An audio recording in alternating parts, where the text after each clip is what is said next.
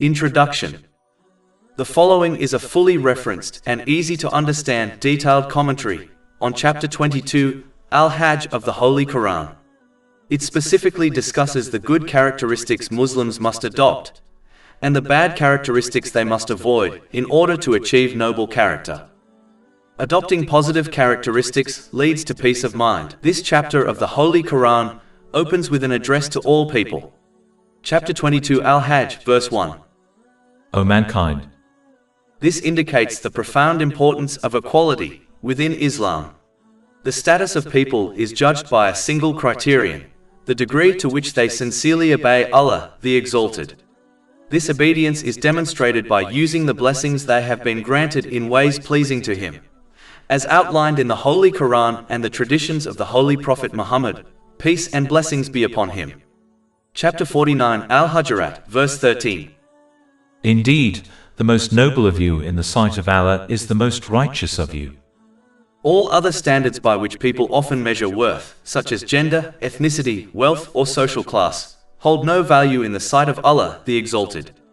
To elevate such distinctions is to invite arrogance, racism, and disunity among people.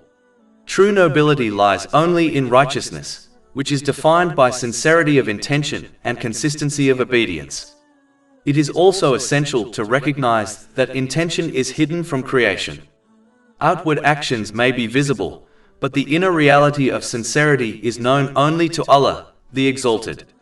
For this reason, people must refrain from making claims about their own superiority or the superiority of others, for such judgments belong to Allah, the Exalted, alone. He alone knows the true state of every intention, word, and deed. When this principle is upheld, it becomes a powerful safeguard for society. It eliminates the seeds of division, cultivates humility, and unites people upon a single standard of worth. By recognizing that true value lies only in one's relationship with Allah, the Exalted, people are freed from the false hierarchies of the world and are able to live with dignity, equality, and mutual respect. Chapter 53 and Name, verse 32. So do not claim yourselves to be pure, He is most knowing of who fears Him. Allah, the Exalted, invites all people to fulfill their purpose of creation, obeying and worshipping Him. Chapter 51 Ad-Dariyat, verse 56. And I did not create the jinn and mankind except to worship, obey me. And chapter 22 Al-Hajj, verse 1. O mankind, fear your Lord. Piety, which is the foundation of obeying Allah, the Exalted, involves correctly using the blessings one has been granted as outlined in Islamic teachings, in every situation, whether times of ease or difficulty, and in every aspect of their life, whether worldly or religious. By adopting this approach, a person cultivates a state of balance in both mind and body, ensuring that their emotions, relationships, and priorities remain properly ordered.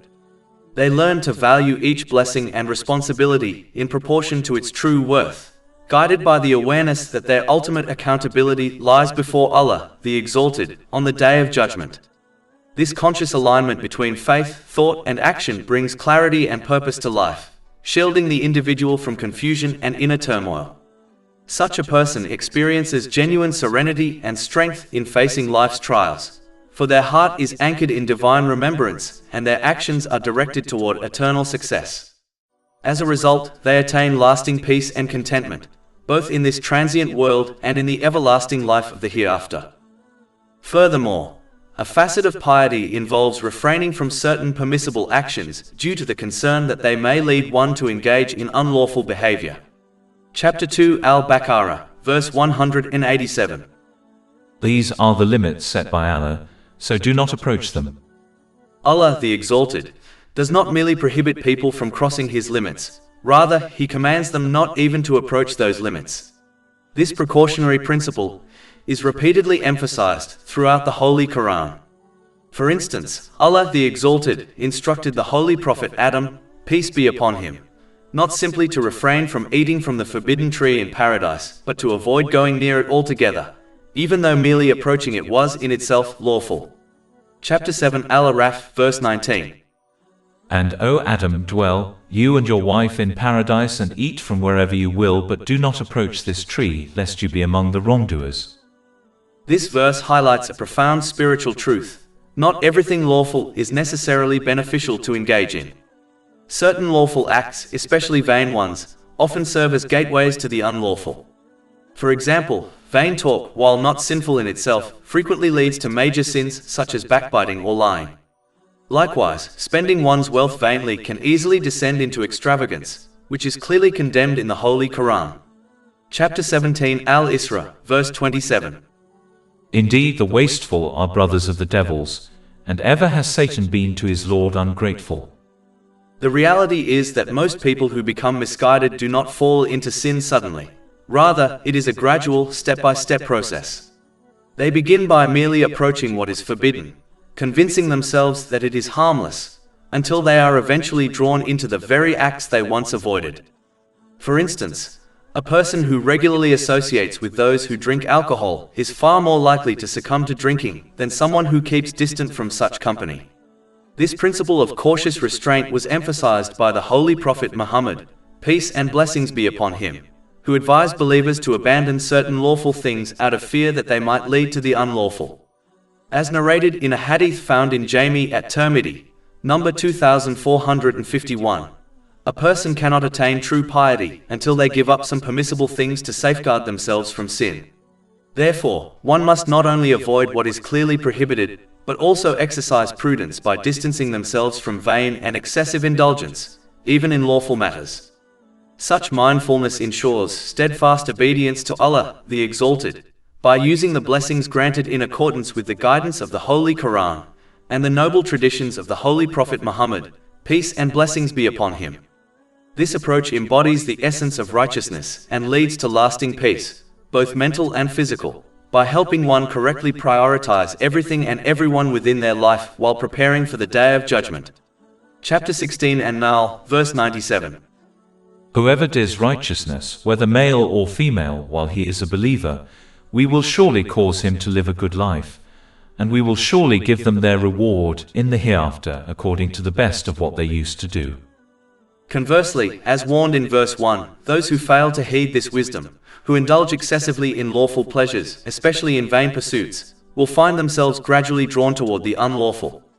By misusing the blessings bestowed upon them, they invite hardship, confusion and inner turmoil into their lives. Such individuals lose balance in both mental and physical well-being, and misplace priorities and relationships. Even if they experience fleeting moments of enjoyment, these are inevitably followed by distress and dissatisfaction, a truth evident in the lives of many who live in heedlessness, including the wealthy and indulgent. And as their attitude prevents them from correctly preparing for their accountability, their difficulty and punishment will increase exponentially. Chapter 22 Al-Hajj, verses 1-2. Fear your Lord. Indeed, the convulsion of the final hour is a terrible thing.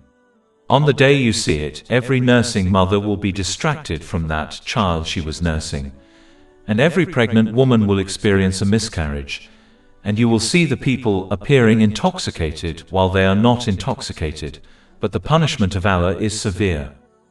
One of the main reasons why elements of the hereafter, such as the Day of Judgment and Hell, have been described with such vivid detail in Islamic teachings, is to eliminate the false beliefs that were adopted by previous nations, who belittled these realities and even turned them into objects of mockery. This dismissive attitude was rooted in wishful thinking, whereby people persisted in disobeying Allah, the Exalted, while falsely assuming that they would still attain salvation in both worlds. Such false assumptions took many forms: reliance on the intercession of a righteous person without personal reform, the belief that a mere verbal claim of faith would suffice for salvation, the presumption that excuses and repentance would automatically be accepted on the Day of Judgment regardless of one's deeds, and the notion that the punishments of the hereafter would be no more severe than worldly punishments. In order to eradicate these misconceptions, Islamic teachings present the realities of the hereafter in detail, so that people may grasp their seriousness and prepare accordingly. Chapter 22 Al-Hajj, verse 2. On the day you see it, every nursing mother will be distracted from that child she was nursing, and every pregnant woman will experience a miscarriage, and you will see the people appearing intoxicated while they are not intoxicated, but the punishment of Allah is severe.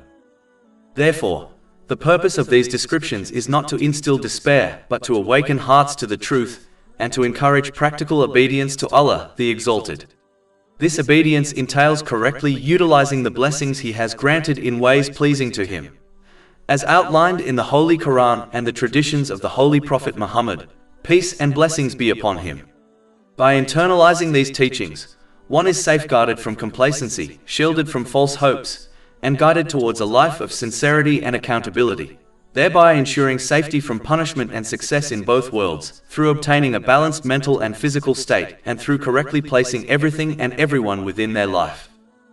But as obeying Allah, the Exalted, and preparing for accountability often contradicts the worldly desires of people, many of them will persist on disobeying Allah, the Exalted.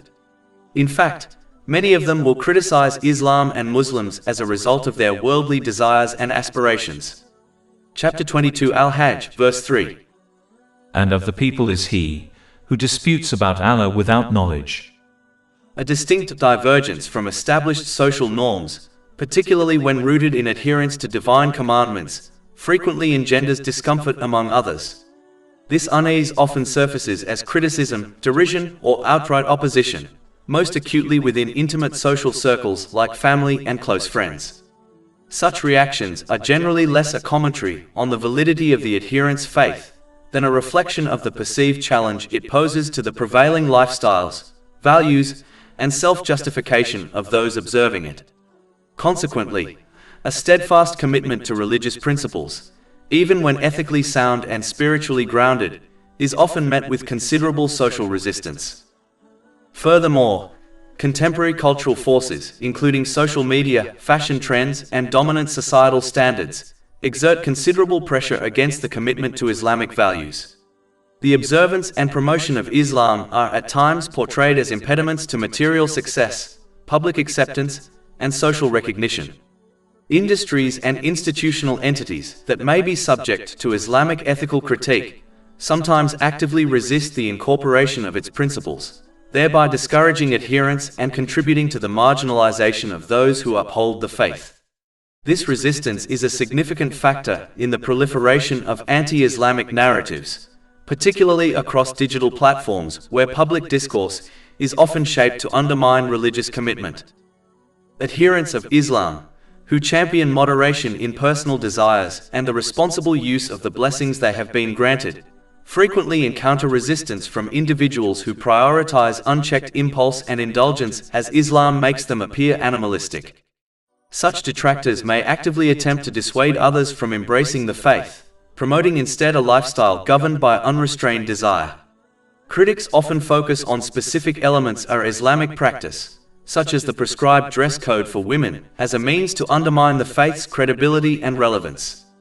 Nevertheless, careful analysis reveals the superficiality of these objections, which ultimately derive from a profound discomfort with Islam's fundamental emphasis on discipline, modesty, and self-restraint. For example, the disproportionate scrutiny directed at Islamic attire contrasts sharply with the general acceptance of mandated uniforms in professions like law enforcement, military service, healthcare, and corporate environments. This inconsistency exposes a lack of sound reasoning in the underlying arguments. Ultimately, the resistance encountered is not primarily a reaction to the outward practices themselves, but to the foundational Islamic principles and the disciplined conduct of its adherents, which stand in direct opposition to lifestyles canted on self-indulgence. Chapter 22 Al-Hajj, verse 3. And of the people is he who disputes about Allah without knowledge. As indicated by this verse, the key to remaining firm on the obedience of Allah, the Exalted, in the face of this criticism, is obtaining and acting on Islamic teachings so that one obtains strong faith.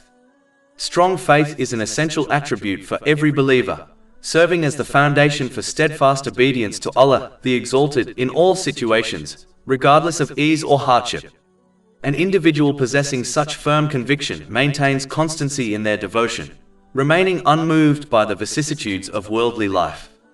This spiritual fortitude is nurtured through sincere learning and the practical implementation of the clear proofs and evidences found within the Holy Quran and the noble traditions of the Holy Prophet Muhammad, peace and blessings be upon him.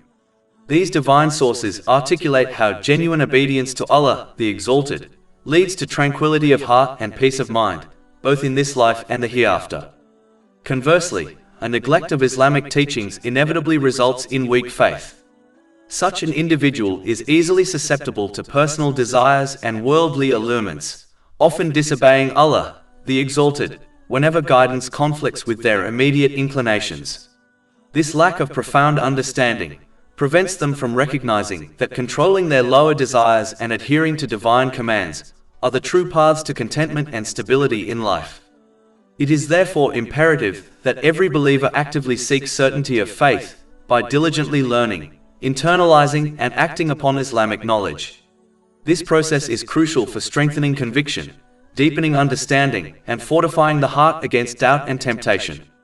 True faith is not merely a verbal declaration.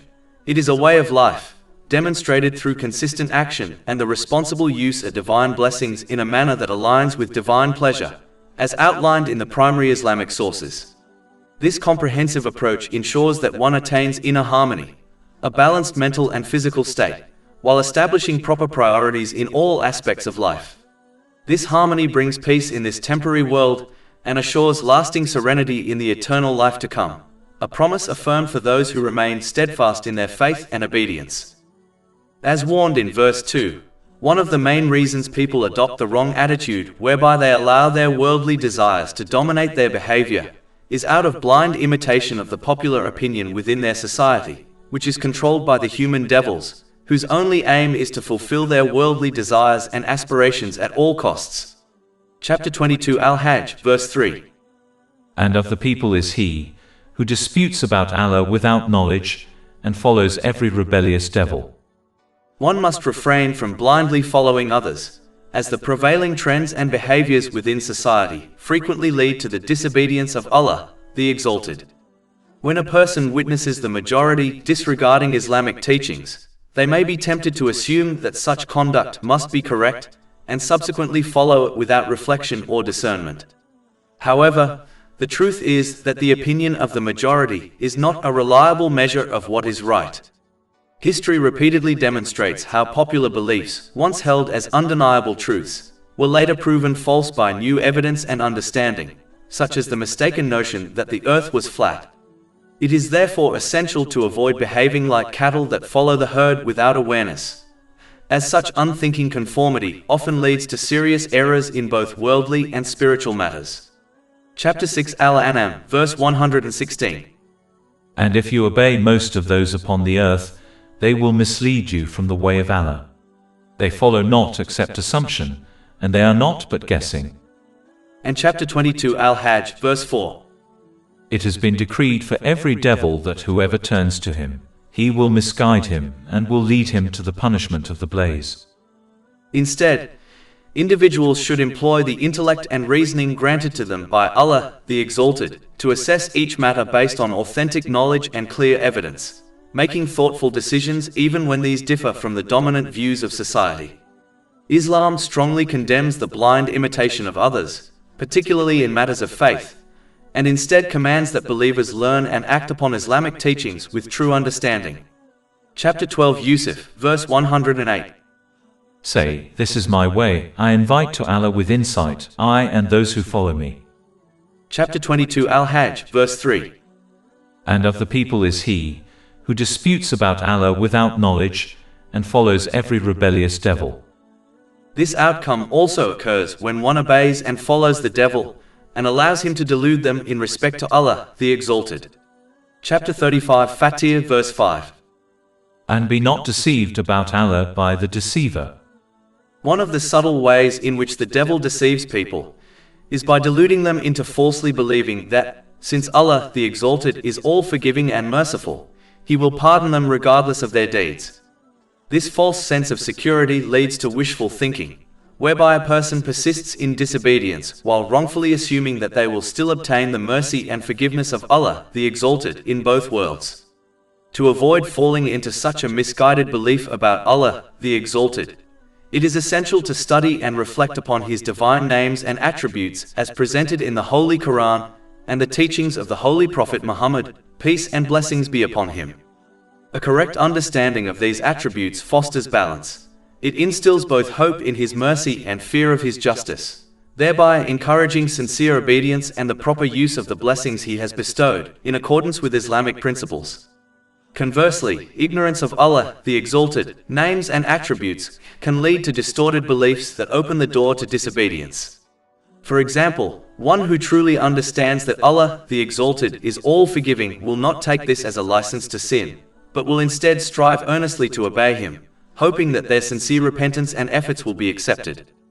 In contrast, one who misunderstands the nature of divine forgiveness may continue in sin, wrongly assuming that pardon is guaranteed irrespective of their actions. Thus, true knowledge of Allah, the Exalted, protects a person from the devil's deception, nurtures sincerity, and ensures that hope in His mercy is always accompanied by a commitment to obedience. After warning people to take Judgment Day seriously by practically preparing for it, Allah, the Exalted, provides some evidence of resurrection in order to strengthen one's resolve in preparing for their accountability on the Day of Judgment. Chapter 22 Al-Hajj, verse 5. O people, if you should be in doubt about the resurrection, then consider that indeed we created you from dust, then from a sperm drop, then from a clinging clot, and then from a lump of flesh formed and unformed, that we may clarify to you. And we settle in the wombs whom we will for a specified term. Then we bring you out as a child, and then we develop you that you may reach your time of maturity. And among you is he who is taken in early death, and among you is he who is returned to the most decrepit old age, so that he knows after once having knowledge nothing. The capability of Allah, the Exalted, to resurrect humanity after death is fundamentally asserted by the act of original creation. Having brought human beings into existence from nothing, and maintained absolute control over every stage of their life, including the determination of their death, Allah, the Exalted, is undeniably capable of restoring them from dust and bones. Furthermore, the denial of resurrection on the Day of Judgment is contradicted by numerous observable instances of renewal found throughout the natural world. The concept of reanimation is constantly demonstrated in the cycles of the earth. Allah the Exalted sends rain to bring life to barren land, as mentioned in chapter 22 Al-Hajj, verse 5. And you see the earth barren, but when we send down upon it rain, it quivers and swells and grows, something of every beautiful kind. Just as a lifeless seed bursts forth, the human body buried in the earth can and will be restored to life. The changing of the seasons also clearly illustrates resurrection. Trees that appear lifeless in winter are reanimated with leaves in the spring. Even within the body, resurrection occurs continually as cells are constantly dying and being reproduced. The sleep-wake cycle serves as a further parallel. Sleep is likened to a minor death, as the sleeper's senses are suspended. Chapter 39 Az-Zumar, verse 42.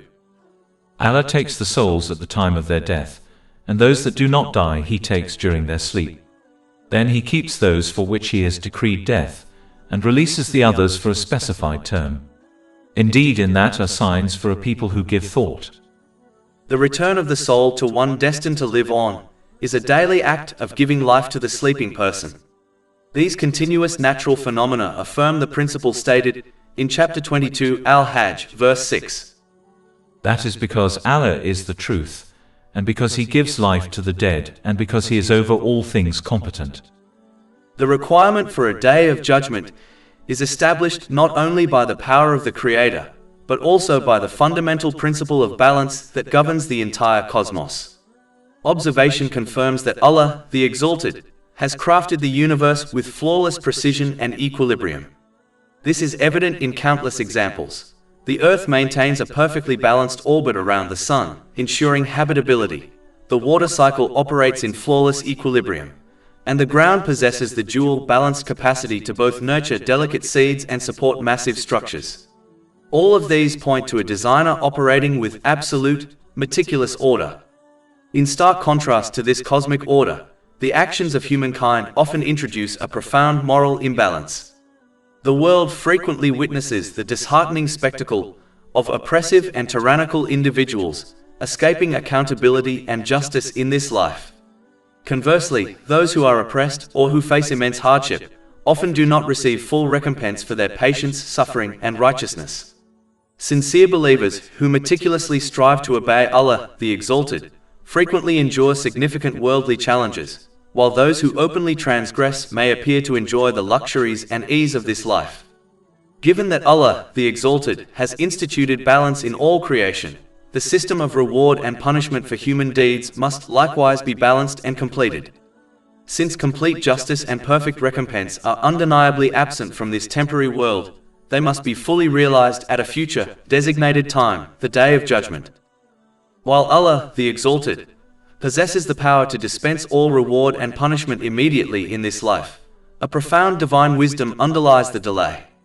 One key reason is the provision of continuous opportunities for sincere repentance and behavioral correction for those who have erred.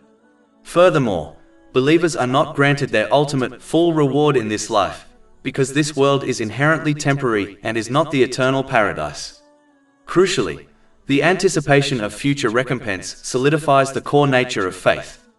Belief in the unseen, specifically the full, perfect reward and accountability awaiting the believer in the hereafter, serves as the vital, distinguishing element of true faith.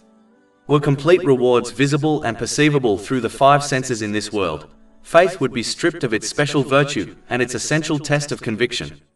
Consequently, the potent combination of fear of full punishment and hope of full reward in the hereafter acts as a continuous, powerful incentive, motivating individuals to abstain from sin and dedicate themselves to righteous deeds. For this day of recompense to commence, all human actions must first conclude, a reality which inherently necessitates the ending of this material world. Reflecting upon these logical and physical proofs deepens a believer's conviction in the Day of Judgment, encouraging them to prepare by rightly utilizing the blessings granted to them, thus ensuring the attainment of peace of mind and success in both worlds, through obtaining a balanced mental and physical state, and through correctly placing everything and everyone within their life. Chapter 45 Al-Jatiyah, verse 22. For Allah created the heavens and the earth for a purpose, so that every soul may be paid back for what it has committed, and none will be wronged. And chapter 22 Al-Hajj, verses 6 to 7. That is because Allah is the truth, and because He gives life to the dead, and because He is over all things competent.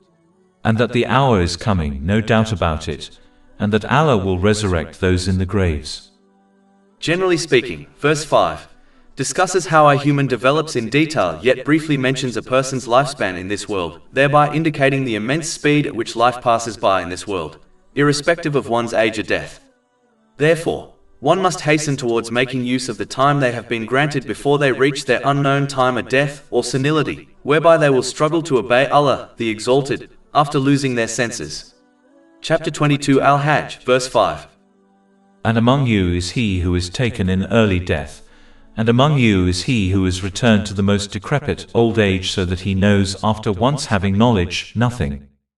In fact, the Holy Prophet Muhammad, peace and blessings be upon him, advised in a hadith found in Jami at Tirmidhi, number 2306, that people should hasten to perform good deeds before they reach the stage of senility. A person ought to make full use of their youth and the strength of their intellect before the decline of old age sets in.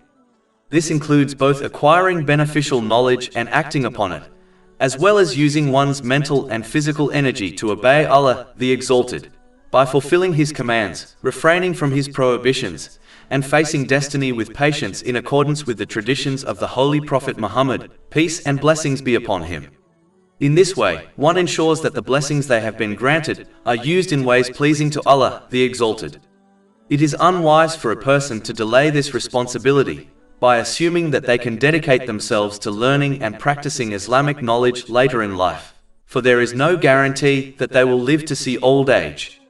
Even if they do, the ability to learn is far more difficult in later years, as the prime age for acquiring knowledge and shaping character is during youth. Furthermore, even if knowledge is gained in old age, it is often harder to implement, for habits become deeply ingrained and change becomes more challenging. Therefore, one must not waste the vitality of youth, but should instead seize it as a unique opportunity to learn, to act, and to reform. This urgency is further emphasized by the fact that even the Holy Prophet Muhammad, peace and blessings be upon him, sought refuge from senility in a hadith found in Sahih Bukhari, number 6390. His supplication demonstrates that senility is not only a physical decline, but also a spiritual trial, and thus it is vital to prepare before such a stage arrives.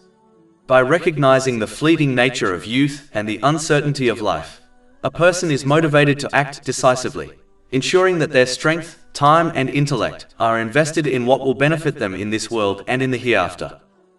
But as accepting the reality of being held accountable for one's deeds contradicts the worldly desires of people, many of them will persist on opposing Islamic teachings, despite the fact they have no evidence to support their attitude, whether worldly or religious.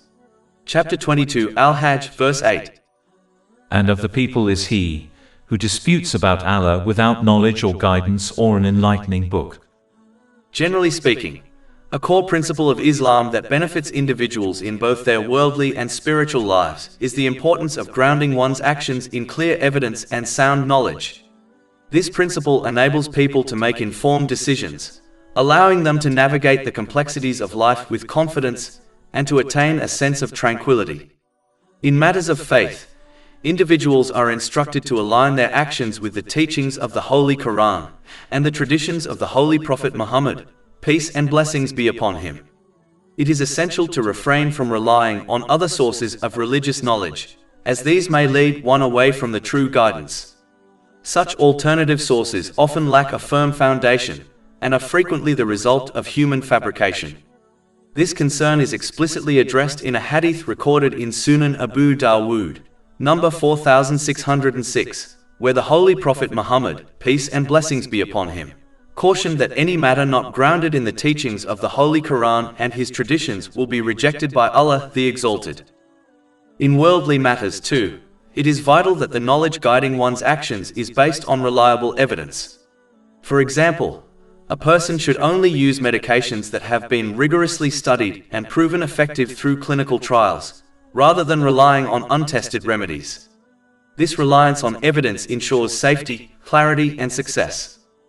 Just as a person would be considered unwise for relying on worldly knowledge that lacks a solid evidential basis, so too is one misguided who neglects the teachings of the Holy Quran and the traditions of the Holy Prophet Muhammad, peace and blessings be upon him, while instead following unreliable religious sources. Such a person risks being misled into peculiar beliefs that foster superstitious behaviors and irrational fears, creating illogical connections between actions and outcomes. For instance, someone might engage in spiritual practices with the hope of conceiving a child, despite the fact that such practices have no legitimate link to childbirth from either an Islamic or worldly perspective. If one continues to disregard knowledge that is substantiated by evidence, they risk developing distorted notions about Allah the Exalted and His creation, including unfounded beliefs in supernatural entities. Such misconceptions can ultimately jeopardize their faith and corrupt their understanding of reality. Therefore, it is imperative to avoid misguided behavior and to ground all actions in clear evidence, whether in matters of religion by adhering to the Holy Quran and the traditions of the Holy Prophet Muhammad, peace and blessings be upon him, or in worldly affairs by relying on empirical evidence such as scientific research. Only through this balance does a person safeguard their faith, preserve their intellect, and achieve peace in both worlds, through obtaining a balanced mental and physical state, and through correctly placing everything and everyone within their life. Chapter 22 Al-Hajj, verse 8. And of the people is he who disputes about Allah without knowledge or guidance or an enlightening book. A significant factor contributing to this particular attitude is the unquestioning adherence to prevailing societal opinion, which is often shaped by influential leaders and elites whose perspectives stand in direct opposition to Islamic teachings, as they only aim to fulfill their worldly aspirations and desires in this world. Chapter 22 Al-Hajj, verses 9 to 10. Twisting his neck in arrogance to mislead people from the way of Allah. For him in the world is disgrace, and we will make him taste on the day of resurrection the punishment of the burning fire. That is for what your hands have put forth, and because Allah is not ever unjust to the servants. It is therefore imperative to caution against such blind conformity, as dominant social trends and behaviors frequently lead to the disobedience of Allah, the Exalted. When an individual observes the majority disregarding Islamic precepts, there is a temptation to assume that such widespread conduct must inherently be correct, leading to unreflective imitation. However, the sheer volume of popular opinion is not a reliable metric for determining truth or moral rectitude. History is replete with examples where commonly held beliefs, once accepted as undisputed facts, were later proven erroneous by the emergence of new evidence and understanding, such as the popular misconception that the earth was flat. It is therefore crucial to avoid an uncritical, herd mentality approach, as this unthinking conformity is a pathway to significant errors in both worldly and religious domains. Chapter 6 Al-An'am, verse 116. And if you obey most of those upon the earth, they will mislead you from the way of Allah. They follow not except assumption, and they are not but guessing. Instead, individuals are commanded to utilize the intellect and reasoning bestowed upon them by Allah, the Exalted, to critically evaluate every matter based on authentic knowledge and clear evidence.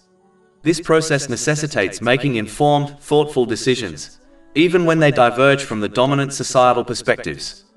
Islam decisively condemns the blind imitation of others, particularly in foundational matters of faith, and mandates instead that believers learn and act upon Islamic teachings with true understanding and spiritual discernment. Chapter 12 Yusuf, verse 108. Say, this is my way, I invite to Allah with insight, I and those who follow me.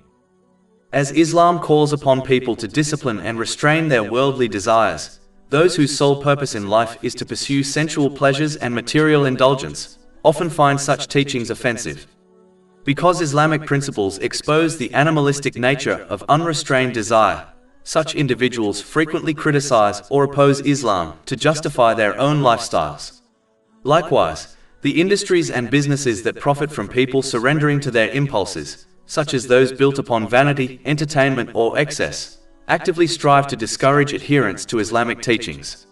Their objective is to sustain a culture of heedlessness, where spiritual reflection and moral restraint are dismissed. Chapter 22 Al-Hajj, verse 9. Twisting his neck in arrogance to mislead people from the way of Allah.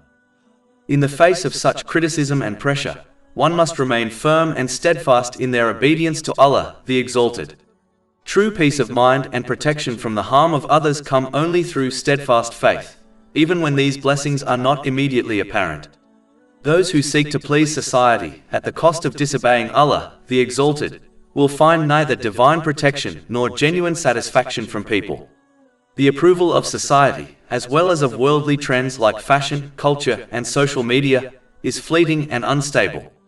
By contrast, those who consistently use their blessings according to the guidance of the Holy Quran and the traditions of the Holy Prophet Muhammad, peace and blessings be upon him, achieve harmony in both mind and body.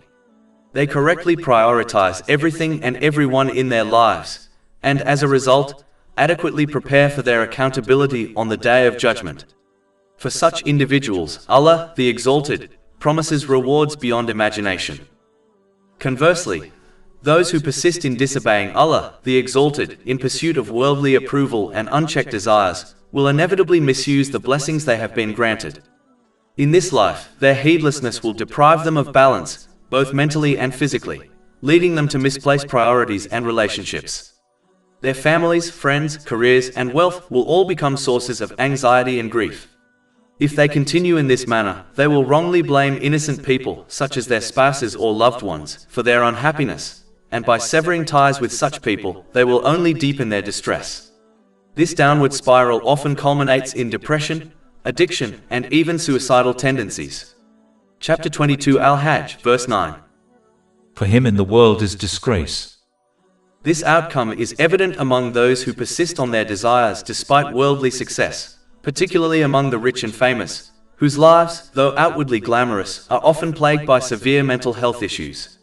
And since such an attitude prevents them from preparing for the Day of Judgment, their punishment in the hereafter will be far more severe and enduring. Chapter 22 Al-Hajj, verses 9 to 10. And we will make him taste on the day of resurrection the punishment of the burning fire. That is for what your hands have put forth, and because Allah is not ever unjust to the servants. After criticizing those who attempt to misguide others from accepting and acting on Islamic teachings, Allah, the Exalted, criticizes the Muslims who possess weak faith, whereby they are pleased with Islam in times of ease and are angered with Allah, the Exalted, during times of difficulty. Chapter 22 Al-Hajj, verse 11. And of the people is he who worships Allah on an edge. If he is touched by good, he is reassured by it, but if he is struck by trial, he turns on his face. It is important to recognize that Allah, the Exalted, has never promised people that by accepting Islam and obeying Him, through correctly using the blessings He has granted as outlined in Islamic teachings, they will be spared from difficulties in this world. This life has been designated as a place of trials, and therefore every individual will inevitably experience both ease and hardship. These alternating conditions serve to distinguish the sincere from the insincere, making clear who remains faithful to Allah, the Exalted, and who turns away when tested. Although trials are universal, the promise of Allah, the Exalted, is that those who sincerely and consistently obey Him, by utilizing His blessings in ways pleasing to Him, will attain peace of mind in both worlds. Such individuals achieve a balanced state of mind and body, and they learn to place everything and everyone in their rightful place within their lives. This inner harmony enables them to face the challenges of the world with patience, clarity, and resilience, while preparing adequately for their accountability on the Day of Judgment. It is therefore a mistake to adopt the ignorant attitude that merely declaring faith in Allah, the Exalted, or even practicing outward obedience, guarantees that this world will transform into a paradise. The true paradise is reserved for the hereafter, while this world remains a field of cultivation and testing. Just as a farmer must endure the toil of planting, watering, and protecting crops before reaping the harvest, so too must a person endure the trials of life before attaining the eternal reward. Thus, the wisdom of trials lies not in depriving people of comfort, but in refining their character, strengthening their faith, and distinguishing the steadfast from the heedless. Those who understand this reality will not despair in hardship, nor become arrogant in ease, but will remain constant in their devotion, knowing that the true reward lies in obtaining peace of mind in both worlds, not worldly ease or success. In addition, an important aspect of faith, and a test in itself, is that when a person obeys Allah, the Exalted, by using the blessings He has granted them in ways pleasing to Him, as outlined in the Holy Quran and the traditions of the Holy Prophet Muhammad, peace and blessings be upon him, they are not always guaranteed to witness immediate or tangible benefits, such as an increase in wealth, status, or worldly comfort. The true rewards of obedience are often subtle, inward, and experienced within the spiritual heart, manifesting as tranquility, contentment, and peace of mind. Chapter 16 An-Nahl, verse 97. Whoever does righteousness, whether male or female, while he is a believer, we will surely cause him to live a good life, and we will surely give them their reward in the hereafter according to the best of what they used to do. Those with weak faith often associate divine favor with material gain, expecting Allah, the Exalted, to grant them tangible blessings such as wealth, health, or social success in return for their obedience. When these expectations are not met, the devil exploits this weakness, discouraging them from faith entirely or at least from practicing it consistently. This is a spiritual test every person must face and overcome. The way to succeed in this test is by strengthening one's faith through learning, reflection, and sincere practice of Islamic teachings. As one's understanding deepens, they recognize that true success lies not in worldly abundance but in inner stability, divine closeness, and eternal reward. Moreover, common sense itself shows that real benefit is not always tangible. Peace of mind, emotional resilience, and a sense of purpose are intangible blessings that no amount of material wealth can replace. Many people who possess great worldly success still feel an emptiness within, and would gladly trade their material comforts for genuine inner peace. Therefore, a person must not be deceived into expecting worldly gains as proof of divine favor, for such an attitude can lead to frustration and spiritual decline when those gains do not materialize. Chapter 22 Al-Hajj, verse 11. And of the people is he who worships Allah on an edge. If he is touched by good, he is reassured by it, but if he is struck by trial, he turns on his face. He is lost this world and the hereafter. That is what is the manifest loss.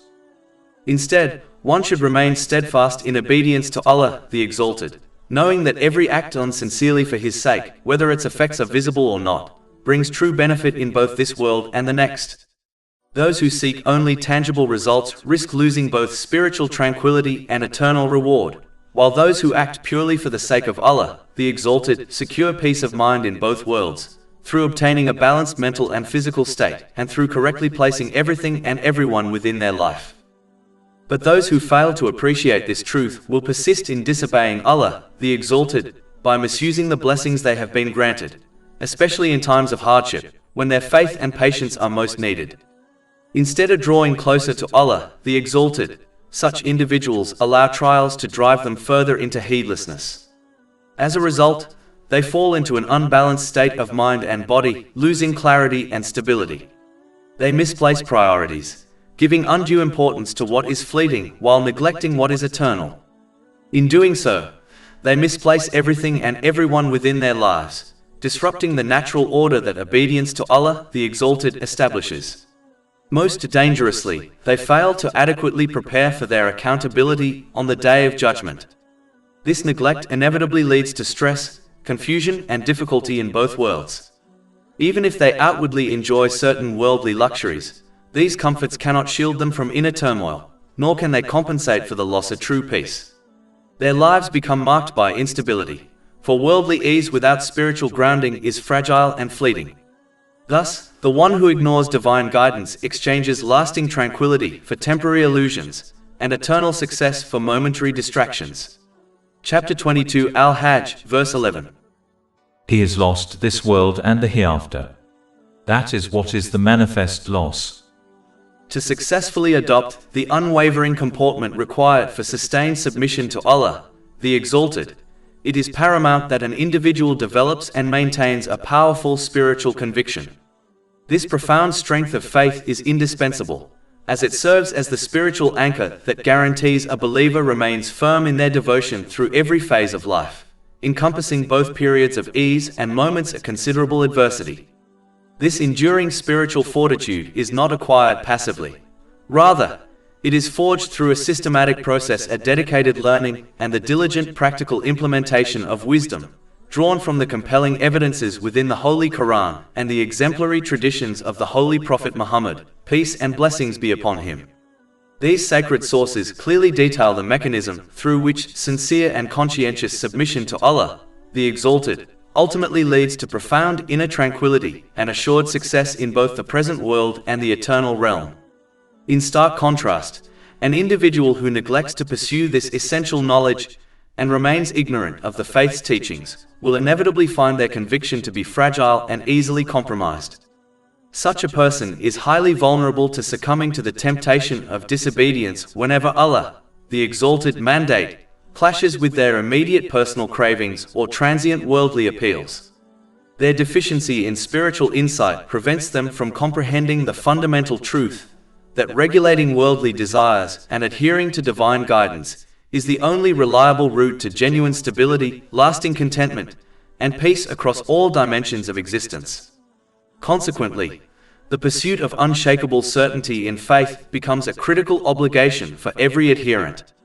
This is achieved by actively internalizing and living by religious knowledge. This commitment fortifies the individual's resolve, ensuring unwavering obedience to Allah, the Exalted, under all circumstances. Practically, this means carefully utilizing all granted blessings in ways that align with the faith's principles, leading to an integrated existence. Through this disciplined approach, the believer attains a desired equilibrium in their mental and physical well-being and establishes correct, harmonious priorities, thereby securing peace of mind and ultimate fulfillment in both worlds. Chapter 22 Al-Hajj, verse 11. And of the people is he who worships Allah on an edge. If he is touched by good, he is reassured by it, but if he is struck by trial, he turns on his face. One of the major distinctions that sets Islam apart from all other faiths and philosophies of life is that it is not a transactional religion. In many belief systems, people serve their deities or perform acts of worship merely to obtain worldly benefits, such as wealth, status, or children. Their relationship with their deity is one of exchange, They offer devotion to receive material gain. Islam, however, calls humanity to something far higher and nobler. It invites people to recognize their true position as the creation and servants of Allah, the Exalted, and to fulfill their divine purpose. While Islam does indeed bring countless worldly blessings, such as inner peace, clarity of mind, and a balanced way of living when one uses their blessings according to Islamic teachings, these are not the ultimate aim, but rather a natural byproduct of sincere faith and obedience. The purpose of Islam is not to entice people with material reward, but to awaken them to truth, purpose, and accountability. Islam presents clear and rational evidence of its truth, and invites all people to lead a meaningful existence that aligns with their Creator's will, leading to peace of mind in both worlds. Sadly, many Muslims today have unconsciously adopted a transactional attitude towards their faith. They perform good deeds not out of love for Allah, the Exalted, or out of a sense of duty to Him, but merely to obtain worldly benefits. For instance, a person may give charity or recite supplications only to gain wealth, success, or a child. In doing so, they treat the treasury of Allah, the Exalted, as if it were a worldly marketplace, where good deeds are traded for personal desires. This approach is deeply flawed and spiritually dangerous, for human beings do not know what is truly beneficial or harmful for them. Chapter 2 Al-Baqarah, verse 216. But perhaps you hate a thing and it is good for you, and perhaps you love a thing and it is bad for you. And Allah knows while you know not. Moreover, deeds performed solely for worldly gain hold no weight in the sight of Allah, the Exalted. He accepts and rewards only those deeds done with sincerity, seeking His pleasure alone. This truth is emphasized in a hadith found in Jami at Tirmidhi, number 3154, which warns that those who act for worldly motives will receive no reward from Allah, the Exalted, in the hereafter. Ultimately, those who approach Allah, the Exalted, with a transactional mindset, will inevitably turn away from Him when their worldly wishes are not granted. Their faith will falter, and they will begin to misuse the blessings they have been given. This misuse leads to an unbalanced mental and physical state, confusion in priorities, and misplaced attachments in life. Such individuals will fail to prepare for their accountability on the Day of Judgment. Despite fleeting moments of luxury or pleasure, their lives will be filled with anxiety, dissatisfaction, and turmoil. They will neither find lasting peace in this world nor success in the next. In truth, the one who treats faith as a transaction is the real loser, even if they appear to enjoy worldly comfort, for they have traded eternal contentment for temporary illusion. Chapter 18 Al-Kahf, verses 103 to 104. Say, shall we believers inform you of the greatest losers as to their deeds? They are those whose effort is lost in worldly life, while they think that they are doing well in work. And chapter 22 Al-Hajj, verse 11. And of the people is he who worships Allah on an edge. If he is touched by good, he is reassured by it, but if he is struck by trial, he turns on his face. He is lost this world and the hereafter. That is what is the manifest loss. Another negative thing which occurs when a Muslim who possesses weak faith encounters difficulties is then mentioned. Chapter 22 Al-Hajj, verse 12. He invokes instead of Allah that which neither harms him nor benefits him. When a person possesses weak faith, they will easily neglect the two authentic sources of guidance, the Holy Quran and the traditions of the Holy Prophet Muhammad, peace and blessings be upon him, and instead turn to other unreliable sources of religious knowledge in an attempt to solve their worldly problems and fulfill their desires. The more one relies on such alternative sources, even if they appear to encourage good deeds, the less they will act upon the true sources of guidance. This gradual neglect inevitably leads to misguidance. For this reason, the Holy Prophet Muhammad, peace and blessings be upon him, warned in a hadith found in Sunan Abu Dawood, number 4606, that any matter not rooted in the Holy Quran and his traditions will be rejected by Allah, the Exalted. Furthermore, the more a person acts upon other sources of religious knowledge, the more likely they are to adopt practices that directly contradict the teachings of Islam. This is precisely how the devil misleads people, step by step, until they are far removed from the truth. For example, when facing difficulties, a person may be advised to perform certain spiritual exercises that contradict the teachings of Islam, Because of their ignorance and their habit of relying on unauthentic sources, they may easily fall into this trap. Over time, they may even begin to hold beliefs about Allah, the Exalted, and the universe that contradict Islamic teachings, such as believing that people or supernatural beings can control their destiny. Such notions arise only when knowledge is taken from outside the two authentic sources of guidance. Chapter 22 Al-Hajj, verse 12. That is what is the extreme error. Some of these misguided practices and beliefs can even amount to clear disbelief, such as the practice of black magic. Chapter 2 Al-Baqarah, verse 102. It was not Solomon who disbelieved, but the devils disbelieved, teaching people magic, and that which was revealed to the two angels at Babylon, Harut and Marut. But they, i.e. the two angels, do not teach anyone unless they say, "We are a trial, so do not disbelieve," by practicing magic. And chapter 22 Al-Hajj, verse 13. He invokes one whose harm is closer than its benefit. How wretched the protector and how wretched the associate. Thus, a person may lose their faith without even realizing it, simply because they have developed the habit of acting upon sources of religious knowledge other than the Holy Quran and the traditions of the Holy Prophet Muhammad, peace and blessings be upon him. This is why innovations in religion that are not rooted in these two sources are so dangerous. They are, in reality, steps along the path of the devil. Chapter 2 Al-Baqarah, verse 208. O you who have believed, enter into Islam completely and perfectly, and do not follow the footsteps of Satan. Indeed, he is to you a clear enemy. And chapter 2 Al-Hajj, verses 12 to 13. He invokes instead of Allah that which neither harms him nor benefits him. That is what is the extreme error. He invokes one whose harm is closer than its benefit. How wretched the protector and how wretched the associate. Individuals must, therefore, actively avert this negative outcome by maintaining an unwavering commitment to both studying and implementing the guidance contained within the Holy Quran and the noble traditions of the Holy Prophet Muhammad, peace and blessings be upon him. This steadfastness ensures that they appropriately utilize the numerous blessings bestowed upon them by Allah, the Exalted. Such conscientious behavior is foundational to achieving a harmonious mental and physical state, enabling the individual to rightly order their priorities and relationships in life. Crucially, this diligent approach serves as the most effective preparation for the inevitable accountability on the Day of Judgment. Ultimately, this consistent principled conduct is what secures profound and lasting peace of mind in both this world and the hereafter. Chapter 22 Al-Hajj, verse 14. Indeed, Allah will admit those who believe and do righteous deeds to gardens beneath which rivers flow. Indeed, Allah does what He intends. It is important to note that throughout Islamic teachings, faith and good actions are mentioned together, as both are needed to ensure peace of mind in both worlds. One must therefore support their verbal declaration of faith in Allah, the Exalted, with actions, otherwise they will not obtain the promised reward. In fact, the one who fails to do this may well leave this world without their faith.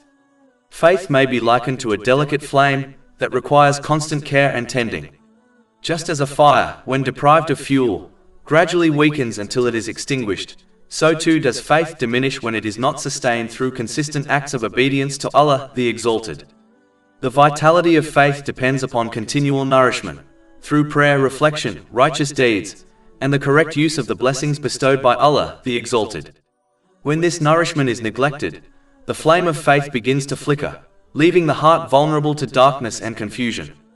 A person who allows this light to fade risks losing the very guidance that illuminates their path in this world and secures their salvation in the hereafter. Such a loss is the most devastating of all, for without faith, one is left without direction, stability, or true hope.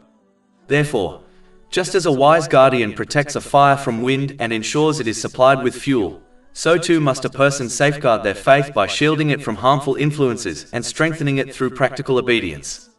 In doing so, the flame of faith not only endures but grows brighter, guiding them with clarity through every trial of life that leads to peace of mind in both worlds, through obtaining a balanced mental and physical state, and through correctly placing everything and everyone within their life.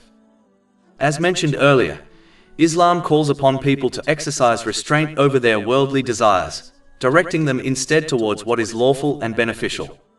Those, however, whose sole aim in life is to indulge and gratify their desires, often find this message uncomfortable, for it exposes the animalistic nature of unchecked indulgence. As a result, they are quick to criticize Islam, not because of any deficiency in its teachings, but because its principles reveal the emptiness of their own pursuits. In addition, entire businesses and industries thrive on encouraging people to unleash their desires without limit. Such enterprises profit from excess and dependency, and therefore view the discipline promoted by Islam as a threat to their interests. Consequently, they strive against Islamic teachings, seeking to normalize indulgence and to dissuade people from living by divine guidance. In the face of this opposition, Allah, the Exalted, warns them that as they cannot overcome divine guidance, as the source of it is Allah, the Exalted Himself, they should either accept it for their own sake, or they can kill themselves, as He does not require their acceptance or obedience. Chapter 22 Al-Hajj, verse 15. Whoever should think that Allah will not support him, i.e. the Prophet in this world and the hereafter, let him extend a rope to the ceiling, then cut off his breath, and let him see, will his effort remove that which enrages him. Therefore, it is vital to understand that Allah, the Exalted, is not in need of the obedience of people.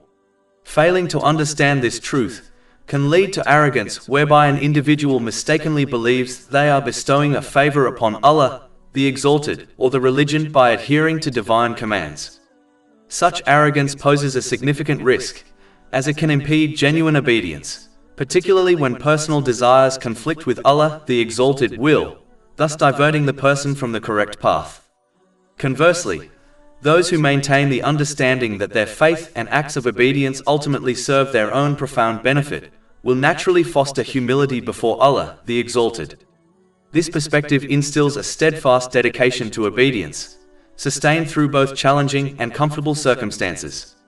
During periods of difficulty, they exhibit patience, and during times of ease, they express profound gratitude. Gratitude manifests on multiple levels. In intention, it means performing actions solely for the pleasure of Allah, the Exalted. In speech, it involves expressing thanks through good words or maintaining dignified silence. And in action, it requires utilizing all granted blessings in strict accordance with the Holy Quran and the teachings of the Holy Prophet Muhammad, peace and blessings be upon him. Patience involves refraining from complaint, both verbally and physically, while maintaining consistent obedience to Allah, the Exalted, and placing complete trust in His wisdom, acknowledging that He always determines what is ultimately best, even if the benefit is not immediately apparent. Chapter 2 Al-Baqarah, verse 216. But perhaps you hate a thing and it is good for you, and perhaps you love a thing and it is bad for you. And Allah knows while you know not. Consequently, an individual who consistently aligns their conduct with this balanced and humble approach across all circumstances will receive the unwavering support and compassion of Allah, the Exalted. This results in profound peace in both this world and the hereafter, secured through achieving a balanced mental and physical state, and by correctly prioritizing and placing everything and everyone within their life, a state beautifully illustrated in a narration found in Sahih Muslim, number 7500. Chapter 22 Al-Hajj, verse 15. Whoever should think that Allah will not support him, i.e. the Prophet, in this world and the hereafter, let him extend a means to the sky, then cut off and let him see, will his effort remove that which enrages him. This verse may also be understood to mean that since the teachings of Islam directly challenge the unrestrained worldly desires of people, they will employ every possible means to cut off divine revelation and to prevent its positive influence from shaping society. They may attempt to distort its message, suppress its followers, or replace its principles with man-made ideologies that legitimize indulgence and materialism. Yet, no matter the resources at their disposal, their attempts will ultimately fail, for they cannot overpower Allah, the Exalted, nor can they extinguish the guidance He has bestowed upon humanity. Human efforts and man-made regulations will always be overshadowed by divine guidance, ensuring that anyone who sincerely seeks the truth will find it and be able to act upon it. Since their struggle is, in reality, a struggle against Allah, the Exalted, they are destined to fail. History itself bears witness to this reality. Countless individuals, empires, and powers have risen and fallen, striving to eradicate Islam from society through politics, warfare, propaganda, and in modern times, even through the manipulation of media and cultural influence. Yet Islam has remained steadfast, unshaken by these efforts, and will continue to endure until the Day of Judgment. Their attempts are as futile as trying to extinguish the brilliance of the sun by blowing upon it, for the light of Allah, the Exalted, cannot be dimmed by human breath. Chapter 9 at Tawbah, verse 32. They want to extinguish the light of Allah with their mouths, but Allah refuses except to perfect His light, although the disbelievers dislike it. The teachings of Islam have now been fully conveyed to humanity, leaving no excuse for ignorance. Chapter 22 Al-Hajj, verse 16. And thus have we sent the Quran down as verses of clear evidence. The responsibility rests upon each person to seek peace in this life and the hereafter, by accepting its principles and applying them sincerely. Through this, they will attain harmony of mind and body, correctly prioritize all aspects of their lives, and prepare themselves for their ultimate accountability before Allah, the Exalted, on the Day of Judgment. Thus, the struggle of those who oppose Islam only serves to highlight its truth and resilience. Their hostility becomes a testimony to the power of divine revelation, for despite centuries of opposition, Islam continues to spread, guiding hearts and transforming societies. The light of Allah, the Exalted, will never be extinguished, and those who embrace it will find eternal success. Chapter 22 Al-Hajj, verse 16. And thus have we sent the Quran down as verses of clear evidence, and because Allah guides whom He intends. No matter how advanced a society may become, and regardless of the knowledge it acquires across various fields, including the mental, physical, and social dimensions of human life, it remains beyond human capacity to formulate a code of conduct that is perfectly aligned with human nature, and capable of addressing every circumstance, condition, and scenario that individuals or societies may encounter throughout their existence on Earth. Such an endeavor is fundamentally impossible, for humanity is still in the process of uncovering even the most basic realities of its own existence, such as the intricate functions at different regions of the human brain. If people have not yet attained complete knowledge of their own physical and mental composition, how could they ever hope to establish an impeccable code of conduct that guarantees tranquility, justice, and harmony on both the individual and societal level? Only Allah, the Exalted, possesses the capability to provide such a code, for He is the creator of all things. His knowledge is boundless, encompassing the entirety of the past, present, and future, as well as the hidden realities of creation that remain inaccessible to human perception. Thus, He alone is rightly positioned to bestow upon humanity a code of conduct that is flawless, comprehensive, and eternal, a standard that clearly distinguishes good from evil, beneficial from harmful, and which facilitates the attainment of peace of mind over a life otherwise fraught with stress and confusion. History itself bears testimony to this truth. Whenever the divine code of conduct was sincerely implemented in the lives of individuals and societies, it produced an environment of tranquility, justice, and peace. Communities flourished, not merely in material prosperity, but in moral integrity, social cohesion, and spiritual fulfillment. Conversely, when people abandoned divine guidance in favor of man-made systems, they inevitably fell into cycles of injustice, corruption, and unrest, despite their worldly advancements. Therefore, individuals must embrace the divine code of conduct revealed to them, recognizing it as the most advantageous for their well-being, even when certain elements may conflict with their personal desires. Just as a wise patient acknowledges and adheres to the medical counsel of a skilled physician, understanding that the prescription of bitter medicine or a strict dietary regimen is ultimately for their own health, so too must a person submit to Allah, the Exalted, guidance of Allah, the Exalted. For while human desires are short-sighted and often self-destructive, divine wisdom is perfect, eternal, and always in the best interest of creation.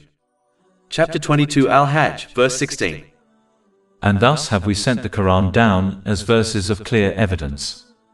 The Holy Quran stands as the most eloquent, profound, and timeless revelation ever bestowed upon humankind. Its expressions are unmatched in beauty, depth, and precision, while its meanings are conveyed in a clear and straightforward manner that speaks directly to both the intellect and the heart. Every verse of the Holy Quran is perfectly balanced, majestic in language, flawless in structure, and beyond imitation. No other book in existence can rival its eloquence or the clarity of its message. Unlike the scriptures and teachings of other religions, the Holy Quran is completely free from contradictions. It presents consistent truth from beginning to end. It narrates the histories of past nations with remarkable accuracy and insight, even though the Holy Prophet Muhammad, peace and blessings be upon him, was not educated in history, nor did he have access to historical records. The Holy Quran commands every form of righteousness and forbids every form of evil, whether those that corrupt an individual's soul or those that disrupt society at large, so that justice, peace and security may spread throughout every home and community. The Holy Quran never resorts to exaggeration, falsehood or poetic fancy. Unlike man-made tales, stories and myths, every word it contains is rooted in truth and divine wisdom. Each verse carries practical benefit and guidance that can be applied to one's daily life. Even when the same story is mentioned multiple times, it is never repetitive. Rather, each retelling presents new lessons, insights, and wisdom. Unlike other books, the Holy Quran does not weary the reader, no matter how often it is recited or studied. Its beauty and depth renew themselves with every reading, continually inspiring awe and reflection. The Holy Quran gives both promises and warnings, each supported by clear and irrefutable evidence. When it speaks of abstract concepts such as patience, gratitude, or humility, it also provides practical, accessible ways to implement these virtues. It does not call people to mere ritual or theory, but to purposeful living, to fulfill the reason for their creation by sincerely obeying Allah, the Exalted, and using the blessings they have been granted in ways that please Him. Through this obedience, one attains peace of mind and success in both worlds, achieving a balanced mental and physical state while correctly placing everything and everyone within their life, and preparing sincerely for their accountability on the Day of Judgment. The Holy Quran makes the straight path to Allah, the Exalted, clear and appealing to anyone who seeks true peace and success. Because it speaks to the very essence of human nature, its message is timeless, relevant and beneficial for every generation, place and circumstance. It is a cure for every emotional, moral, social, and even economic ailment when understood and applied correctly. Within its divine words lie the solutions to every problem an individual or society could ever face. History itself testifies that communities who sincerely implemented its teachings achieved justice, unity, prosperity, and peace. Centuries have passed since its revelation, yet not a single letter has been altered, for Allah, the Exalted, Himself guaranteed its preservation. No other scripture in history possesses this divine protection. Chapter 15 Al-Hajj, verse 9. Indeed, it is we who sent down the message, i.e. the Quran, and indeed we will be its guardian.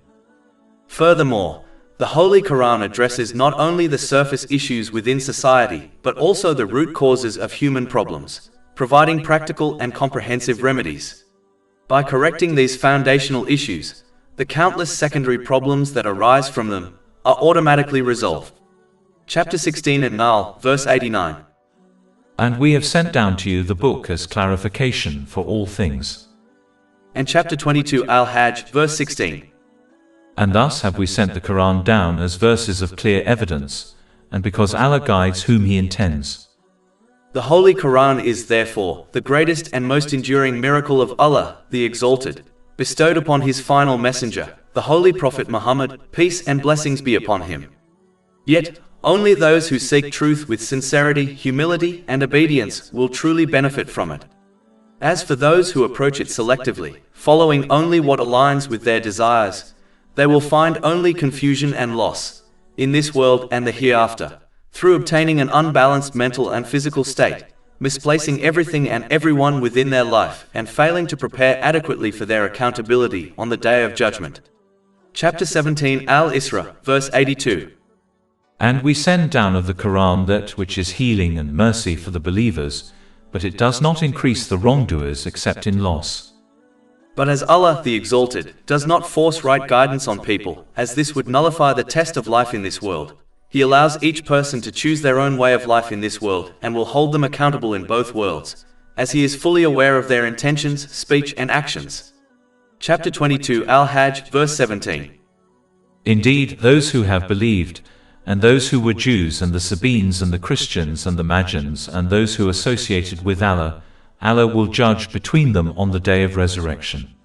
Indeed, Allah is over all things witness. In order to encourage people to adopt the right path, Allah, the Exalted, discusses some signs demonstrating why He alone should be obeyed in every situation. Chapter 22 Al-Hajj, verse 18. Do you not see that to Allah prostrates whoever is in the heavens and whoever is on the earth, and the sun, the moon, the stars, the mountains, the trees, the moving creatures, and many of the people? All of creation, with the exception of mankind, has fully submitted to the obedience of Allah, the Exalted, and thus exists in a state of perfect balance and harmony. This harmony is evident to anyone who reflects upon the natural order of the universe, the precise rising and setting of the sun, the measured phases of the moon, and the countless planets that remain firmly in their orbits.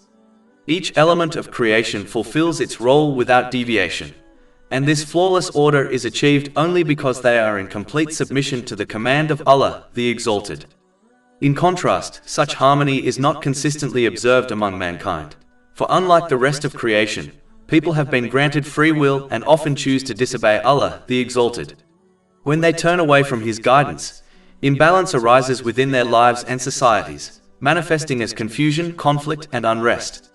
Therefore, if a person desires to attain the same harmony and balance they witness in the universe, they must follow the example of creation by sincerely obeying Allah, the Exalted, at all times. This obedience is demonstrated by correctly using the blessings they have been granted, in accordance with the Holy Quran and the traditions of the Holy Prophet Muhammad, peace and blessings be upon him. Through this, they will achieve a state of inner and outer balance, a harmonious mental and physical condition, in which every aspect of life is placed in its proper position. Such a life of obedience not only prepares a person adequately for their accountability on the Day of Judgment, but also grants them tranquility in both worlds. Just as the heavens and the earth remain in order through submission to divine command, so too does the human heart and life find peace only through sincere submission to Allah, the Exalted. Chapter 22 Al-Hajj, verse 18. Do you not see that to Allah prostrates whoever is in the heavens and whoever is on the earth, and the sun, the moon, the stars, the mountains, the trees, the moving creatures, and many of the people? But as obeying Allah, the Exalted, contradicts the worldly desires of people, many of them will persist on disobeying Him by misusing the blessings He has granted them. As a consequence, such individuals will fall into an imbalanced state of mind and body, losing clarity about their priorities and the rightful place of people and matters in their lives. Their focus will drift away from the true purpose of existence, leaving them heedless of their ultimate accountability before Allah, the Exalted, on the Day of Judgment. This heedlessness will inevitably result in inner unrest, anxiety, and hardship in both this world and the hereafter. Even if they appear to enjoy certain comforts or worldly luxuries, these fleeting pleasures will never grant them lasting peace or true success in the sight of Allah, the Exalted. Chapter 22 Al-Hajj, verse 18. But upon many the punishment has been justified. And he whom Allah humiliates, for him there is no bestower of honor. Indeed, Allah does what He wills. Ultimately, since everything in existence is under the absolute ownership and authority of Allah, the Exalted, it is essential for individuals to adhere to His commandments. Just as one may face penalties for breaking the laws of a country, ignoring Allah, the Exalted, regulations set by the Creator will inevitably lead to hardship in this life and severe consequences in the hereafter. A person may choose to leave a land whose laws they dislike, but they can never escape the dominion of Allah, the Exalted, for His sovereignty extends over the entire universe. Although individuals may attempt to alter societal standards or redefine morality according to their own desires, they cannot modify Allah, the Exalted, laws established by Allah, the Exalted. Just as a homeowner dictates the rules within their property, the universe is governed solely by Allah, the Exalted, who defines its laws without requiring human approval or validation. His decrees are not subject to amendment, nor can they be overridden by human consensus. Therefore, following these divine regulations is not only an act of obedience, but also a matter of personal and collective benefit. Those who grasp this truth will strive to obey the commands of Allah, the Exalted, and will aim to utilize the blessings they have been granted in ways that please Him, as instructed in the Holy Quran and the traditions of the Holy Prophet Muhammad, peace and blessings be upon him. Such individuals recognize that divine commandments are not arbitrary restrictions, but are rooted in wisdom, designed to enhance both personal well-being and societal harmony. On the other hand, those who allow their desires to dominate and who ignore Islamic teachings must be prepared to face the consequences of their actions. No amount of excuses, objections, or complaints will shield them from the outcomes decreed by Allah, the Exalted. Chapter 18 Al-Kahf, verse 29. And say, the truth is from your Lord, so whoever wills, let him believe, and whoever wills, let him disbelieve. Indeed, we have prepared for the wrongdoers a fire whose walls will surround them. And if they call for relief, they will be relieved with water like murky oil which scalds their faces. Wretched is the drink, and evil is the resting place. And chapter 22 Al-Hajj, verse 18. But upon many the punishment has been justified. And he whom Allah humiliates, for him there is no bestower of honor. Indeed, Allah does what He wills. Just as worldly laws cannot be evaded without penalty, divine justice cannot be escaped. The difference, however, is that worldly laws are limited and imperfect, while the laws of Allah, the Exalted, are perfect, eternal, and all-encompassing. Thus, the wise person is the one who submits willingly to divine guidance, recognizing that true freedom and tranquility are found not in resisting the laws of Allah, the Exalted, but in embracing them. Through this submission, they secure peace of mind in this world, and eternal success in the hereafter, through obtaining a balanced mental and physical state, and through correctly placing everything and everyone within their life. Throughout history, whenever divine guidance was granted to mankind, it inevitably led to the forming of two groups. One group accepted the clear proofs of divine guidance and as a result, obtained peace of mind in both worlds, through obtaining a balanced mental and physical state, and through correctly placing everything and everyone within their life. But as divine guidance challenged the worldly desires and aspirations of the second group, they resisted, criticized, and challenged the rightly guided group. Chapter 22 Al-Hajj, verse 19. These are two adversaries who have disputed over their law. Generally speaking, individuals who consciously adopt a way of life that diverges from prevailing societal norms, particularly one grounded in sincere obedience to the commandments of Allah, the Exalted, often evoke discomfort in those whose choices are primarily dictated by personal desires or worldly motivations. This internal unease commonly manifests as criticism, ridicule, or even open hostility, and it can be most intense within one's closest circles of family, friends, and colleagues. Such reactions are not necessarily an indictment of the believer's sincerity or faith, but rather a reflection of the challenge that their moral steadfastness poses to the lifestyles, values, and self-justifications of others. Consequently, the steadfast observance of divine guidance is frequently met with resistance, even when it embodies moral excellence, spiritual integrity, and genuine compassion. In the modern age, forces such as social media, popular culture, and rapidly shifting societal standards exert immense influence, often making it increasingly difficult for believers to uphold and express Islamic values openly.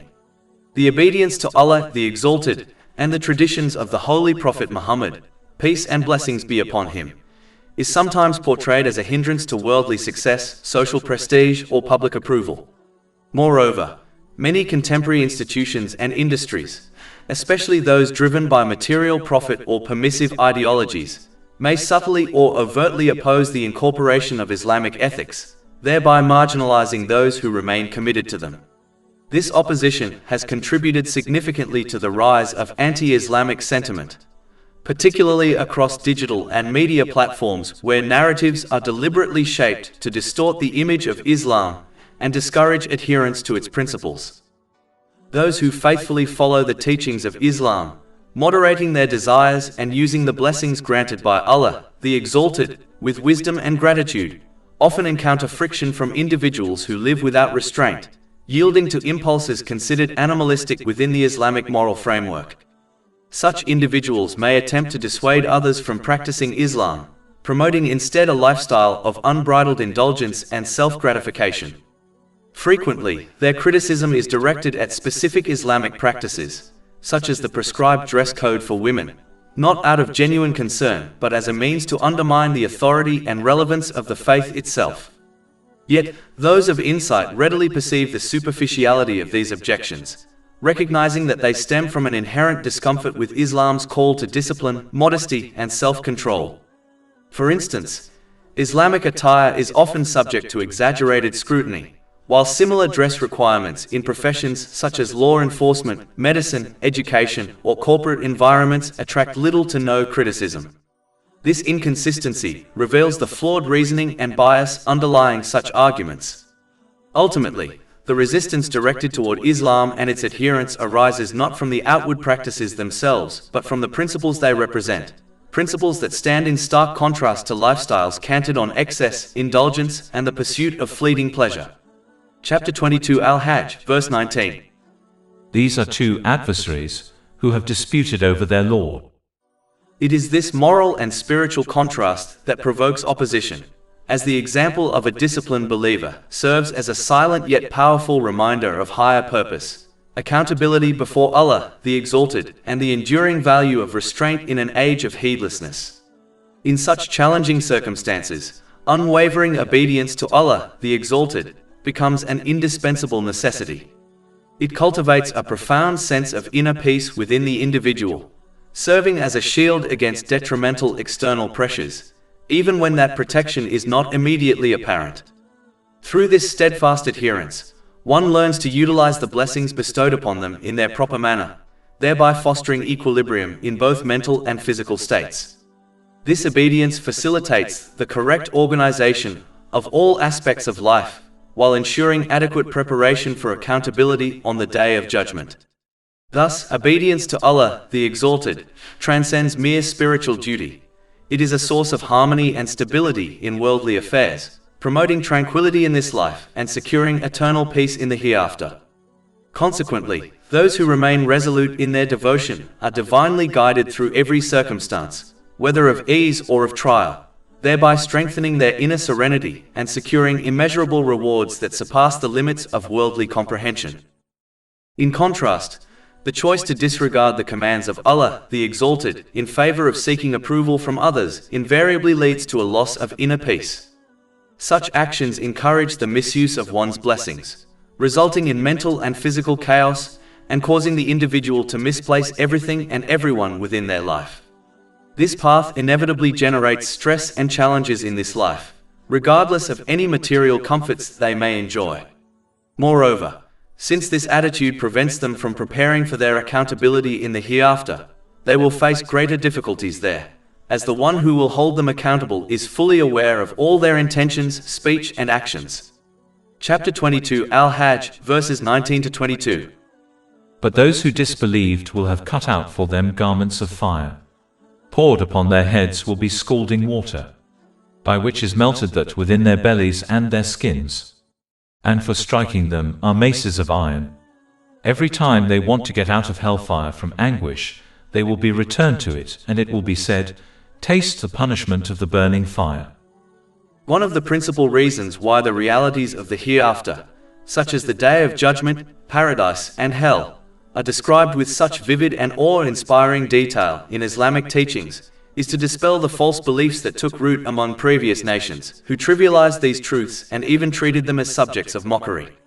This dismissive attitude stemmed from delusional optimism and self-deception. People persisted in defying the commandments of Allah, the Exalted, while convincing themselves that they would nonetheless attain salvation and peace in both worlds.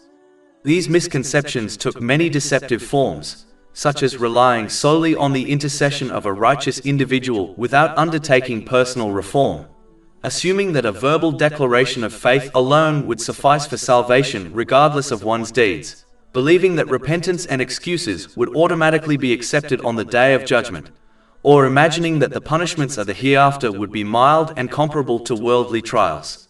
Such false hopes eroded spiritual vigilance and encouraged heedlessness. Therefore, in His infinite wisdom, Allah, the Exalted, revealed descriptions of the hereafter with striking clarity and detail, so that humanity might comprehend its seriousness, abandon complacency, and prepare sincerely for accountability. This powerful imagery serves not to instill despair or hopelessness, but to awaken the human heart from heedlessness, and to remind it of the ultimate truth. The purpose is to inspire genuine repentance and steadfast obedience to Allah, the Exalted, through the mindful and righteous use of the blessings He has bestowed, using them only in ways that are pleasing to Him, as instructed in the Holy Quran and the traditions of the Holy Prophet Muhammad, peace and blessings be upon him. By internalizing these teachings, one is protected from the dangers of false hope, preserved from spiritual negligence, and guided towards sincerity, humility, and moral discipline. In doing so, they prepare effectively for their meeting with Allah, the Exalted, attaining His mercy and security from punishment, thereby achieving true success and peace in both this world and the hereafter, through obtaining a balanced mental and physical state and through correctly placing everything and everyone within their life. Chapter 22 Al-Hajj, verse 23. Indeed, Allah will admit those who believe and do righteous deeds to gardens beneath which rivers flow. They will be adorned therein with bracelets of gold and pearl, and their garments therein will be silk. As mentioned throughout Islamic teachings, one's inward faith must be supported by outward good actions in order to obtain the promised reward of peace of mind in both worlds. Therefore, as indicated by the next verse, one must support their verbal declaration of faith with good actions by learning and acting on Islamic teachings. Chapter 22 Al-Hajj, verse 24. And they had been guided to the pure and good speech. In reflecting upon the Holy Quran, which is universally regarded as the ultimate and most pristine of all speech, one finds that a genuine commitment requires an individual to fulfill several distinct obligations. These obligations are essential to ensure the scripture provides complete guidance, helping one to navigate every aspect of life, from periods of ease to times of difficulty, ultimately securing peace of mind in both this world and the hereafter. The initial step in this endeavor is the accurate and consistent recitation of the text. This is more than merely reading. It involves ensuring pronunciation and rhythm are correct, recognizing the act itself as a form of worship. The second crucial dimension is to comprehend its teachings, which necessitates seeking knowledge from a reliable source and a knowledgeable instructor. The final and most profound aspect is the application of these teachings in daily life, undertaken with the singular pure intention of pleasing Allah, the Exalted. A sincerely devoted Muslim demonstrates this commitment by placing the Holy Quran's directives above the pursuit of personal desires that contradict its principles. Cultivating one's character, morals, and conduct to align perfectly with the Holy Quran stands as the clearest reflection of true dedication to the Holy Quran. This deep, practical commitment mirrors the exemplary life of the Holy Prophet Muhammad, peace and blessings be upon him, a devotion noted in traditions such as the hadith recorded in Sunan Abu Dawood, number 1342.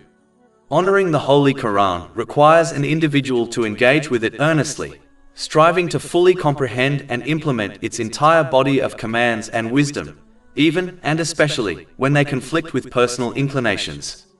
When an individual opts to adhere only to select commands, prohibitions, or guidance based on what is convenient or agreeable to their preferences, they reveal a fundamental lack of authenticity toward the scripture. Such selective observance prevents the believer from fully reaping the profound spiritual and practical wisdom the Holy Quran offers. Chapter 17 Al-Isra, verse 82.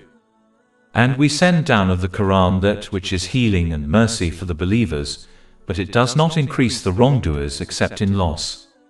While the Holy Quran undoubtedly serves as a source of healing and a solution for earthly difficulties, it is essential for one not to confine its role to this function alone.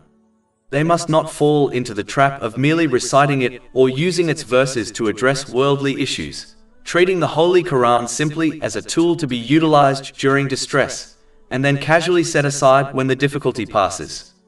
The foremost and ultimate purpose of the Holy Quran is to offer guidance for a secure and successful passage to the hereafter. To disregard this fundamental objective and employ the scripture solely for temporal troubles is inappropriate. It goes against the holistic principles of genuine Muslim belief. This kind of conduct is likened to purchasing a high-end vehicle equipped with a multitude of advanced features, yet deliberately neglecting its engine, rendering its primary function useless. Such an approach demonstrates a clear lack of true and holistic commitment to its divine nature and purpose. The one who adopts the correct attitude will be guided to the straight path chosen by Allah, the Exalted, which leads to a praiseworthy life in this world and the next, rooted in peace of mind, through obtaining a balanced mental and physical state, and through correctly placing everything and everyone within their life. Chapter 22 Al-Hajj, verse 24. And they were guided to the path of the praiseworthy. Chapter 22 Al-Hajj, verse 24. And they had been guided to the pure and good speech, and they were guided to the path of the praiseworthy. This verse is expressed in the passive form, signifying that true guidance can only be attained through the mercy and grace of Allah, the Exalted. The inspiration to seek guidance, the knowledge to discern truth, the ability to act upon it, and the opportunities to remain steadfast, all originate solely from Allah, the Exalted. Recognizing this reality safeguards a person from the destructive trait of arrogance, which leads one to falsely attribute success and righteousness to personal effort, rather than divine assistance.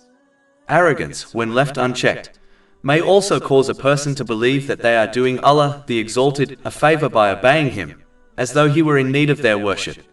Such a mindset corrupts the sincerity of faith and weakens obedience, particularly when one's personal desires conflict with Allah, the Exalted, commands. In contrast, those who comprehend that faith, worship, and obedience ultimately serve their own spiritual elevation, and that all praise belongs to Allah, the Exalted, whether or not His creation praises Him, will naturally cultivate humility before Him. This humility keeps them consistent in their devotion, through both adversity and ease. During times of hardship, they demonstrate patience, refraining from complaints in word or action, and trusting that Allah, the Exalted, always chooses what is best, even when the wisdom behind His decree is not immediately apparent. Chapter 2 Al-Baqarah, verse 216. But perhaps you hate a thing and it is good for you, and perhaps you love a thing and it is bad for you. And Allah knows while you know not. In times of comfort and prosperity, they express gratitude, both inwardly and outwardly. Gratitude in intention means acting solely for the pleasure of Allah, the Exalted. Gratitude in speech involves uttering good words or choosing silence when appropriate. And gratitude in action entails using one's blessings in accordance with the Holy Quran and the traditions of the Holy Prophet Muhammad, peace and blessings be upon him. An individual who consistently embodies this balanced conduct, remaining humble in prosperity and steadfast in adversity, earns the unceasing support, mercy, and compassion of Allah, the Exalted. As a result, they attain inner tranquility, stability of mind and body, and a harmonious outlook on life. Such a person is able to rightly prioritize all matters and relationships in their life, leading to contentment in this world and everlasting success in the hereafter. This reality is beautifully indicated in a hadith found in Sahih Muslim, number 7500, which emphasizes that true peace and fulfillment arise from aligning one's heart and actions with the obedience of Allah, the Exalted. Chapter 22 Al-Hajj, verse 24. And they had been guided to the pure and good speech, and they were guided to the path of the praiseworthy. As mentioned earlier, the simple spoken affirmation of belief in Allah, the Exalted, must, therefore, be consistently validated through practical effort. The individual is compelled to actively pursue knowledge of the faith's teachings, and then translate that wisdom into righteous conduct.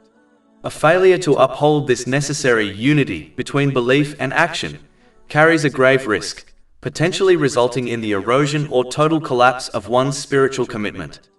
It is crucial to appreciate that faith is not a passive mental state. It functions much like a tender, living organism, a plant that demands regular, careful attention and nourishment to flourish and sustain itself. Just as a growing plant requires indispensable resources such as sunlight, water, and fertile ground to prevent it from shriveling and dying, the spiritual life of a person requires the constant infusion of acts of obedience and virtuous deeds that please Allah, the Exalted. Neglecting this essential spiritual nourishment allows the foundations of belief to weaken.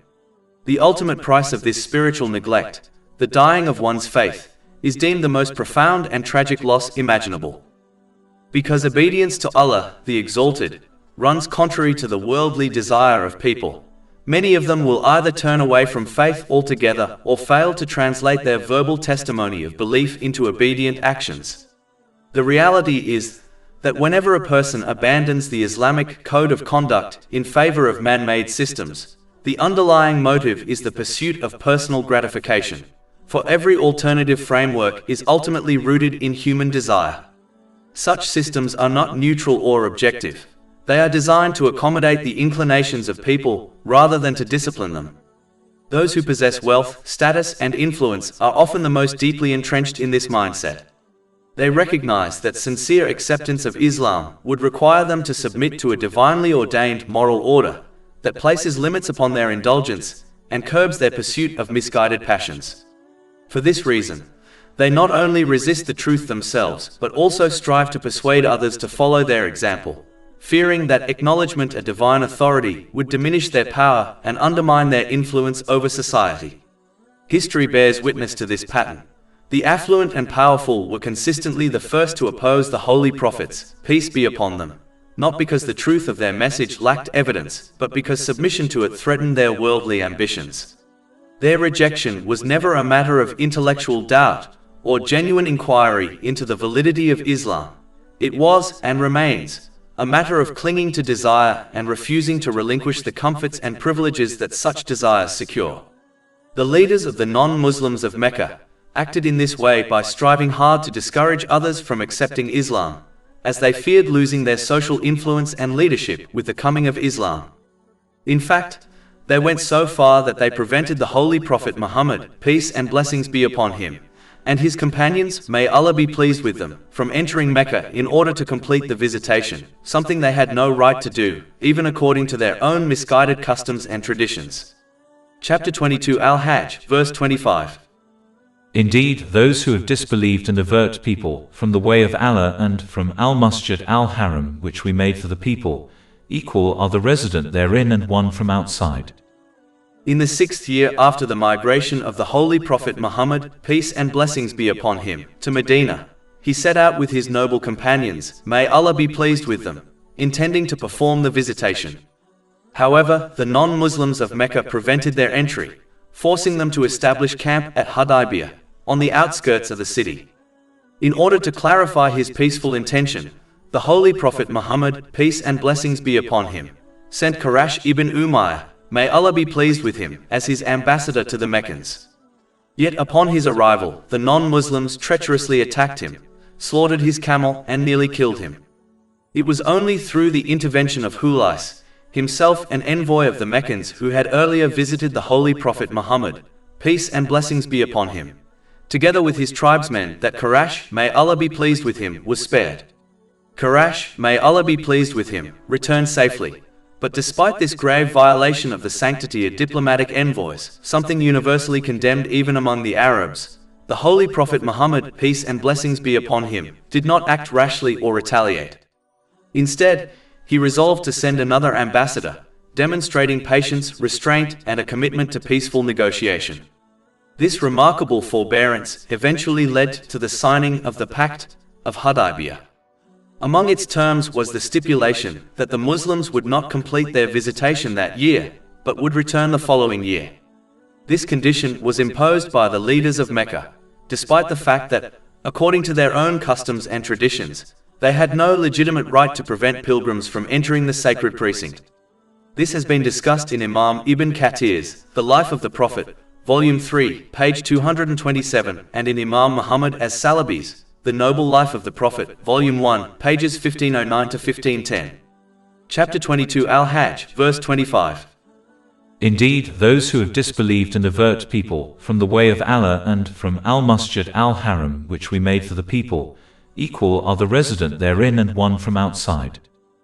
Generally speaking, this verse highlights that, unlike other religious traditions which have introduced man-made hierarchies granting certain individuals special status or privileges within their faith, Islam stands as a religion founded upon absolute equality and justice. In Islam, true honor and distinction are determined by a single divine criterion, the extent to which a person sincerely obeys Allah, the Exalted. This obedience is manifested through the mindful and righteous use of the blessings bestowed by Allah, the Exalted, in ways that are pleasing to him, as prescribed in the Holy Quran and the traditions of the Holy Prophet Muhammad, peace and blessings be upon him. Chapter 49 Al-Hujurat, verse 13. Indeed, the most noble of you in the sight of Allah is the most righteous of you. This profound declaration establishes righteousness, not wealth, lineage, ethnicity, gender or social standing, as the sole measure of a person's worth in the sight of Allah, the Exalted. All other worldly standards, used to elevate or diminish individuals, are meaningless within the Islamic framework, and must be completely disregarded by people. When Muslims allow distinctions based on race, ethnicity, nationality, or social class to shape their attitudes or interactions, it leads to arrogance, division, and racism, attitudes that are explicitly condemned in Islam and contrary to the unity and brotherhood that define the Muslim community. It is also essential to remember that since a person's true intention resides within the heart and is hidden from others, no one has the authority to judge the spiritual rank or sincerity of another. Outward deeds, while important, do not always reflect the inner state of faith, as only Allah, the Exalted, fully knows what lies within each soul, its intentions, words, and actions. Chapter 53 and Name, verse 32. So do not claim yourselves to be pure, He is most knowing of who fears Him. Therefore, one must avoid making claims about their own status or that of others, and instead focus on self-purification, humility, and steadfast obedience to Allah, the Exalted. By upholding this divine principle of equality and sincerity, they preserve unity within the community, eliminate prejudice, and embody the universal spirit of Islam, a faith that respects all people and creatures. As Masjid Haram is a sacred place, Allah, the Exalted, warns against any practices which deviate away from what has been explained in the two sources of guidance, the Holy Quran and the traditions of the Holy Prophet Muhammad, peace and blessings be upon him. Chapter 22 Al-Hajj, verse 25. And whoever intends therein misplaced deviant practices, we will make him taste of a painful punishment. In general, the more a person turns to alternative sources of guidance, even when such sources outwardly promote good deeds, the less they will remain committed to the two sources of guidance. This gradual neglect inevitably opens the door to misguidance. For this reason, the Holy Prophet Muhammad, peace and blessings be upon him, cautioned in a hadith recorded in Sunan Abu Dawood, number 4606, that any matter not firmly established in the Holy Quran and his traditions will be rejected by Allah, the Exalted. The danger lies in the fact that the more one acts upon these unauthentic sources, the greater the likelihood of adopting practices that directly oppose the teachings of Islam. This is precisely the method by which the devil deceives, leading people step by step until they are distanced from the truth. For instance, when confronted with hardship, a person may be advised to perform certain spiritual exercises that have no basis in Islam. Due to ignorance and a reliance on unauthentic sources, they may accept such practices without hesitation. Over time, this habit can corrupt their understanding of faith to the point where they begin to hold beliefs about Allah, the Exalted, and the universe that contradict Islamic teachings, such as attributing control of destiny to people or supernatural beings. Such false notions only arise when knowledge is sought outside the two authentic sources of guidance.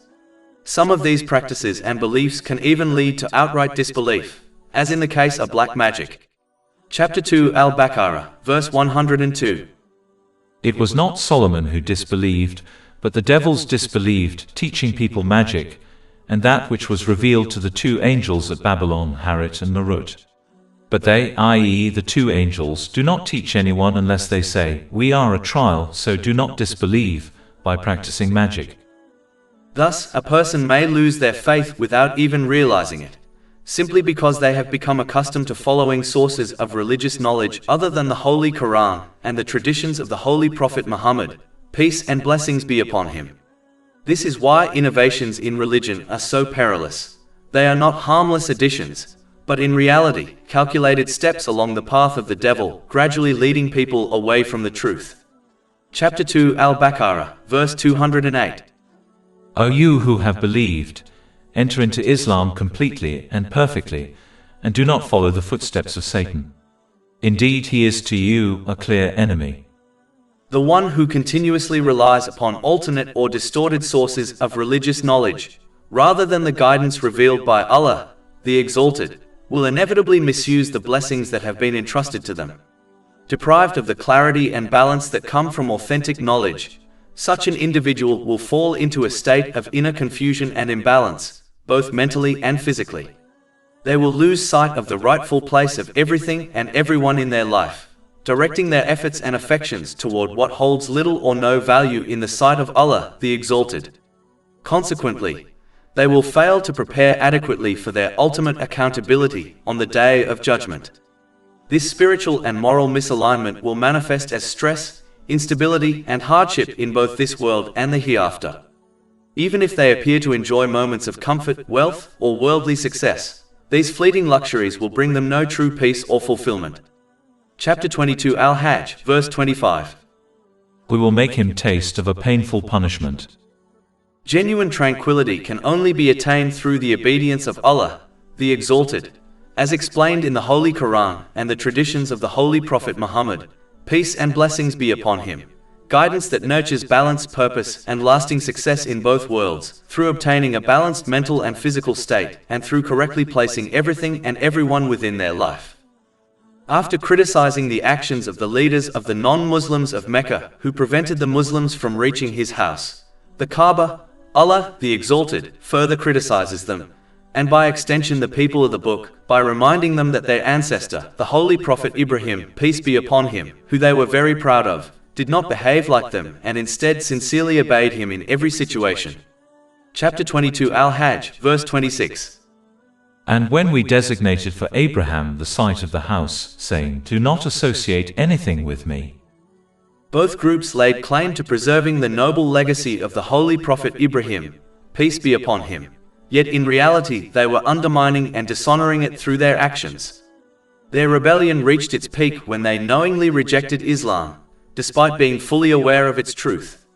The idolaters of Mecca had lived alongside the Holy Prophet Muhammad, peace and blessings be upon him, for 40 years before the announcement of his prophethood, and they knew with certainty that he had never uttered a falsehood. Chapter 10 Yunus, verse 16. For I had remained among you a lifetime before it. Then will you not reason?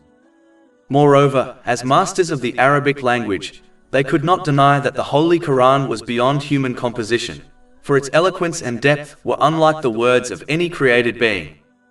It was also universally acknowledged, both by the people of the book and by the non-Muslims of Mecca, that the Holy Prophet Muhammad, peace and blessings be upon him, had no direct access to the previous divine scriptures. His life before prophethood was one of simplicity, honesty, and integrity, without any formal study of earlier revelations. This fact alone makes it impossible to claim that he derived his message from prior sources. Rather, the Holy Quran itself testifies to its divine origin through its profound knowledge of past scriptures, its correction of distortions, and its presentation of timeless truths. Such qualities could only have come from Allah, the Exalted, whose knowledge is perfect and all-encompassing. Chapter 29 Al-Ankabut, verse 48. And you did not recite before it any scripture, nor did you inscribe one with your right hand. Then, i.e., otherwise the falsifiers would have had cause for doubt. In addition, many of the scholars from among the people of the book recognized the Holy Quran for what it truly was, for they were acquainted with its author, Allah, the Exalted. They understood that its message could not have originated from any created being. Their own scriptures had spoken of the coming of the Holy Prophet Muhammad, peace and blessings be upon him, and had contained descriptions of both his mission and the book he would bring. Thus, when they encountered the Holy Quran, they found in it the very signs and truths they had been taught to expect, and they could not deny that it was a continuation and confirmation of Allah, the Exalted message that had preceded it. Their recognition was not merely of the words themselves, but of the truthfulness of Islam as a whole, for the Holy Quran and the Holy Prophet Muhammad, peace and blessings be upon him, were already known to them through their own revelations. Chapter 6 Al-An'am, verse 20. Those to whom we have given the scripture recognize it, the Holy Quran, as they recognize their own sons.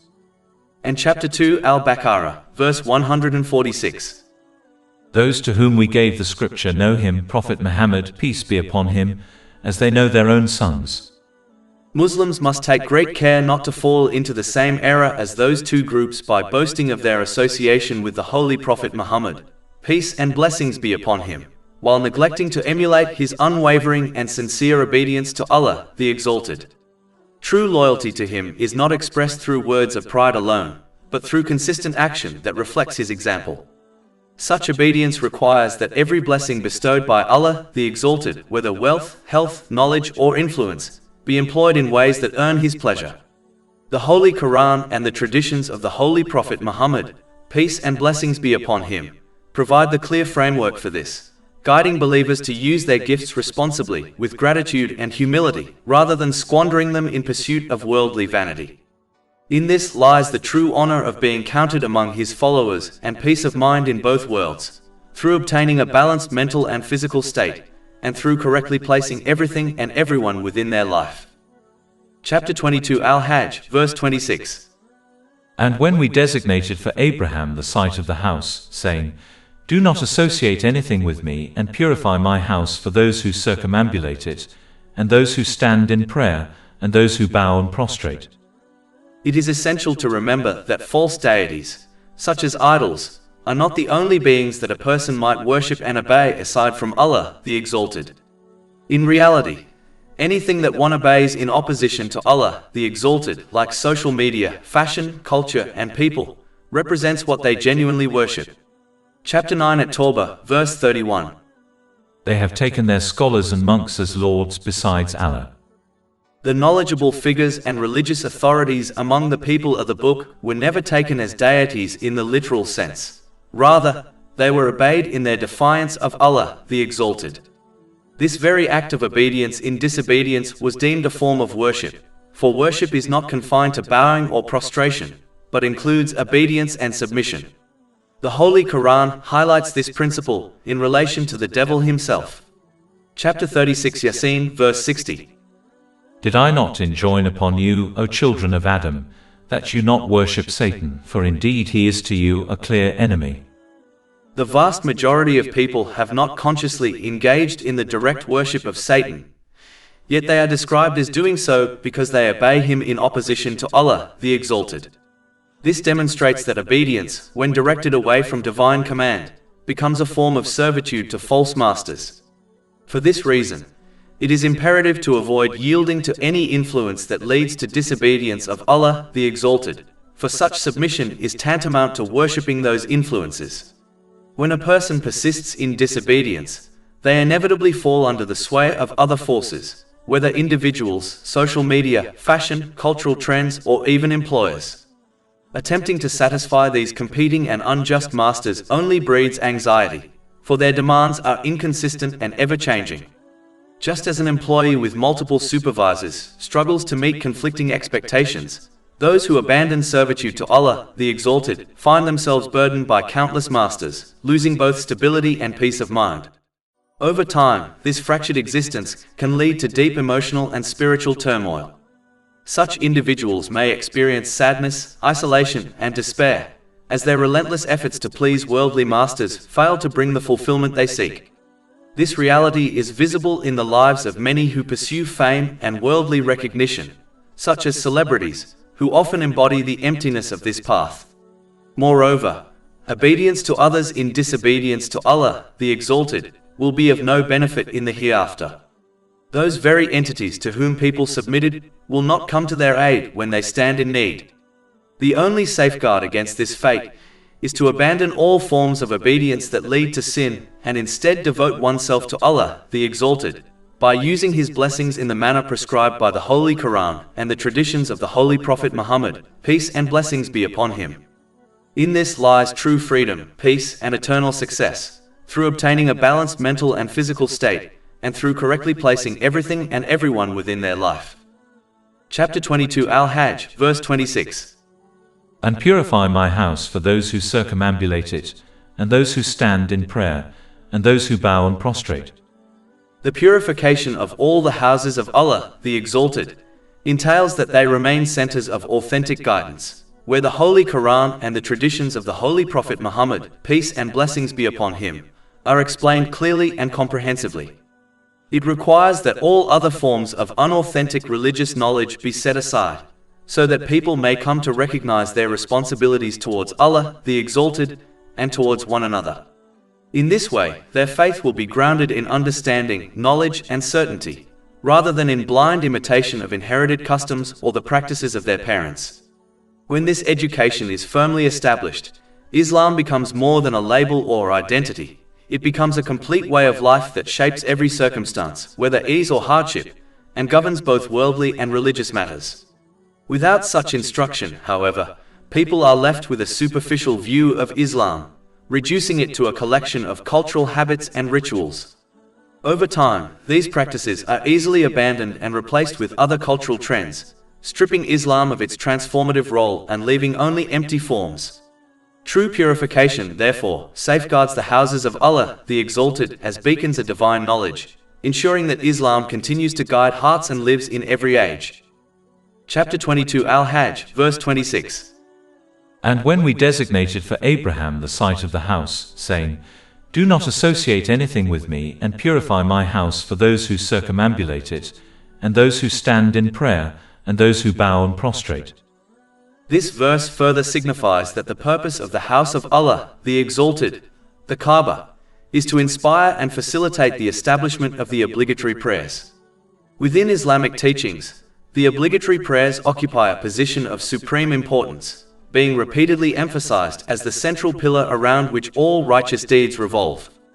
Without their proper establishment, right guidance cannot be attained, for prayer serves as the vital link between the servant and Allah, the Exalted, nurturing spiritual discipline, humility, and constant awareness of His presence. The proper fulfillment of the obligatory prayers requires meticulous observance of their essential conditions and etiquettes, foremost among them being the performance of each prayer within its prescribed time. The Holy Quran consistently highlights the profound significance of these prayers, portraying them as the foremost manifestation of genuine faith and submission to Allah, the Exalted. By being distributed throughout the day, they ensure that a believer's heart remains connected to remembrance of Allah, the Exalted, and continuously conscious of the Day of Judgment. This rhythm of worship cultivates a state of mindfulness and accountability, reminding the believer that every action, word, and intention will one day be presented before Allah, the Exalted. Hence, the obligatory prayers do not merely represent a ritual duty. They constitute the foundation upon which all virtuous actions are built. Through their consistent observance, the believer is guided towards a life of righteousness, spiritual balance, and readiness for the hereafter.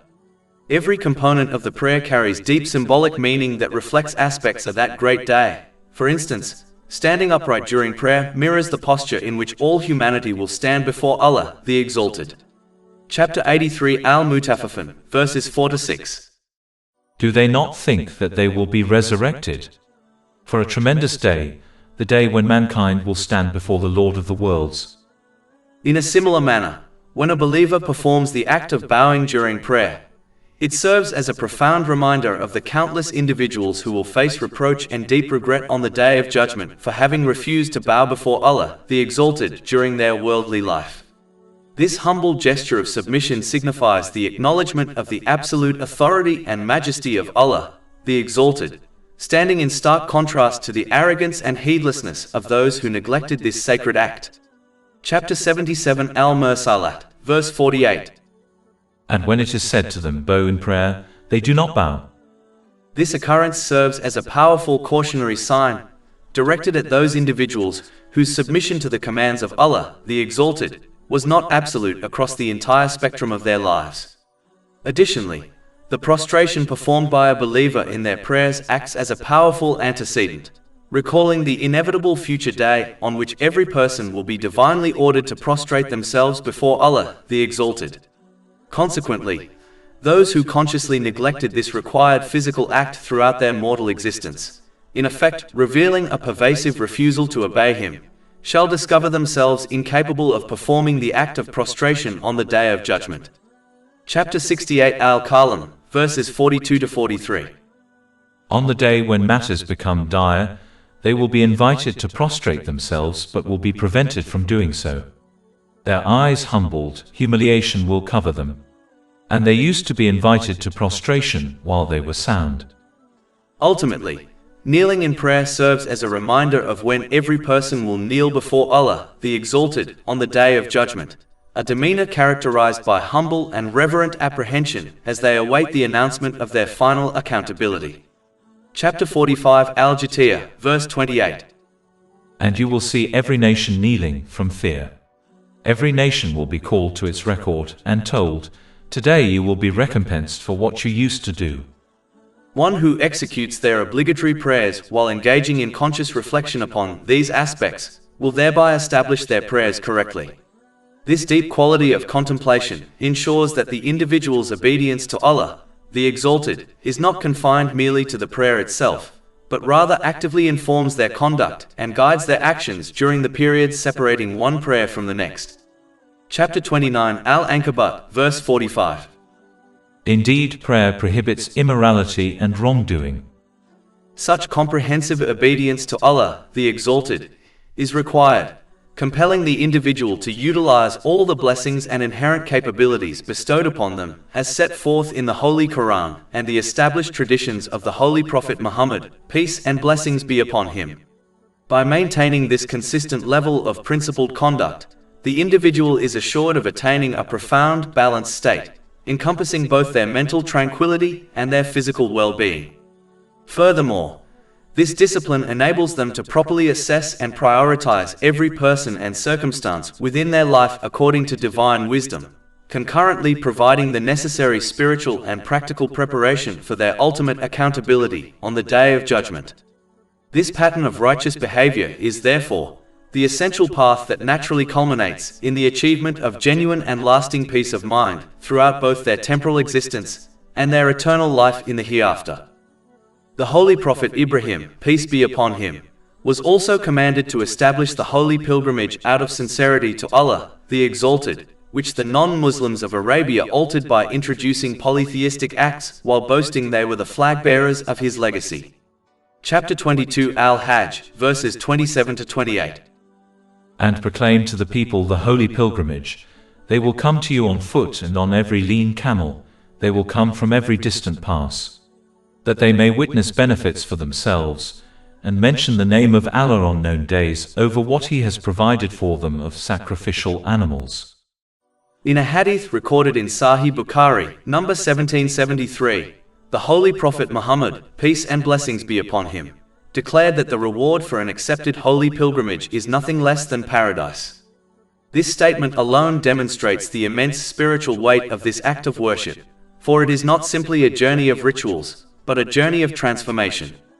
The holy pilgrimage is designed to remind Muslims of their ultimate departure from this world, and to prepare them for their final journey to the hereafter. Just as the pilgrim leaves behind home, wealth, business, family, friends, and social standing in order to perform the rites of the holy pilgrimage, so too will every person leave behind these very things at the time of death. The grave strips away all worldly attachments, leaving only one's deeds as a companion.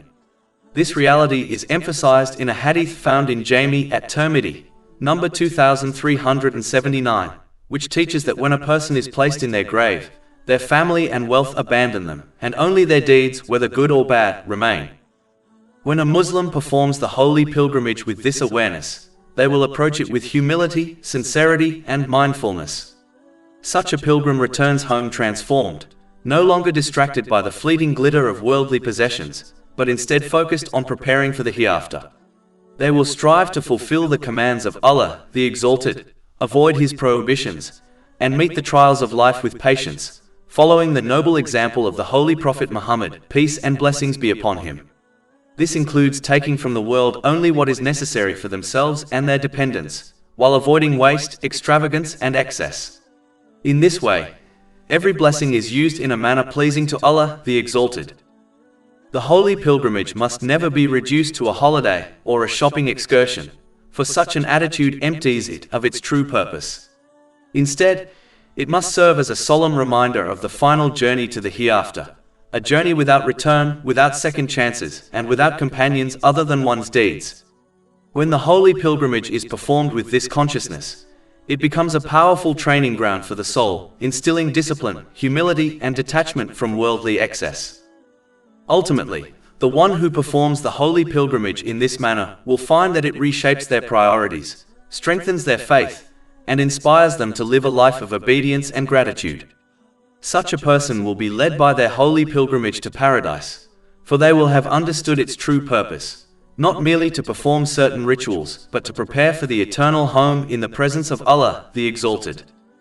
Therefore, the one who truly fulfills the purpose of the holy pilgrimage will not restrict their obedience to Allah, the Exalted, to the sacred days of that journey alone, but will carry it forward into every circumstance of life.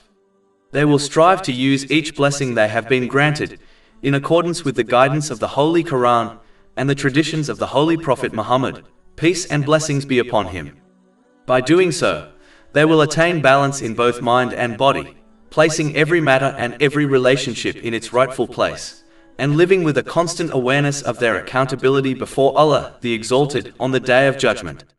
Such a person will find that this way of life brings them serenity in this world and security in the next. Their heart will be at rest, for they will no longer be enslaved by worldly excess or misplaced priorities, but will live with clarity, gratitude, and purpose. Through remembrance of Allah, the Exalted, and steadfast obedience to Him, they will achieve the greatest of all benefits, peace of mind in both worlds, and the eternal reward of His pleasure. Chapter 22 Al-Hajj, verse 28. That they may witness benefits for themselves, and mention the name of Allah on known days over what He has provided for them of sacrificial animals. The Holy Quran repeatedly prohibits consuming things which have been dedicated to other than Allah, the Exalted. Chapter 5 Al-Ma'idah, verse 3. Prohibited to you are dead animals' blood, the flesh of swine, and that which has been dedicated to other than Allah. Consuming animals that have been dedicated to entities other than Allah, the Exalted, leads to a form of spiritual impurity that can gradually weaken and corrupt an individual's faith. Such an act reflects a dangerous misconception that other beings or forces possess the power to bestow benefit or avert harm in this world or the hereafter. This belief, subtle as it may appear, mirrors the foundation of polytheism that prevailed among earlier nations and, if left unchecked, may incline a Muslim towards similar errors even without overtly recognizing it. Chapter 39 Az-Zumar, verse 3. Unquestionably, for Allah is the pure religion. And those who take protectors besides Him say, we only worship them that they may bring us nearer to Allah in position. This verse exposes the false reasoning of those who associate others with Allah, the Exalted, under the pretext of seeking closeness to Him. Such self-deception fosters reliance on intermediaries for intercession and salvation, thereby eroding the essential principle of the oneness of Allah, the Exalted. When individuals attach their hopes to others besides Allah, the Exalted, they risk developing a complacent mindset, continuing to disobey His commands under the illusion that someone else will secure their forgiveness or success in both worlds.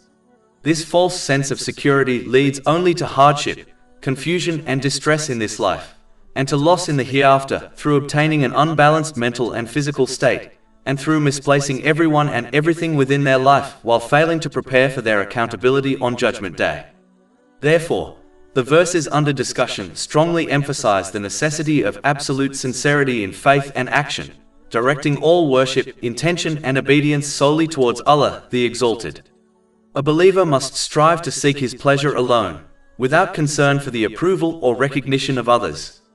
The one who performs deeds for the sake of anyone other than Allah, the Exalted, will find no reward from Him, as clearly warned in a hadith found in Jami at Tirmidhi, number 3154. True salvation and tranquility can only be attained through pure devotion and sincerity to Allah, the Exalted, for He alone holds authority over all benefit and harm in this world and the hereafter. Unlike other religions whereby their followers present food to deities which end up being consumed by their religious leaders, Allah, the Exalted, makes it clear that the meat from the animal sacrifices benefit people and not Him. Chapter 22 Al-Hajj, verse 28. And mention the name of Allah on known days, over what He has provided for them of sacrificial animals. So eat of them.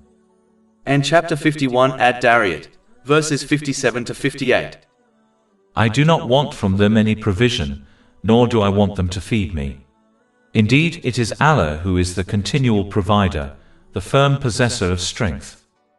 In truth, every command, prohibition, and piece of guidance given by Allah the Exalted is for the benefit of humanity alone, for He is entirely free of need and absolutely independent of His creation.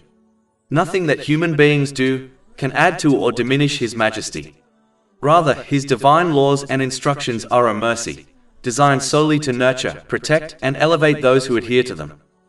No matter how advanced a society becomes, and regardless of the extent of its progress in science, technology, or understanding of human behavior, whether mental, emotional, or physical, it remains utterly incapable of formulating a code of conduct that perfectly aligns with human nature and accommodates every possible circumstance and condition. Human knowledge, though continually expanding, is limited and subject to revision. Even in matters concerning the human body and mind, discoveries continue to emerge, revealing just how incomplete our understanding remains. It is therefore inconceivable that humankind, with such finite insight, could devise a flawless moral or social system that ensures lasting peace, justice, and balance at both the individual and societal levels. Only Allah, the Exalted, possesses the complete and perfect knowledge necessary to do so, for He is the creator of all things. His knowledge is infinite, encompassing the entirety of the past, the present, and the future, including the unseen realities beyond human comprehension. Thus, only Allah the Exalted is rightfully qualified to provide humanity with a comprehensive code of conduct, a divine standard that clearly distinguishes good from evil, beneficial from harmful, and leads to inner peace amid life's inevitable challenges. History bears undeniable testimony to this truth. Whenever the divine code of conduct was sincerely implemented in the lives of individuals and communities, it produced societies marked by tranquility, equity, and harmony. Conversely, when humanity deviated from this guidance, moral corruption, injustice, and unrest inevitably followed. For this reason, believers must wholeheartedly accept Allah, the Exalted guidance bestowed by Allah, the Exalted, recognizing it as the most beneficial system for their worldly and spiritual well-being, even when certain aspects may appear contrary to their personal desires.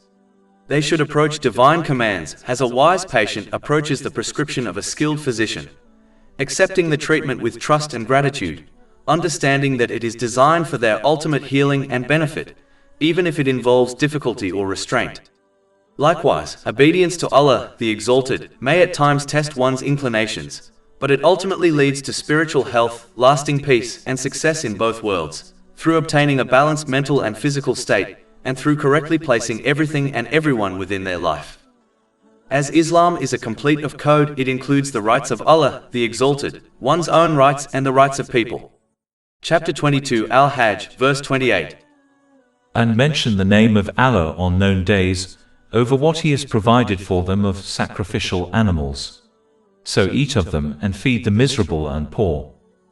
Generally speaking, fulfilling one's own rights includes prioritizing one's lawful happiness over the happiness of others, provided it remains within the boundaries set by Allah, the Exalted. It is remarkable how often people accuse others of selfishness, when in reality they themselves are guilty of it. According to such individuals, selfishness means choosing one's own happiness when it contradicts the opinion, preference, or sense of satisfaction of others. Yet in Islam, this is not selfishness unless the rights of others are being violated in the process of pursuing a lawful choice. One must recognize that in matters which directly concern a person, such as choosing a spouse, making a lawful decision that brings personal happiness is not selfishness, even if it contradicts the opinions or desires of relatives. In truth, the selfishness lies with those who demand that others sacrifice their own happiness in order to conform to their opinions, even though the matter does not directly involve them. In such cases, the correct approach is to consider the views of others respectfully, but ultimately to choose what is lawful and personally fulfilling, so long as no one's rights are infringed. Conversely, it is an act of sincerity and selflessness when one refrains from imposing their opinion in matters that do not directly concern them, and instead prioritizes the happiness of those most affected, such as the couple in marriage. To insist on one's own opinion in such situations is the true form of selfishness, for it disregards the well-being of those directly involved. Sadly, many people unjustly make others feel guilty by accusing them of selfishness, when in reality they are the ones acting selfishly. To conclude, as long as the disobedience of Allah, the Exalted, is avoided, which includes violating the rights of others, one is entitled to choose their own opinion, decision, and happiness in matters that directly involve them. This is not selfishness, but rather the fulfillment of their own rights in a lawful manner. Chapter 22 Al-Hajj, verse 28. And mention the name of Allah on known days, over what He has provided for them of sacrificial animals. So eat of them and feed the miserable and poor. At the same time, as mentioned earlier, one must not neglect the rights of others. It is ignorance to assume that Allah, the Exalted, only cares about His rights, such as the performance of obligatory prayers, while disregarding the rights of people. Such an attitude leads to injustice and corruption within homes and societies, as people wrong one another under the false impression that fulfilling divine obligations alone is sufficient. The truth is that those who wrong others will face justice on the Day of Judgment, even if they escape accountability in this world. As affirmed in a hadith found in Sahih Muslim, number 6579, those who have wronged others will be compelled to hand over their good deeds to their victims, and if their good deeds are exhausted, they will bear the sins of their victims until justice is complete. Such an outcome could even result in their being cast into hell. Therefore, true success lies in fulfilling both the rights of Allah, the Exalted, and the rights of people. This balance ensures peace of mind on an individual level, as one achieves a sound mental and physical state by placing everything and everyone in their rightful place. At the same time, it contributes to justice and harmony within society, as people live with fairness, compassion, and accountability. In this way, a Muslim secures success in both worlds, through obedience to Allah, the Exalted, and through sincerity and justice towards His creation. Chapter 22 Al-Hajj, verse 28. And mention the name of Allah on known days, over what He has provided for them of sacrificial animals. So eat of them and feed the miserable and poor. Generally speaking, it is essential to recognize that whatever means or possessions a person holds, whether wealth, status, or ability, have been granted to them by Allah, the Exalted, as a trust and a loan, not as a permanent gift.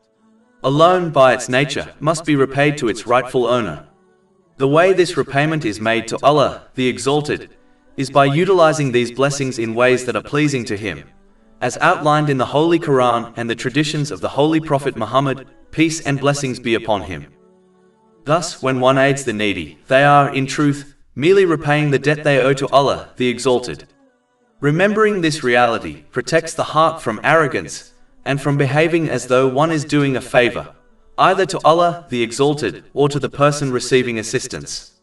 In fact, it is Allah, the Exalted, who has favored the giver by entrusting them with wealth and granting them the noble opportunity to earn immense reward through charity and service.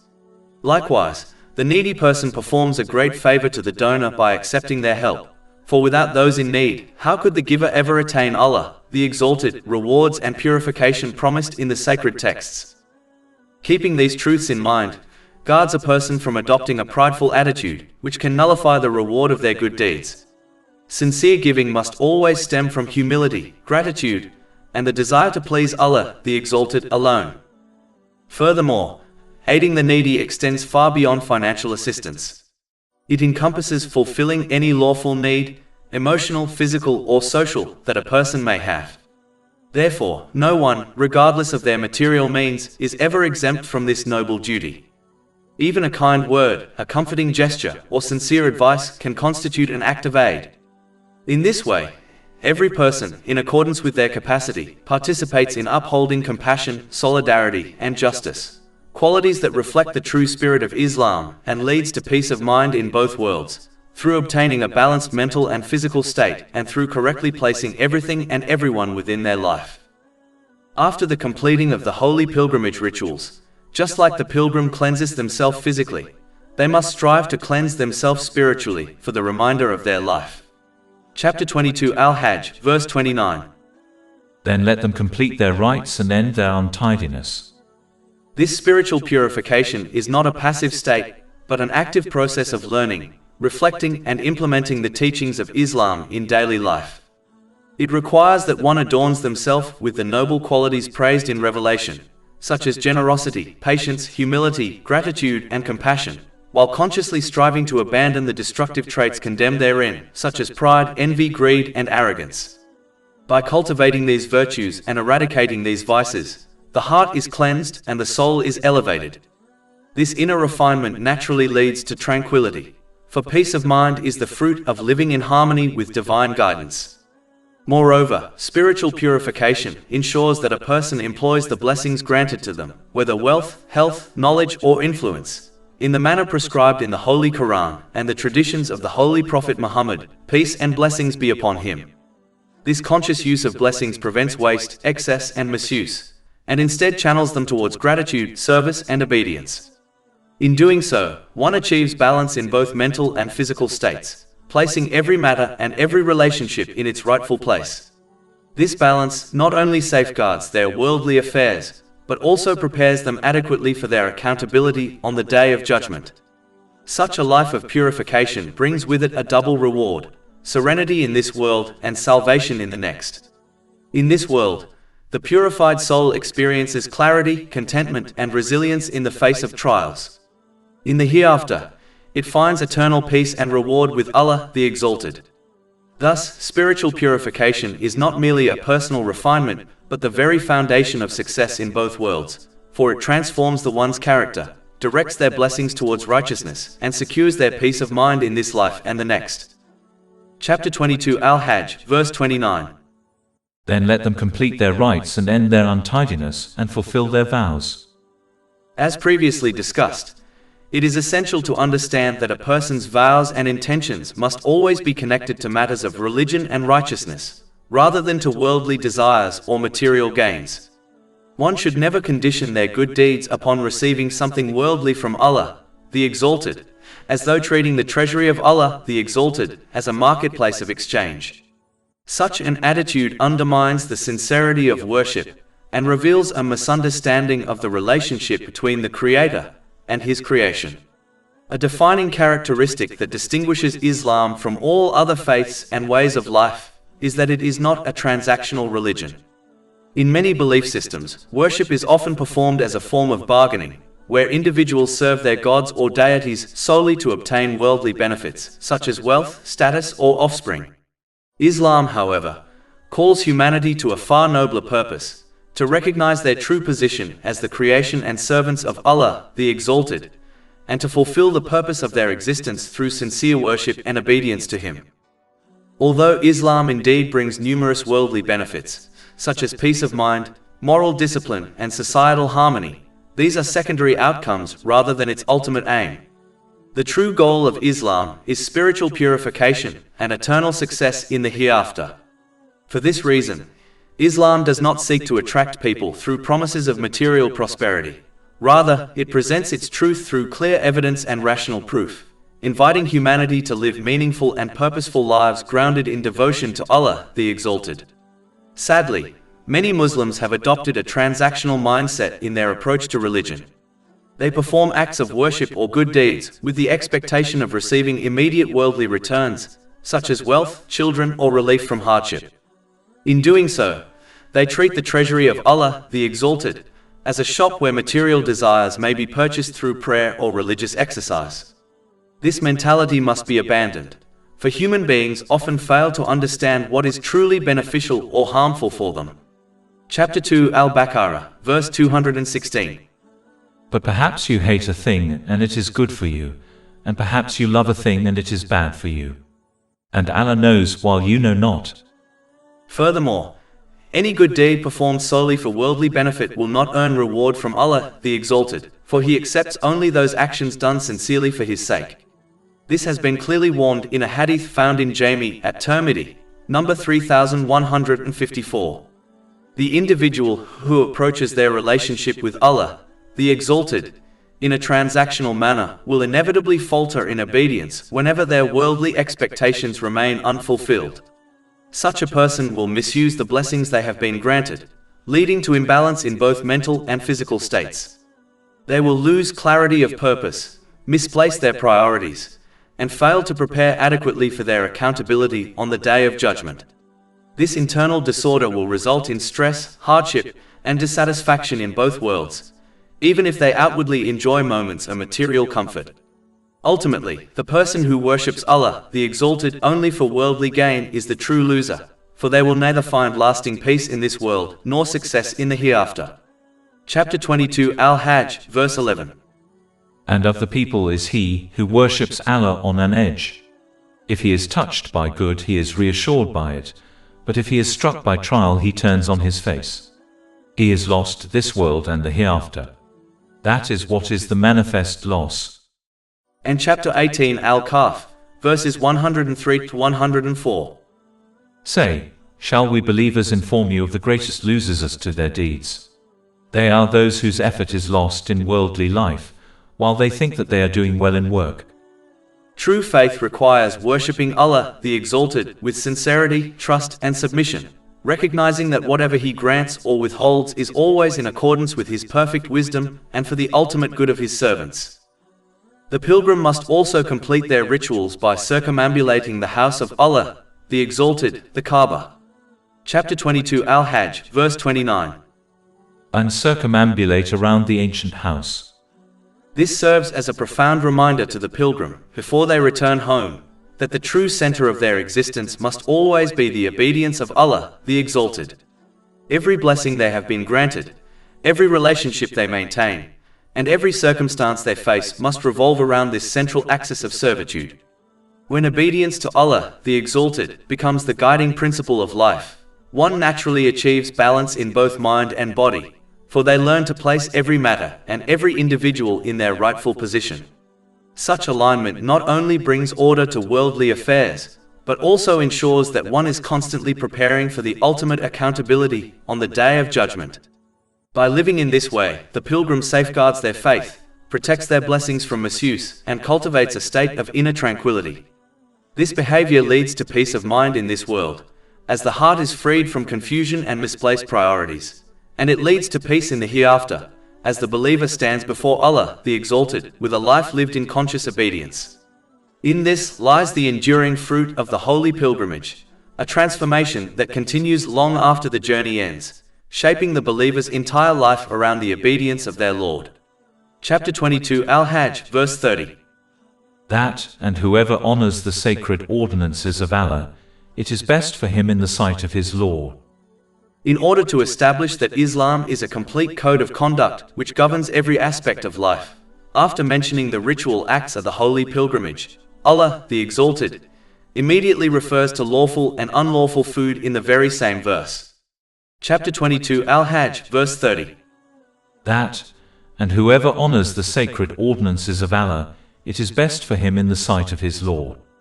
And permitted to you are the grazing livestock, except what is recited to you. This seamless transition from acts of worship to worldly matters demonstrates that Islam is not confined to ritual devotion alone, but extends to every situation a person encounters and every blessing they interact with.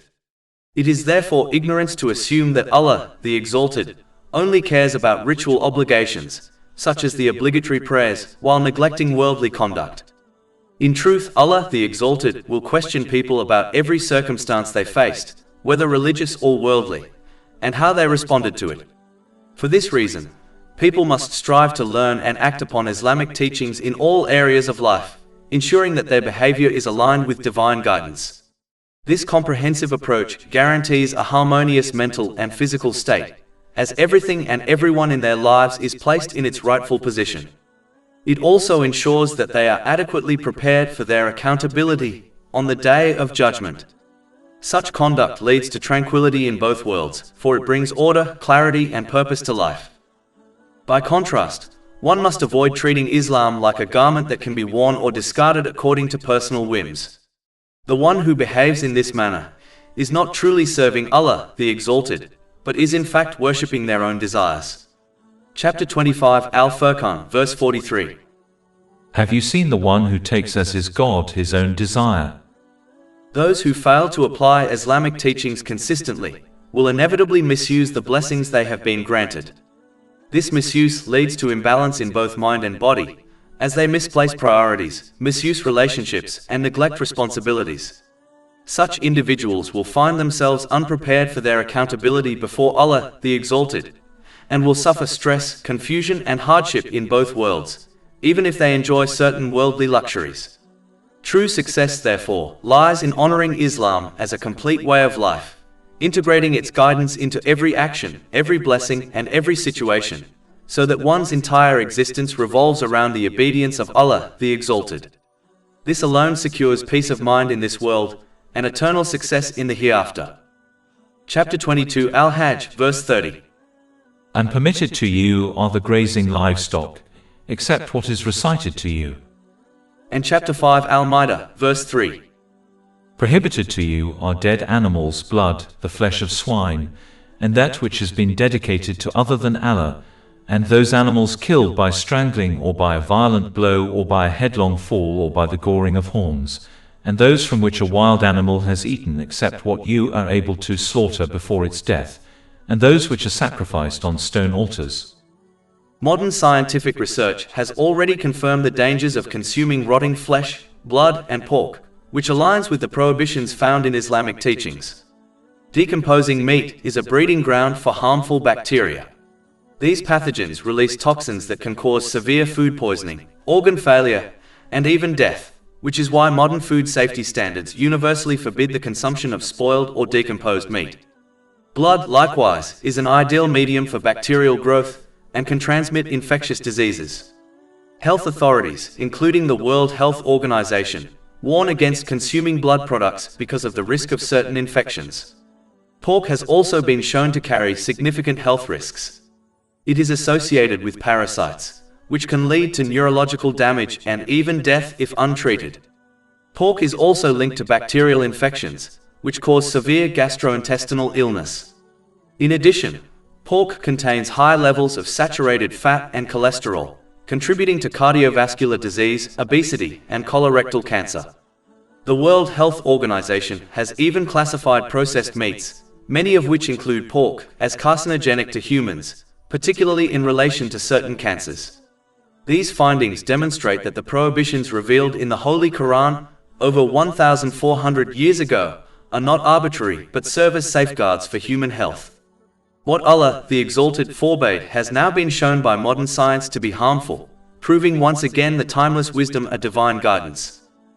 The consumption of animals consecrated to entities other than Allah, the Exalted, introduces a form of spiritual contamination that systematically erodes and compromises an individual's faith. This particular action betrays a profound misapprehension of reality. Specifically, the dangerous assumption that beings other than Allah, the Exalted, possess any independent capacity to either confer benefit or avert harm in this temporal life or in the eternal hereafter. Even when such an attitude is subtle or unintentional, it fundamentally mirrors the basis of idol worship which misguided preceding nations. If this deviation is left unchecked, it poses the serious risk of incrementally inclining a Muslim towards similar doctrinal inconsistencies, even without conscious awareness. Chapter 39 Az-Zumar, verse 3. Unquestionably, for Allah is the pure religion. And those who take protectors besides Him say, we only worship them that they may bring us nearer to Allah in position. This divine exposition highlights the self-deception inherent in their approach, which is masked by the pretense of seeking proximity to Him. Such misplaced reasoning leads to an unwarranted reliance on self-appointed intermediaries for intercession and ultimate salvation, thereby fundamentally undermining the core truth of absolute oneness, the unique unity of Allah, the Exalted. When individuals begin to place their dependency upon entities besides Allah, the Exalted, their hearts become spiritually tethered to false hopes, and they risk cultivating a spirit of complacency regarding their own divine responsibilities. They may persist in defying divine commands, operating under the erroneous belief that the favor or elevated status of an intercessor will ultimately secure their forgiveness or deliverance in both worlds.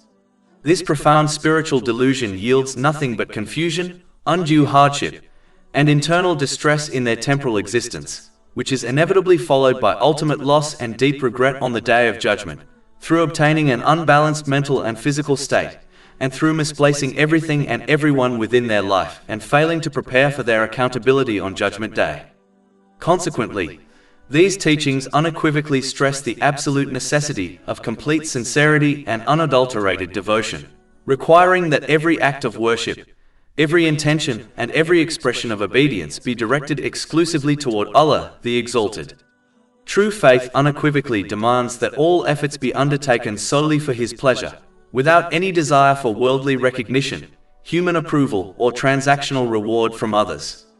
Indeed, the gravity of deviating from this path is clearly warned in a hadith recorded in Jami at Tirmidhi, number 3154, indicating that the individual who performs righteous deeds for the sake of anyone other than Allah, the Exalted, shall receive no reward from Him. Ultimate success, profound tranquility, and genuine spiritual purity can therefore only be achieved through unwavering sincerity, persistent obedience, and exclusive devotion to Allah, the Exalted, recognizing and acknowledging that He alone possesses supreme authority over the bestowal of every form of benefit and the warding off of all harm, both in this present life and in the life to come. Consuming unlawful foods have been placed next to an act of polytheism in order to highlight that as Islam is a complete code of conduct, one must obey Allah, the Exalted, in every aspect of their life, whether it is connected to their diet, financial earnings, the rights of people, or their religious rituals, such as the obligatory prayers. Chapter 22 Al-Hajj, verse 30. And permitted to you are the grazing livestock, except what is recited to you. So avoid the uncleanliness of idols. Individuals who turn to lifeless idols for worship and honor do so not out of genuine conviction, but because they perceive it as a way to appear virtuous in the eyes of society. In reality, this practice provides them with the freedom to indulge in their worldly cravings, misusing the blessings they have been granted. Their behavior stems from the awareness that an idol, being soulless and powerless, cannot impose upon them a moral framework or hold them accountable. As a result, they construct their own code of conduct, one that conveniently aligns with their desires and inclinations. Chapter 7 Al-Araf, verse 148. And the people of Moses made, after his departure, from their ornaments a calf, an image having a lowing sound. Did they not see that it could neither speak to them nor guide them to a way? They took it for worship, and they were wrongdoers. This verse illustrates the irrationality of idol worship. People knowingly submit to something that cannot speak, guide, or provide benefit, simply because it allows them to live according to their desires. The essence of all forms of idol worship and man-made codes of conduct is therefore the pursuit of personal desires, cloaked in the illusion of virtue. Outwardly, such individuals attempt to deceive others into believing they are adhering to a higher moral standard, but in truth, they are merely chasing after their cravings, much like animals driven by instinct rather than reason or revelation. In this way, idol worship, whether in the form of physical statues or in the form of worldly ideologies and self-made codes, reduces human beings from their honored status as servants of Allah, the Exalted, to slaves of their own desires. True dignity and virtue can only be found in submission to divine guidance, which liberates the soul from deception and directs it towards eternal success. In order to further emphasize the importance of understanding and treating Islam as a complete code conduct, which affects every situation one encounters, whether worldly or religious, and affects every worldly blessing one interacts with Allah, the Exalted, places false speech next to polytheism. Chapter 22 Al-Hajj, verse 30. So avoid the uncleanliness of idols, and avoid false statement. Generally speaking, speech can be divided into three categories. The first is evil speech, which includes lies, slander, mockery, and all words that cause harm or spread corruption. This type of speech must be avoided entirely, as it damages both the speaker and those who hear it. The second category is good speech, which consists of truth, wisdom, encouragement, and words that benefit others. Such speech should be spoken at the right time and in the right way, as it uplifts and guides. The final category is vain speech, which carries no real benefit. While not in itself sinful, it is discouraged because it often leads to harmful words and distracts a person from more meaningful actions. On the Day of Judgment, vain speech will be a source of regret, as people will realize how much time and opportunity they wasted on words that brought them no benefit. For this reason, a person should either speak what is good or remain silent. This principle is emphasized in a hadith found in Sahih Muslim, number 176, where the Holy Prophet Muhammad, peace and blessings be upon him. Thus, every person should weigh their words carefully, ensuring that their speech is purposeful, beneficial, and constructive. In this way, the tongue becomes a means of peace and reward, rather than a cause of regret. Chapter 22 Al-Hajj, verse 30. And avoid false statement. According to the hadith recorded in Jami at Tirmidhi, number 2299, the Holy Prophet Muhammad, peace and blessings be upon him, clarified that the false statement mentioned in this verse refers specifically to perjury. This is when a person deliberately gives false testimony in a legal matter in order to unlawfully obtain something that does not belong to them, such as the property of another. It also includes aiding someone else in this wrongdoing by bearing false witness on their behalf. It is important to note that this hadith applies to taking the possessions of all people, irrespective of their faith. The outcome will be the same even if a person obeys Allah, the Exalted, in other aspects of their life, such as offering the obligatory prayers. Sadly, this sin is widespread in many societies, particularly in places where individuals file false claims in courts in order to seize wealth or property that does not belong to them. According to a hadith found in Sahih Bukhari, number 2654, perjury is counted among the greatest of major sins. In fact, the Holy Prophet Muhammad, peace and blessings be upon him, placed it alongside polytheism and disobedience to parents. Allah, the Exalted, has also linked false testimony with idolatry in the Holy Quran, chapter 22, Al-Hajj, verse 30. So avoid the uncleanliness of idols, and avoid false statement. The warnings against this sin are extremely severe. A hadith in Sunan ibn Majah, number 2373, states that the false witness who does not repent will not move on the day of judgment until Allah, the Exalted, sends them to hell. Another hadith in Sahih Muslim, number 353, warns that even if a person unjustly takes something as insignificant as a twig through false testimony, they will be cast into hell. False testimony is so grave because it combines many sins. It involves lying, injustice, and the violation of another person's rights. Such a sin will not be forgiven by Allah, the Exalted, until the victim forgives it. If forgiveness is not granted, then on the day of judgment the false witness's good deeds will be transferred to the victim, and if those are exhausted, the victim's sins will be transferred to the false witness, as confirmed in Sahih Muslim, number 6579. This may ultimately lead to their destruction in hell. The sin is compounded when a person testifies falsely on behalf of another, so that the latter may unlawfully seize what is not theirs. This directly contradicts the command of Allah, the Exalted, in chapter 5 Al-Ma'idah, verse 2. And cooperate in righteousness and piety, but do not cooperate in sin and aggression. Furthermore, anything obtained through false testimony becomes unlawful. If such wealth is spent, even in charity, it will not be accepted but instead recorded as a sin, as confirmed in Sahih Muslim, number 2342. Wealth gained in this way is stripped of blessing, and every use of it becomes a source of harm rather than benefit. For this reason, it is a duty on all people to always speak the truth, whether in everyday conversations or under oath in a court of law. Lying in all its forms leads to sin, and persistent lying leads to a person being recorded as a great liar in the sight of Allah, the Exalted, as explained in a hadith found in Jami at Tirmidhi, number 1971. It is not difficult to imagine the fate awaiting one who carries such a label on the day of judgment. Thus, truthfulness is not merely a virtue but a safeguard of justice, society, and one's eternal salvation. False testimony, on the other hand, is a path that leads to disgrace in this world and destruction in the next. In order to avoid this outcome, one must sincerely obey Allah, the Exalted, in every situation, whether worldly or religious, and in every blessing they interact with. Chapter 22 Al-Hajj, verse 31. Being upright and sincere to Allah, not associating anything with Him. Sincerity towards Allah, the Exalted, requires that every duty He has prescribed, whether in the form of commands or prohibitions, be fulfilled solely for His pleasure. As confirmed in a hadith found in Sahih Bukhari, number 1, all actions will be judged according to intention. Thus, if a person performs good deeds without sincerity, they will gain no reward in this world or the next. In fact, a hadith in Jami at-Tirmidhi, number 3154, warns that those who acted insincerely will be told on the Day of Judgment to seek their reward from those for whom they performed their deeds, which will of course be impossible. Allah the Exalted makes this principle clear in chapter 98 Al-Baqarah, verse 5.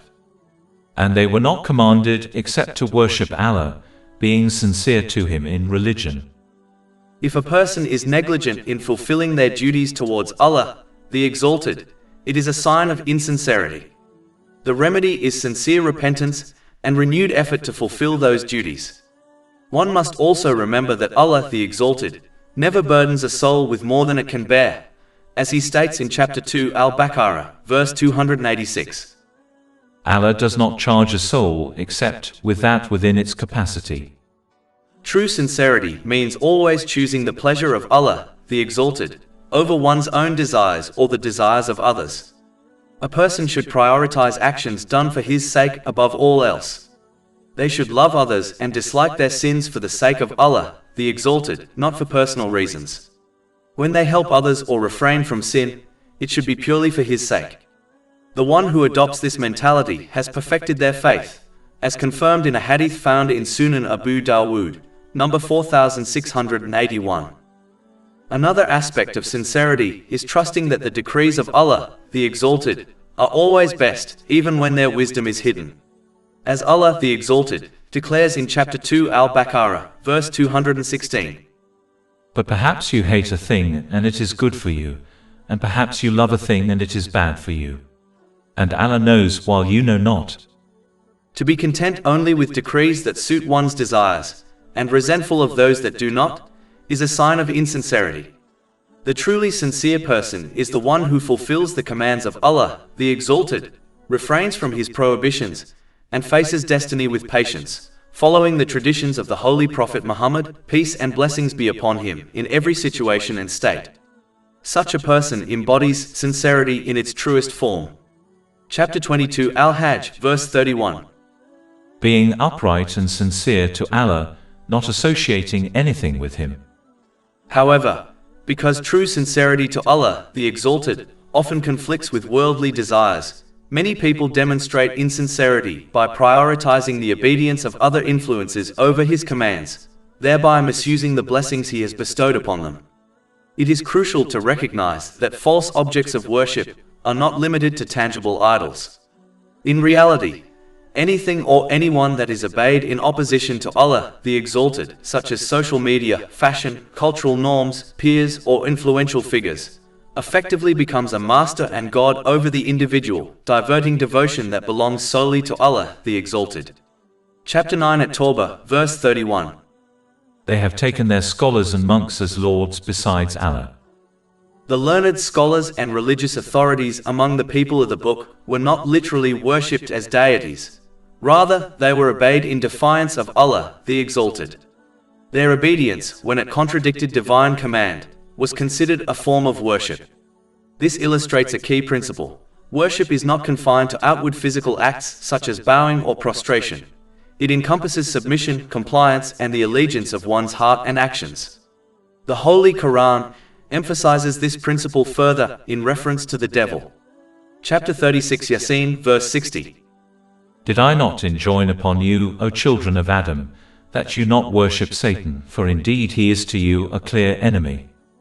Although most people do not consciously worship Satan, they are described as doing so because they obey him in opposition to Allah, the Exalted. This demonstrates that obedience, when misdirected away from divine guidance, becomes a form of servitude to false masters. For this reason, it is imperative for individuals to resist yielding to influences that lead to disobedience of Allah, the Exalted. When a person persistently submits to worldly or unlawful masters, be they people, trends, media, or cultural pressures, they gradually fall under the control of these forces. Attempting to satisfy multiple, often conflicting demands creates confusion, anxiety, and instability, for these masters' expectations are inconsistent and ever-changing. This can be compared to an employee who answers to multiple supervisors with contradictory demands. Fulfilling one expectation inevitably leads to failure in another. Similarly, those who abandon servitude to Allah, the Exalted, find themselves trapped by endless worldly masters, losing both balance and peace of mind. Over time, this fractured and conflicted existence often leads to deep emotional and spiritual turmoil. Individuals may experience persistent sadness, isolation, and despair, as their relentless pursuit of worldly approval fails to yield true satisfaction or purpose. This phenomenon is visible in the lives of celebrities, influencers, and others who chase fame or social recognition. Despite their apparent success, many embody profound emptiness and discontent, illustrating the futility of obeying worldly masters over Allah, the Exalted. Worldly masters who only snatch away their peace of mind and offer them nothing good in return. Chapter 22 Al-Hajj, verse 31. And he who associates with Allah, it is as though he had fallen from the sky and was snatched by the birds. Furthermore, obedience to others in defiance of Allah, the Exalted, provides no benefit in the hereafter. On the Day of Judgment, those very entities or influences that were once followed will offer no support. Finally, individuals who choose to disregard the commands of Allah, the Exalted, by prioritizing the desires or dictates of others, will misuse the blessings bestowed upon them. While living in this world, this disposition actively hinders their ability to attain a harmonious mental and physical equilibrium, and causes them to improperly value and position everything and everyone in their lives. Consequently, all aspects of their existence, be it their family, friendships, professional life, or material wealth, inevitably transform into sources of considerable anxiety and distress. Should these individuals stubbornly continue in their disobedience, they will often wrongly assign blame for their inner turmoil onto misplaced targets, such as a spouse or colleague. When they subsequently sever ties with these innocent or beneficial figures, it only serves to deepen their existing mental afflictions, potentially escalating into severe mental health crises, including clinical depression, reliance on addictive substances, and even the development of suicidal ideation. This destructive pattern becomes evident when one observes those who perpetually misuse the blessings they have been granted, like many among the affluent and famous, despite their apparent access to worldly comforts and luxuries. Since their attitude prevents them from adequately preparing for their ultimate reckoning, their eventual consequence on Judgment Day is certain to be immeasurably more severe. Thus, their disobedience of Allah, the Exalted, has taken them from far away from the path of peace of mind in both worlds. Chapter 22 Al-Hajj, verse 31. And he who associates with Allah, it is as though he had fallen from the sky and was snatched by the birds, or the wind carried him down into a remote place. By reflecting on this reality, one is encouraged to examine the influences they follow, and ensure that all obedience, submission, and devotion are directed solely towards Allah, the Exalted.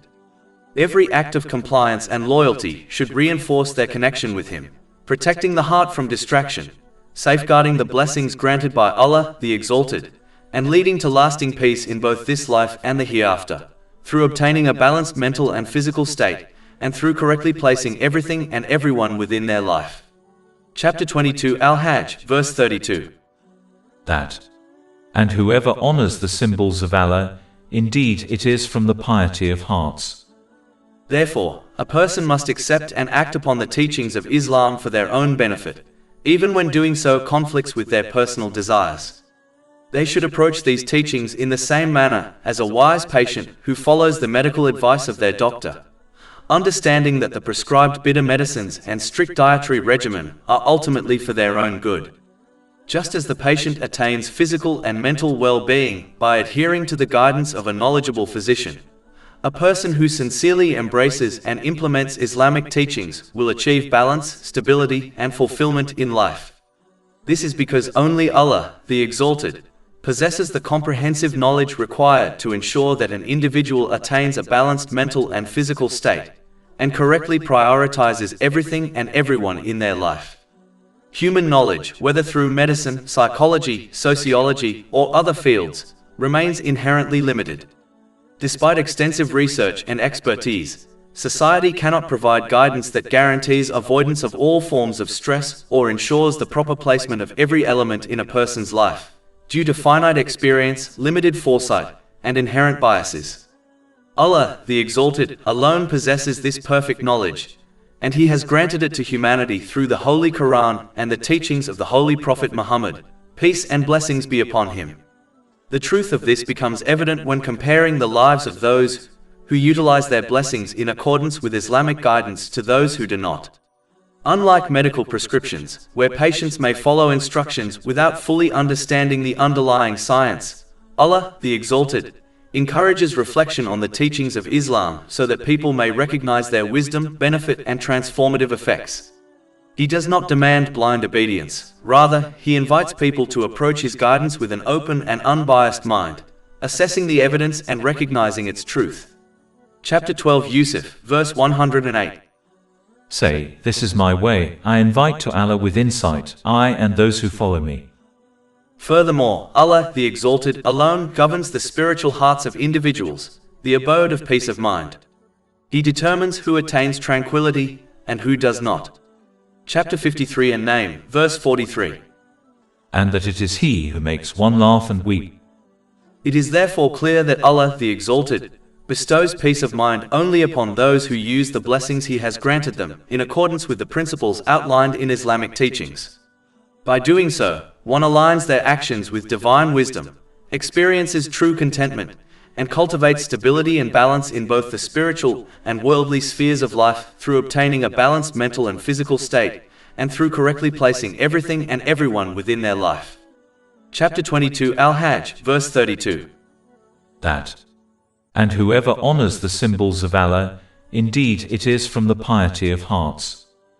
The essence of honoring the symbols of Allah, the Exalted, lies in living a life of obedience, fulfilling His commands, refraining from His prohibitions, and meeting destiny with patience in accordance with the traditions of the Holy Prophet Muhammad, peace and blessings be upon him.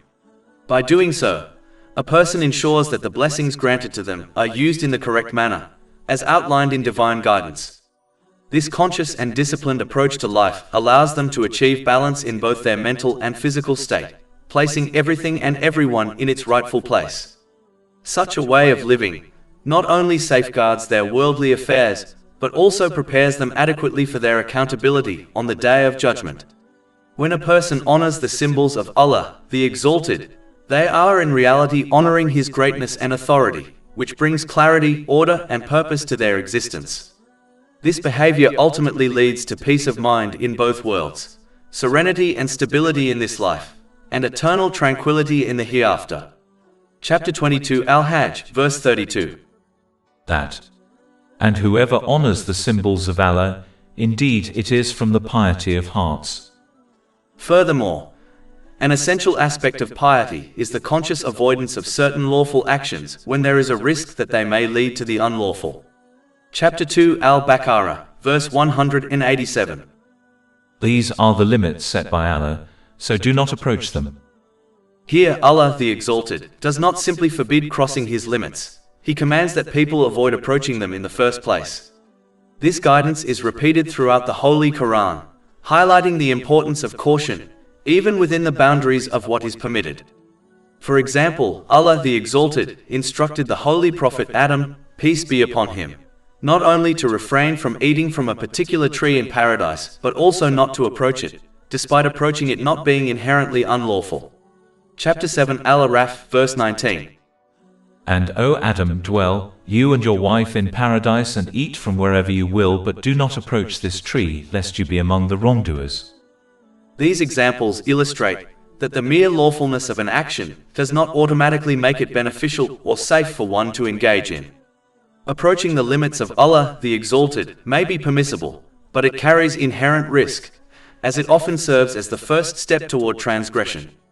Certain lawful practices, particularly vain ones, should therefore be avoided, as they frequently pave the way to prohibited actions. For instance, vain speech, though not sinful in itself, can easily lead to gossip, slander, or lying.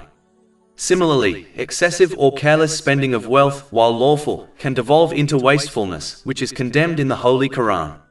Chapter 17 Al-Isra, verse 27. Indeed, the wasteful are brothers of the devils, and ever has Satan been to his Lord ungrateful.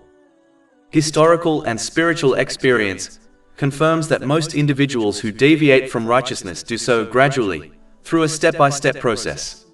They may initially approach forbidden actions without directly engaging in them, but repeated exposure, temptation, and familiarity can eventually lead to active participation in the unlawful. For example, a person who frequently associates with those who drink alcohol is far more likely to succumb to it than someone who avoids such company entirely. The Holy Prophet Muhammad, peace and blessings be upon him, reinforced this principle in a hadith found in Jami at Tirmidhi, number 2451, explaining that true piety cannot be achieved without the conscious avoidance of certain lawful acts that might lead to sin. In other words, steadfastness in using the blessings granted by Allah, the Exalted, according to the guidance of the Holy Quran and the traditions of the Holy Prophet Muhammad, peace and blessings be upon him, requires vigilance not only against the unlawful but also against lawful actions that may subtly encourage disobedience. Such vigilance ensures that one maintains sincere obedience to Allah, the Exalted, correctly utilizes the blessings they have been granted, and cultivates a life grounded in righteousness. By avoiding even the lawful that may lead to harm, a person strengthens their spiritual discipline and protects their mental and physical well-being. Chapter 2 Al-Baqarah, verse 187.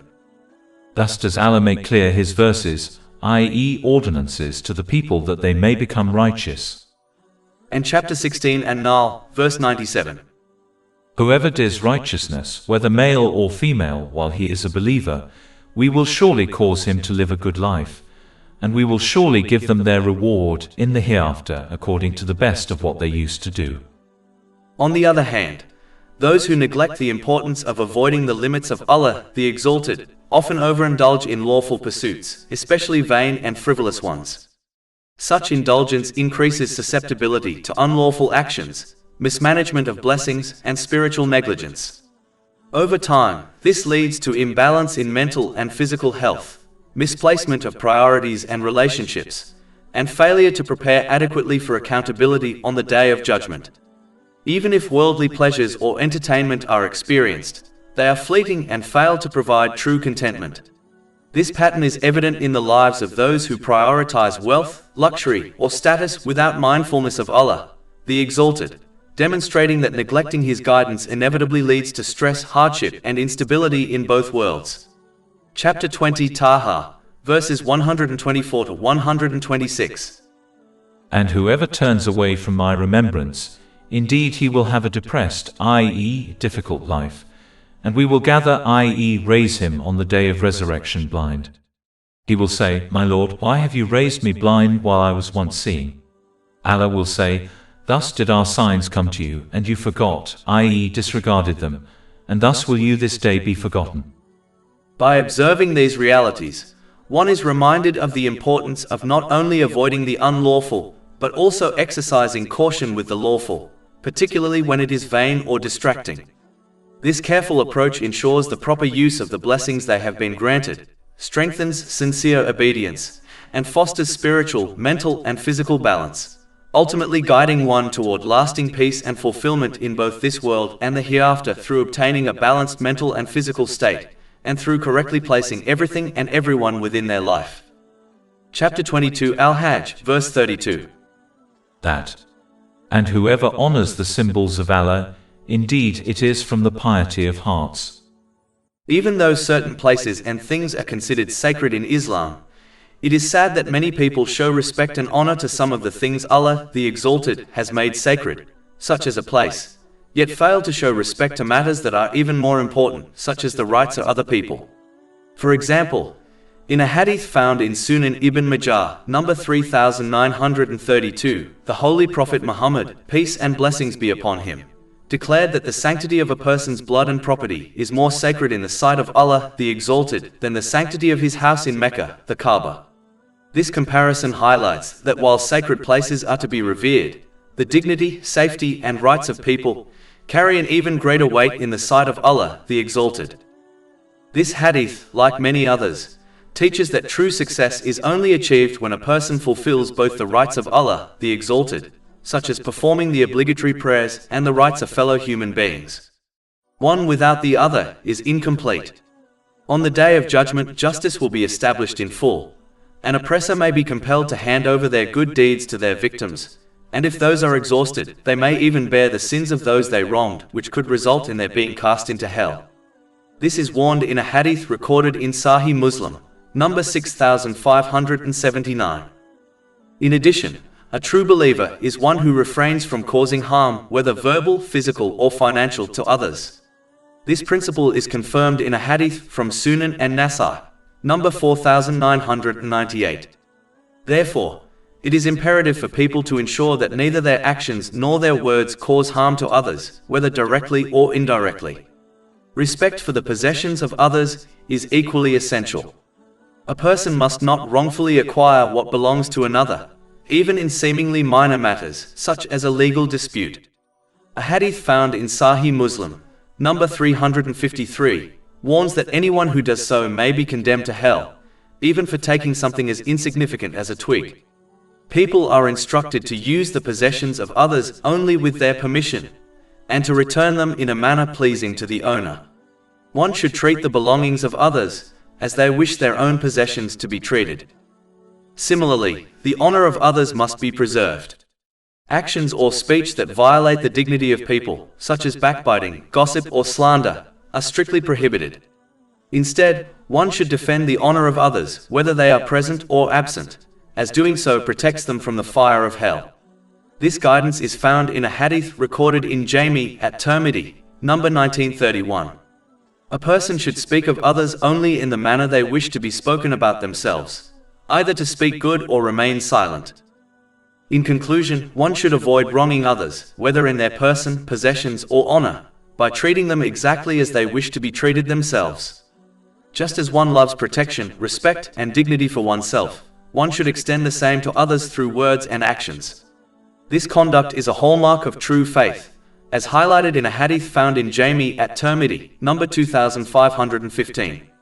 When people uphold this balance, honoring the sacred symbols of Allah, the Exalted, while also safeguarding the rights of His creation, they achieve harmony within themselves and contribute to justice and peace within society. This dual respect is the true measure of piety. Allah, the Exalted, then continues discussing one of His most important symbols, the holy pilgrimage, by further highlighting how the rituals benefit people and not Him. Chapter 22 Al-Hajj, verses 33 to 34. For you the animals marked for sacrifice are benefits for a specified term, then their place of sacrifice is at the ancient house. And for every nation we have appointed a religious rite. Generally speaking, the most advanced human societies, equipped with extensive knowledge in areas like the human mind and body, are utterly incapable of creating a perfect code of conduct. This ideal set of rules would need to flawlessly match human nature and account for every single situation people or groups will ever face on Earth. This task is impossible for humanity, because people are still just figuring out small pieces of the puzzle, for example, how different brain parts work. They are nowhere near having the complete understanding required to build a flawless system that guarantees peace and fairness for everyone. The only entity capable of providing such a comprehensive and perfect standard is Allah, the Exalted. As the absolute creator, His knowledge is limitless, covering everything that has happened, is happening, and will happen. Therefore, only He is rightly qualified to give mankind a guide, a divine code, that clearly separates right from wrong and leads to peace of mind instead of a stressful life. History itself confirms this. When this divine code has been successfully followed by people, it has consistently led to a significant increase in tranquility, justice, and peace across society. Therefore, individuals are required to accept and follow this divine code, because it is ultimately the best thing for their well-being. This is true, even if some of its rules go against their immediate personal desires.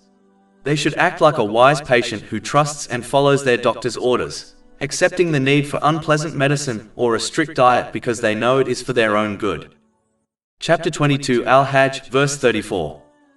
And for every nation we have appointed a religious rite, that they may remember the name of Allah over what He has provided for them of sacrificial animals.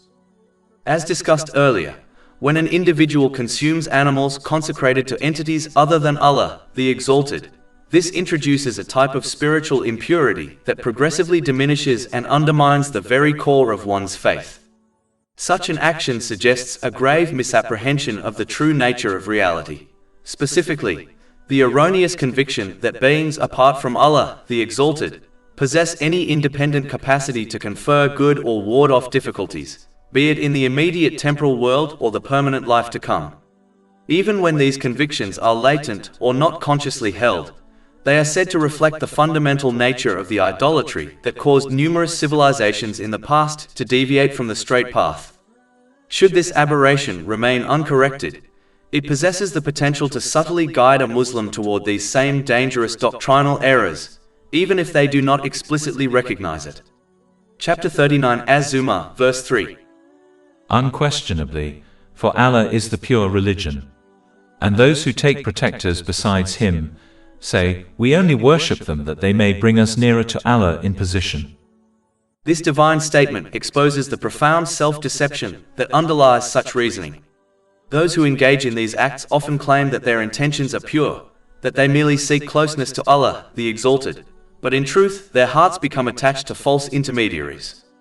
This misplaced dependence undermines sincerity and corrupts the essence of the oneness of Allah, the Exalted. When an individual begins to rely on anything or anyone other than Allah, the Exalted, their spiritual focus becomes divided. Their hope and fear, which should be directed solely to the Creator, become misplaced within creation. As a result, they may begin to justify acts of disobedience under the illusion that the favor or intercession of another being will secure their forgiveness or success. Such a mindset breeds complacency, negligence, and spiritual decay. Instead of sincerely striving to obey Allah, the Exalted, and seeking His forgiveness directly, the person places their trust in imagined protectors or false mediators. As a result, they persist on misusing the blessings He has granted them. Consequently, individuals will achieve a state of imbalanced mental and physical well-being. They will proceed to incorrectly position people and priorities within their lives, failing to make sufficient provision for the reckoning that awaits them on the Day of Judgment. This leads to anxiety, hardship, and challenges in both worlds, irrespective of any worldly comforts or privileges they may temporarily possess. A heart that depends on others besides Allah, the Exalted, can never find lasting peace, for it becomes enslaved to countless masters, each demanding loyalty, yet offering no true security or comfort. Therefore, the Holy Quran and the traditions of the Holy Prophet Muhammad, peace and blessings be upon him, emphasize with absolute clarity that sincerity and pure devotion are the foundations of genuine faith. Every act of worship, every intention, and every form of obedience must be directed exclusively toward Allah, the Exalted. Any deed performed for the sake of pleasing others, seeking recognition, or pursuing worldly gain is stripped of its spiritual value before Him. This principle is reinforced by a hadith found in Jami at Tirmidhi, number 3154, which warns that the one who performs a righteous deed for the sake of anyone other than Allah, the Exalted, will receive no reward from Him. True success, peace of mind, and spiritual elevation can only be attained through unwavering sincerity and complete reliance upon Allah, the Exalted. He alone possesses ultimate authority over every form of benefit and harm, every blessing and trial in this life and in the hereafter. Those who purify their faith from every trace of association and dedicate their worship entirely to Him will find their hearts illuminated with tranquility in both worlds, through obtaining a balanced mental and physical state, and through correctly placing everything and everyone within their life. Throughout the Holy Quran, Allah, the Exalted, combines worldly things, such as consuming lawful food, with His obedience in order to establish that Islam is a complete code of conduct that must be acted upon in every situation, whether worldly or religious, and with every blessing one possesses. Chapter 22 Al-Hajj, verse 34. And for every nation we have appointed a religious rite, that they may remember the name of Allah over what He has provided for them of sacrificial animals. For your God is one God, so to Him submit. This emphasizes that one must reject the ignorant mindset that presumes Allah, the Exalted, is only concerned with, and will only inquire about ritualistic religious duties, such as the obligatory prayers. On the contrary, Allah, the Exalted, will question every person regarding every situation they encountered, whether it was purely worldly or religious. Therefore, individuals must ensure they deeply learn and diligently act upon Islamic teachings so that their conduct is correct in every single context. This commitment is the only guarantee for attaining a harmonious mental and physical state, correctly prioritizing people and resources in their lives, and being sufficiently prepared for their immense accountability on the Day of Judgment. Such comprehensive conduct ensures tranquility in both this world and the hereafter. One must thus refrain from treating Islam like an outer coat, something that can be put on or taken off to suit personal desires. The person who adopts this fluctuating behavior is essentially worshipping their own desires, irrespective of any pious claims they might make. This is a condition clearly warned against in the Holy Quran. Chapter 25 Al-Furqan, verse 43. Have you seen the one who takes as his God his own desire? The consequence of failing to implement Islamic teachings in every situation is the inevitable misuse of the blessings one has been granted. This neglect results in an unbalanced mental and physical condition, leading to the misplacement of life's priorities and relationships, and leaving the person poorly prepared for their accountability on the Day of Judgment. Ultimately, this will manifest as a life defined by stress, difficulties, and hardship in both worlds, even if one experiences certain worldly comforts and luxuries. Chapter 22 Al-Hajj, verse 34. For your God is one God, so to him submit. Islam teaches humanity that the only one deserving of absolute obedience in every situation is their creator and sustainer, Allah, the Exalted.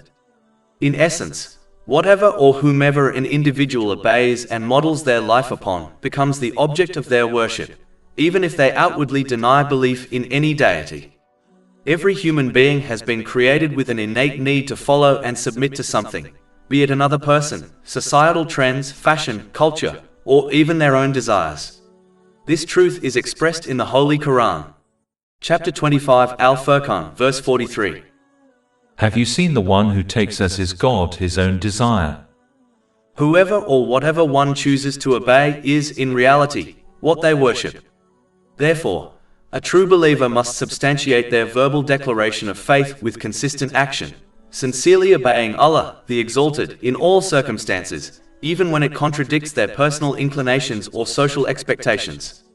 This obedience involves using every blessing granted by Allah, the Exalted, in ways that are pleasing to Him, as outlined in the Holy Quran and the traditions of the Holy Prophet Muhammad, peace and blessings be upon him. Through this, an individual attains balance, mentally, physically, and spiritually, placing everything and everyone in their proper place within their life while adequately preparing for their accountability on the Day of Judgment. Such conduct leads to true peace of mind in both this world and the hereafter. In contrast, the one who rejects the oneness of Allah, the Exalted, and instead obeys and worships other things, whether people, desires, or worldly systems, will inevitably misuse the blessings they have been granted. This misuse results in an unbalanced mental and physical state, the misplacement of priorities and relationships, and a failure to prepare for the ultimate accountability before Allah, the Exalted. The outcome is distress, confusion, and hardship in both worlds, even if temporary worldly luxuries deceive them into a false sense of success. Chapter 22 Al-Hajj, verse 34. For your God is one God, so to him submit. When one sincerely reflects upon the vastness of the heavens and the earth, the precision and natural laws, and the harmony within all creation, it becomes clear that such balance could only have been established by one single Creator, Allah the Exalted. For instance, the perfect distance between the earth and the sun demonstrates divine precision. A minor alteration would render life impossible. Likewise, the earth's atmosphere has been created with the ideal composition to sustain life. Chapter 2 Al-Baqarah, verse 164. And the alternation of the night and the day. The perfectly measured cycle of day and night, along with their gradual variation throughout the seasons, demonstrates the profound wisdom and mercy of Allah the Exalted. Each alternation serves a distinct purpose, and allows humanity to derive the greatest possible benefit from both. If the days were excessively long, people would become fatigued and overburdened by continuous labor, leading to exhaustion and decline in health. Conversely, if the nights were overly extended, individuals would lack sufficient time to work, earn a living, and pursue beneficial knowledge. On the other hand, if the nights were too short, the body and mind would be deprived of adequate rest, resulting in weakness, imbalance, and poor well-being. This precise balance between work and rest sustains both physical and mental health, while enabling people to fulfill their worldly and spiritual responsibilities in harmony. The same delicate equilibrium extends to agriculture and the natural world. The alternation of day and night, in its appointed proportion, regulates temperature, moisture, and light, factors essential for the growth of crops and the survival of animals. Any disruption to this balance would bring devastating consequences for life on Earth, disturbing food supplies and the stability of entire ecosystems. When one reflects on how flawlessly these cycles operate without interruption or error, it becomes evident that they are governed by a single, all-powerful creator. The seamless coordination of such vast and complex systems cannot arise by coincidence or through the conflicting will of multiple deities. As the Holy Quran affirms, had there been more than one God, the universe would have fallen into disorder and ruin. The continuous harmony between day and night is therefore a clear and living testimony to the absolute oneness, power, and wisdom of Allah, the Exalted, He who maintains perfect order within all creation. Chapter 21 Al-Anbiya, verse 22. Had there been within them, i.e., the heavens and earth gods besides Allah, they both would have been ruined. Chapter 2 Al-Baqarah, verse 164. And the great ships which sail through the sea with that which benefits people, and what Allah has sent down from the heavens of rain. When one reflects upon the perfectly balanced water cycle, it becomes an undeniable sign of the wisdom and power of the Creator. Water from the vast oceans and seas evaporates through the heat of the sun, ascends into the atmosphere, and then condenses to form clouds that eventually produce rain. This rain, which begins as acidic due to natural atmospheric processes, is purified and neutralized as it passes through mountains and soil, making it suitable for human and animal consumption. This process operates continuously, sustaining every form of life on Earth. Were there even the slightest alteration in this delicate cycle, such as too much or too little rainfall, the consequences would be catastrophic. Excessive rain would result in destructive floods, while insufficient rain would bring droughts and famine. Furthermore, the presence of salt in the oceans serves a vital purpose. It prevents decay and contamination by neutralizing the impurities and remains of sea creatures. If the seas were fresh instead of saline, they would quickly become polluted and incapable of sustaining marine life. The unique density and composition of seawater have also been perfectly designed, dense enough to support heavy ships so they can float and carry goods across vast distances, yet balanced in such a way that life within it can flourish. If this balance was slightly altered, either ships could no longer sail, or marine life could no longer survive. Even in the modern age, sea transport remains the backbone of global trade, illustrating the ongoing importance of this divinely maintained system. Truly, this harmony and precision bear witness to the perfection of Allah, the Exalted, whose creation is free from flaw or error. In contrast, the theory of evolution attributes life's diversity to random mutations, an inherently imperfect and blind process. Yet, when one observes the remarkable precision with which each species is formed, perfectly suited to its environment, it becomes clear that such design cannot be the product of chance. Every creature demonstrates the foresight and purpose of an all-knowing creator. Take the camel for instance. It is masterfully equipped for survival in the harsh desert. Its long legs keep its body away from the scorching sand, its thick eyelashes shield its eyes from dust, and its humps store fat to sustain it for long periods without food or water. This design is not the result of accident, but a divine wisdom. Chapter 88 Al-Ghashiyah, verse 17. Then do they not look at the camels, how they are created? Similarly, the goat provides another sign of this perfect creation. From within its body, between excretion and blood, comes pure wholesome milk, nourishing and delightful to those who drink it. Were there even a minor flaw in this process, the milk would be unfit for consumption. Chapter 16 An-Nahl, verse 66. And indeed for you in grazing livestock is a lesson. We give you drink from what is in their bellies, between excretion and blood, pure milk palatable to drinkers. Every species within creation has been granted a specific lifespan and rate of reproduction that ensures the delicate balance of life on Earth is maintained. This divine regulation prevents any one species from overwhelming or extinguishing others, preserving the harmony that sustains the natural order. For instance, the common fly has an extremely short lifespan, typically around 3 to 4 weeks, yet is capable of laying up to 500 eggs within that period. If flies were to live longer while maintaining the same rate of reproduction, their population would quickly become uncontrollable, disrupting ecosystems and causing widespread imbalance. In contrast, creatures with much longer lifespans, such as elephants or whales, reproduce far less frequently and produce only a few offspring during their lives. This perfect balance ensures that every species remains within its designated bounds, maintaining the stability of the planet's ecosystems. Such precision cannot be the result of chance or blind evolutionary processes.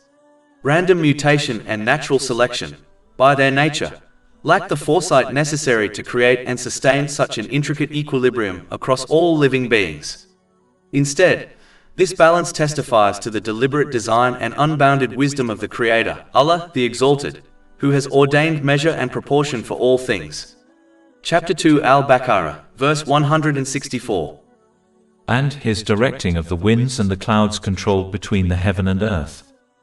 The winds, too, are part of this perfect system, serving numerous indispensable purposes. They facilitate the pollination of crops, plants, and trees, ensuring the continuation of life and the availability of sustenance for both humans and animals. In earlier times, the winds were vital for sea travel, propelling ships across vast oceans, an essential means of trade and exploration that remains the backbone of global commerce even today. Furthermore, the winds distribute clouds across regions, delivering rainfall precisely where it is needed to sustain life. This system operates with flawless balance. A complete absence of wind would paralyze ecosystems and halt natural cycles, while excessive winds would bring destruction and chaos. The same divine moderation governs rainfall. Too little rain leads to drought, famine, and death. Too much rain brings floods and devastation. Chapter 23 Al-Mu'minun, verse 18. And we have sent down rain from the sky in a measured amount and settled it in the earth. And indeed, we are able to take it away. These finely tuned systems, each interconnected, each operating with precision, cannot be the product of random coincidence. They are signs of divine design, orchestrated by the one who has full control over all that exists. Every gust of wind, every drop of rain, every breath of life follows his command. The one who reflects with sincerity on these phenomena cannot logically deny the existence and supreme authority of a single creator, Allah the Exalted, who governs the universe with perfect wisdom, balance, and justice. Chapter 22 Al-Hajj, verse 34. For your God is one God, so to him submit. Those who accept this undeniable truth will come to realize that since Allah the Exalted possesses complete knowledge of all things, He alone is able to provide a code of conduct that secures true peace of mind in both this world and the hereafter. This humble attitude will encourage them to adhere to His guidance by correctly using the blessings they have been granted as outlined in divine teachings. This ensures that they achieve balance in both their mental and physical state, while also placing everything and everyone in their life in its rightful position. Through this alignment, they not only safeguard their worldly affairs, but also prepare themselves adequately for their accountability on the Day of Judgment. Such behavior cultivates clarity, order, and tranquility, freeing them from confusion and misplaced priorities. Therefore, one must humbly accept this truth for their own sake, just like a wise patient humbly accepts and acts on the advice of their medical doctor knowing it is best for them, despite being prescribed a management plan which contradicts their desires, such as a strict diet plan. Chapter 22 Al-Hajj, verse 34. And give good tidings to the humble. As indicated by the following verse, when an individual correctly learns and acts upon the teachings of Islam, they are protected from the trap of wishful thinking, the dangerous illusion that one may continue disobeying Allah, the Exalted, yet still expect His peace, mercy, and blessings in both this world and the hereafter. Chapter 22 Al-Hajj, verse 35. Who, when Allah is mentioned, their hearts are fearful. This verse highlights the defining quality of sincere faith. a heart that trembles with reverence and awareness of Allah the Exalted. Such a heart cannot remain complacent in sin or neglect, for genuine recognition of His greatness compels obedience and humility. In contrast, wishful thinking arises when a person's heart becomes hardened and detached from this reverence. They may claim faith while persistently ignoring divine commands, assuming that the mercy of Allah, the Exalted, will cover their deliberate disobedience. This false confidence stems not from faith, but from heedlessness and self-deception. True hope, however, is entirely different. Real hope inspires action.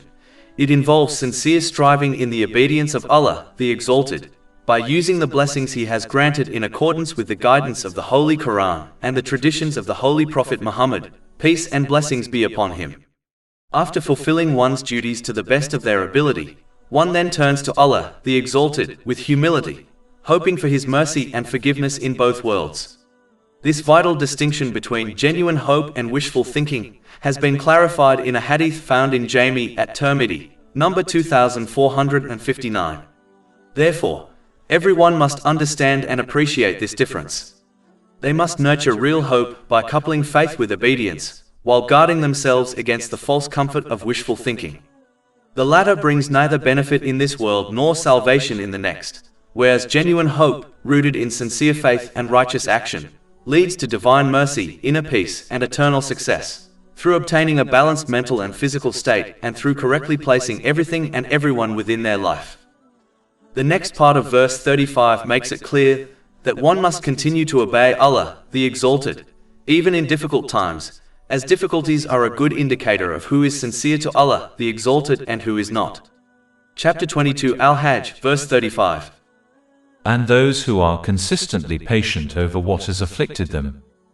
Patience is to restrain oneself from complaining about difficulties, whether through words or actions, while continuing to maintain sincere obedience to Allah, the Exalted, throughout the trial. This obedience requires that a person uses the blessings they have been granted in ways pleasing to Him, as outlined in the Holy Quran and the traditions of the Holy Prophet Muhammad, peace and blessings be upon him. The foundation of patience lies in knowledge. The more one learns and acts upon Islamic teachings, the more they come to realize that everything Allah, the Exalted, decrees is ultimately for the best, even if its wisdom is hidden from them. Believing in these hidden wisdoms and maintaining obedience to Allah, the Exalted, during hardship is a vital part of faith. It is easy to praise Allah in times of ease, but the true test of sincerity is to continue praising and obeying Him in times of difficulty. The story of the Holy Prophet Yusuf, peace be upon him, is a clear example. He was separated from his parents at a young age, abandoned in a well, sold into slavery, and wrongfully imprisoned. Yet each of these hardships prepared him for the great responsibility of saving Egypt from famine. Without enduring those trials, he would not have been in a position to save millions of lives. Chapter 2 Al-Baqarah, verse 216. But perhaps you hate a thing and it is good for you, and perhaps you love a thing and it is bad for you. And Allah knows while you know not. Studying Islamic teachings also helps a person to put their own trials into perspective. By reflecting on the lives of those more beloved to Allah, the Exalted, who endured far greater hardships, one learns to belittle their own difficulties and remain steadfast. Similarly, observing others in one's own time who face greater struggles can inspire gratitude and patience. Islamic teachings also instill an understanding of destiny. Every event, whether ease or hardship, is inevitable and already decreed. Complaining about what cannot be avoided brings no benefit. Instead, patience transforms the trial into a source of immense reward. Chapter 39 Az-Zumar, verse 10. The patient will be given their reward without account, i.e., limit. Thus, a person has a choice: to face an inescapable event with patience and gain uncountable reward, or to face it with impatience and lose what could have been theirs.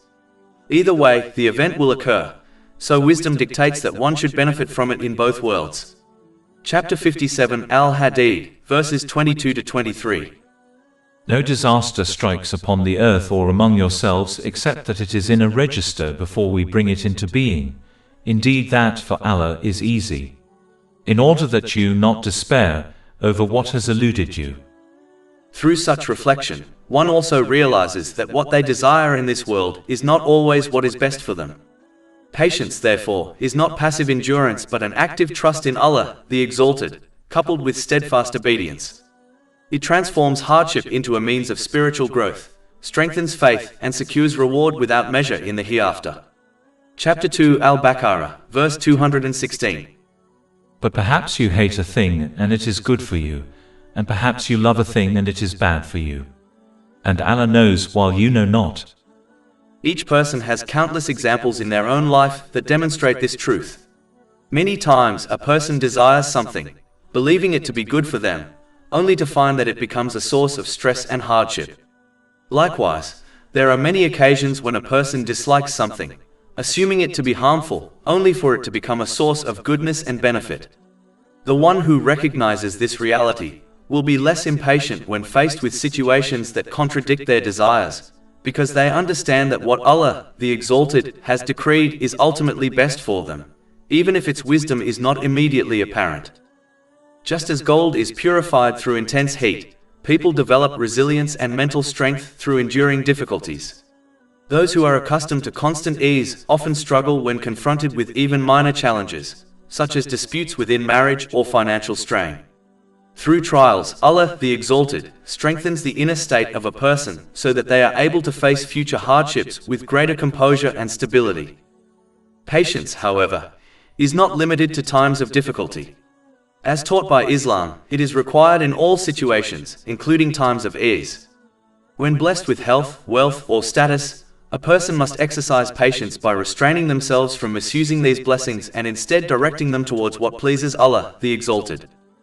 There are many wisdoms behind the trials of this world, and Islamic teachings provide guidance on how to understand and endure them. It is therefore vital for people to study, learn, and act upon these teachings so that they cultivate patience in every circumstance and secure immense reward in both worlds. A person should approach trials as a wise patient accepts the advice of a doctor. Even if the medicine is bitter or the diet strict, they trust that it is for their ultimate well-being. Patience does not mean passivity or inaction. Rather, it includes taking appropriate steps to address a situation while remaining obedient to Allah, the Exalted. For example, a wife who is being abused by her husband should take measures to protect herself and her children, such as separating from him. This is not a contradiction of patience, but a fulfillment of it, since true patience is never an excuse for enduring injustice without seeking lawful solutions. Similarly, expressing emotions such as crying does not contradict patience. The Holy Prophet Yaqub, peace be upon him, wept so intensely over his grief that he lost his sight, yet Allah the Exalted never criticized him for this. Chapter 12 Yusuf, verse 84. And he turned away from them and said, O my sorrow over Joseph! And his eyes became white from grief, for he was of that a suppressor. The Holy Prophet Muhammad, peace and blessings be upon him, also wept at the death of his son Ibrahim, peace be upon him, as recorded in Sunan Abu Dawood, number 3126. What contradicts patience is disobedience to Allah, the Exalted, through one's words or actions. Natural expressions of sadness, however, are part of human nature.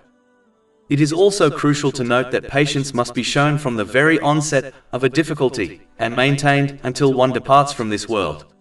This is indicated in a hadith found in Sahih Bukhari, number 1302. To display patience only after time has passed is not true patience but mere acceptance, which eventually comes to all people. Real patience is demonstrated when a person immediately restrains their tongue and actions from signs of impatience, and continues in this state until the end of their life. Otherwise, they risk losing the reward of patience by later lapsing into discontent. This has been indicated in verse 35, where the word which refers to patience is in noun form, thereby representing consistency and permanence. In this way, patience becomes not only a shield against despair, but also a means of transforming trials into opportunities for growth, reward, and closeness to Allah, the Exalted. Chapter 22 Al-Hajj, verse 35. And those who are consistently patient over what has afflicted them.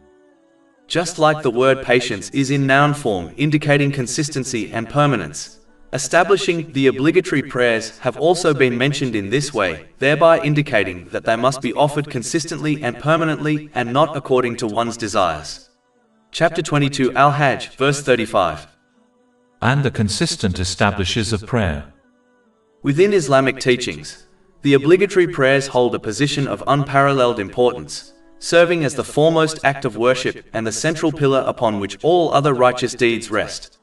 They are the defining hallmark of faith, repeatedly emphasized as the foundation of a believer's relationship with their Creator. Without the proper establishment of these prayers, true guidance cannot be attained, for prayer forms the vital spiritual link between the servant and Allah, the Exalted. It cultivates humility, sincerity, and self-discipline, while constantly reminding the believer of their dependence upon Allah, the Exalted, and their ultimate accountability in the hereafter. The correct fulfillment of the obligatory prayers requires careful adherence to their essential conditions and etiquettes, chief among them being the performance of each prayer within its prescribed time.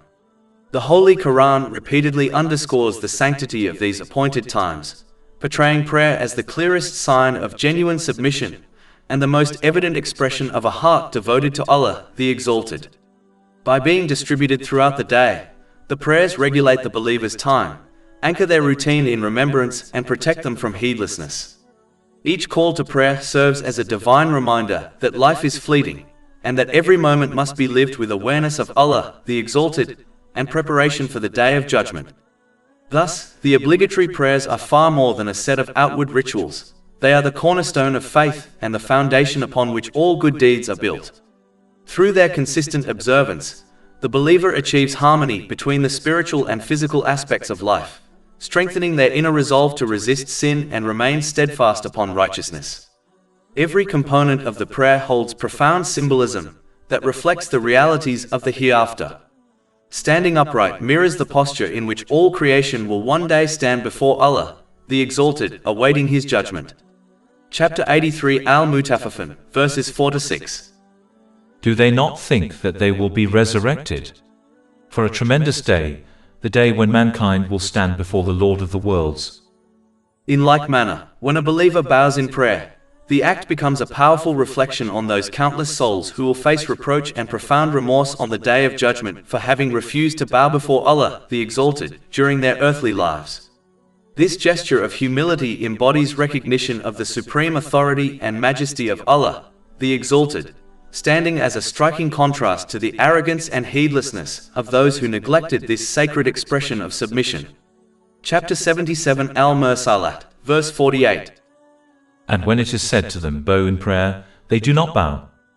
This event stands as a profound warning to those whose obedience to the commands of Allah, the Exalted, was incomplete and inconsistent throughout their lives. Moreover, the act of prostration performed by a believer in prayer serves as a poignant reminder of the inevitable day when every soul will be commanded to prostrate before Allah, the Exalted. On that day, those who willfully neglected this essential act of submission during their worldly existence, thereby exposing their persistent disregard for His command, will find themselves unable to prostrate before Him, no matter how greatly they may desire to do so. Chapter 68 Al-Kalam, verses 42-43. On the day when matters become dire, they will be invited to prostrate themselves but will be prevented from doing so. Their eyes humbled, humiliation will cover them. And they used to be invited to prostration while they were sound. Ultimately, the physical act of kneeling in prayer stands as a solemn and profound foreshadowing of the posture that every soul will adopt before Allah, the Exalted, on the Day of Judgment. A posture marked by deep humility and reverent awe as each awaits the pronouncement of their eternal fate. Chapter 45 Al-Jatiyah, verse 28. And you will see every nation kneeling from fear. Every nation will be called to its record and told, today you will be recompensed for what you used to do. Whoever performs their devotional prayers with mindful reflection upon these solemn reminders establishes their worship in its truest and most profound form.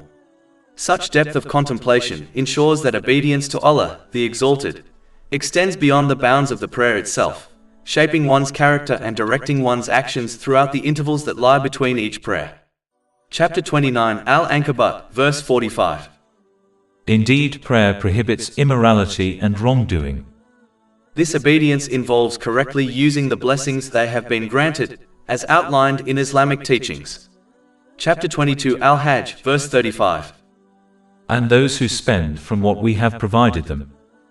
Through steadfast commitment to this principled way of life, one attains a state of profound harmony, wherein both mental serenity and physical well-being are nurtured. Moreover, this disciplined manner of living equips the individual to evaluate and order all people and circumstances in their life according to divine wisdom, while simultaneously preparing them, spiritually and practically, for their ultimate reckoning on the Day of Judgment. This enduring pattern of righteousness thus forms the true and necessary path leading to peace of mind, both in the temporal world and in the eternal life of the hereafter. Chapter 22 Al-Hajj, verse 35. And those who spend from what we have provided them. The worldly blessings that have been granted to people are, in reality, a loan from their true owner, Allah the Exalted. These blessings, whether in the form of wealth, health, status, or time, will inevitably return to him, either willingly or forcefully. If a person returns them willingly, by using them in ways that please Allah the Exalted, they will be rewarded abundantly in both this world and the hereafter.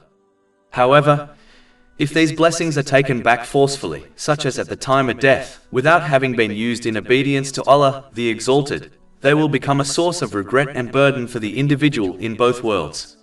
The only true way to repay this divine loan is by employing every blessing in a manner that aligns with the guidance of the Holy Quran and the traditions of the Holy Prophet Muhammad, peace and blessings be upon him. This conscious use of blessings constitutes genuine gratitude, which is not merely expressed through words but through consistent action.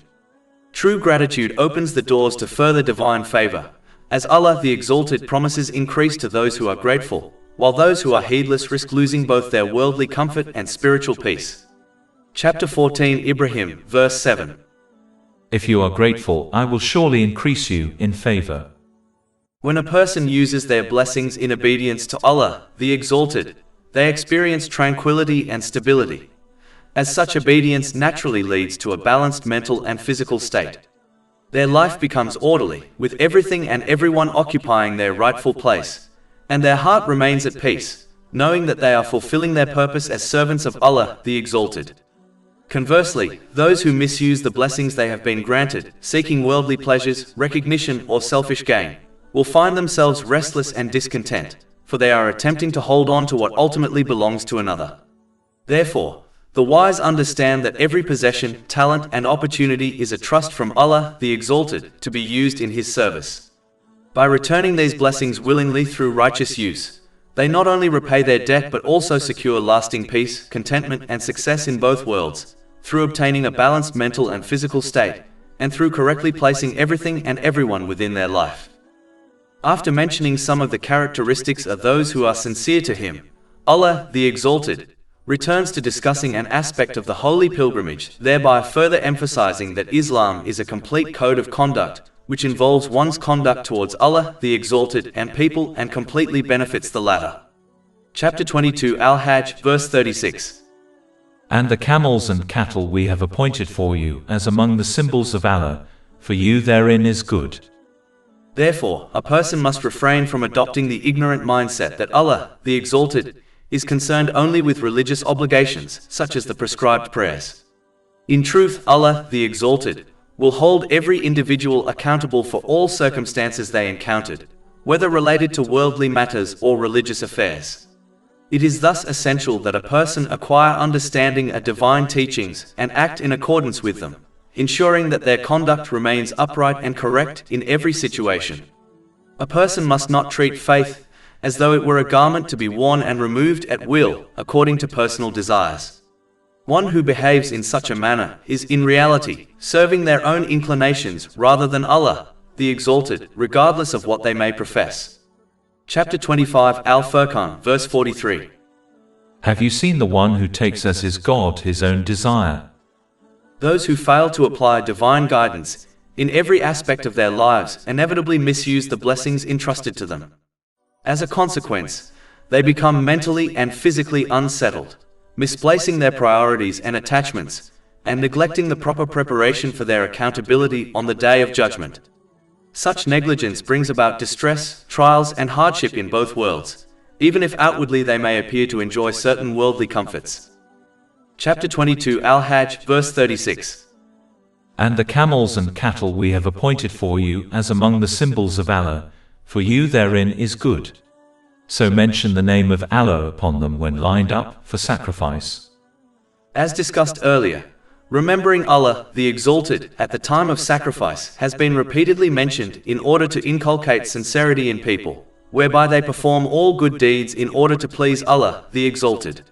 Specifically, the consumption of animals consecrated to entities other than Allah, the Exalted, introduces a subtle spiritual contamination that gradually destroys a person's faith.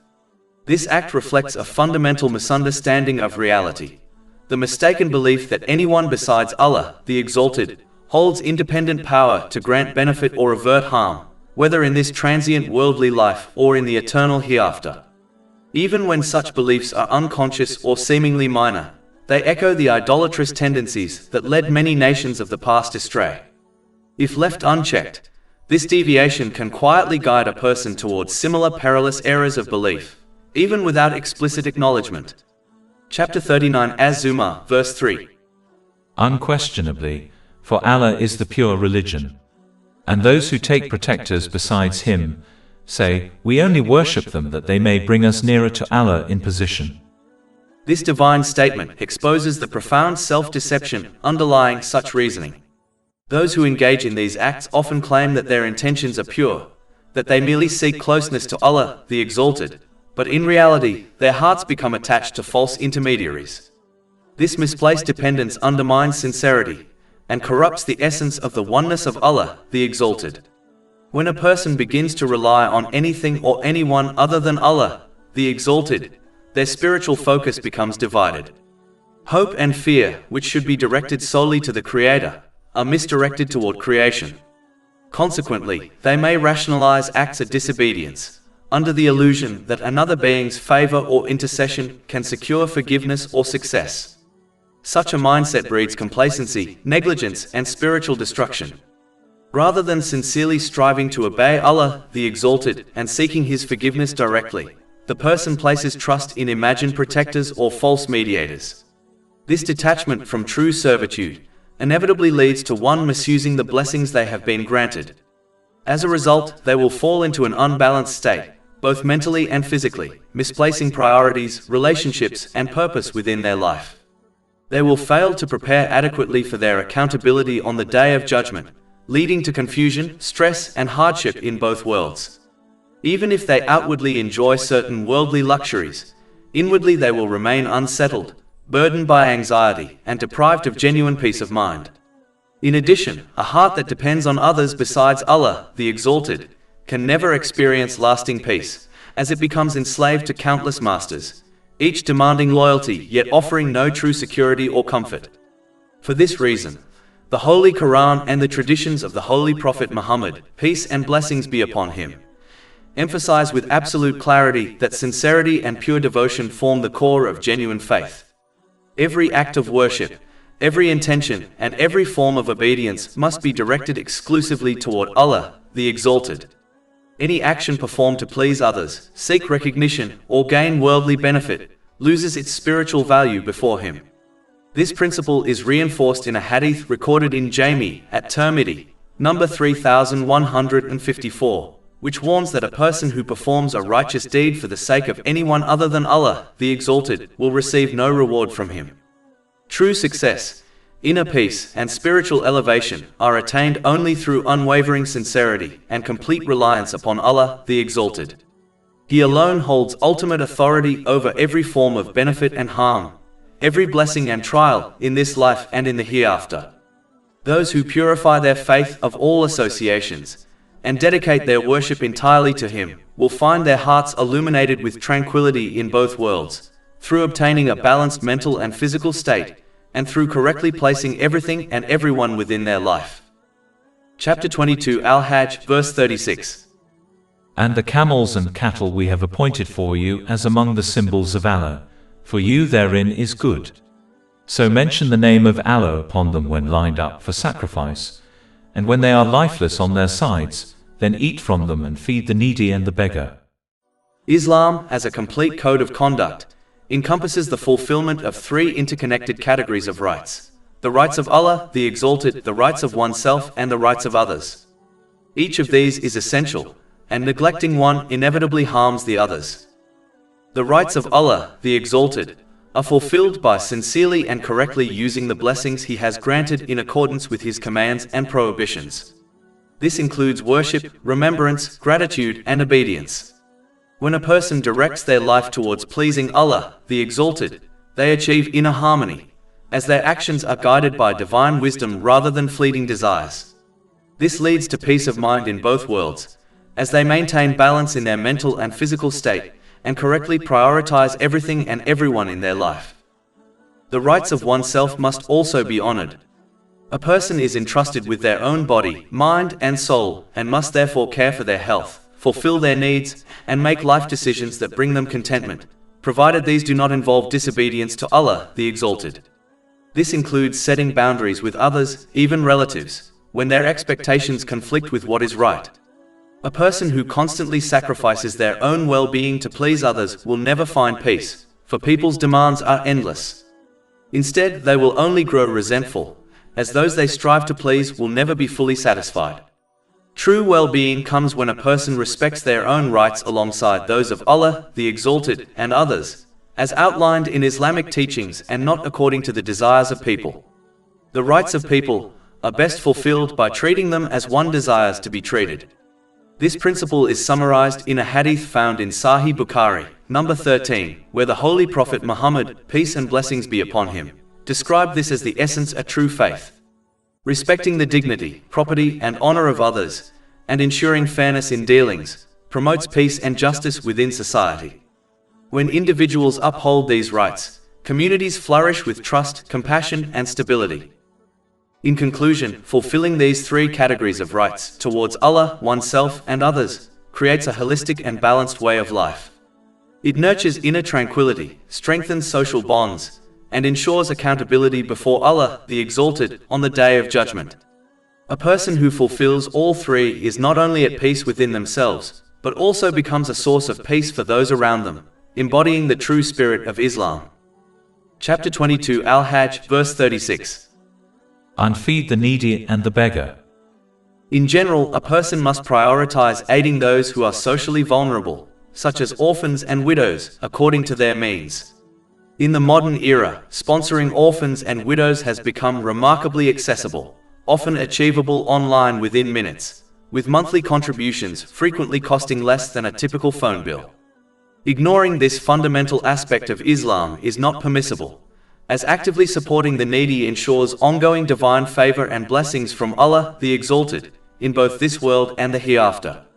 The importance of this act is confirmed in a hadith found in Sahih Muslim, number 6853. Furthermore, the Holy Prophet Muhammad, peace and blessings be upon him, has stated that the one who cares for an orphan will attain his closeness in paradise, as noted in a hadith in Sahih Bukhari, number 6005. Similarly, taking care of the needy, including widows, carries a reward equivalent to that of one who prays through the night and fasts every day, as confirmed in Sahih Bukhari, number 6006. For those who find voluntary good deeds, such as night prayers or extra fasts, difficult to perform, aiding the needy presents a powerful means to earn immense reward with relative ease.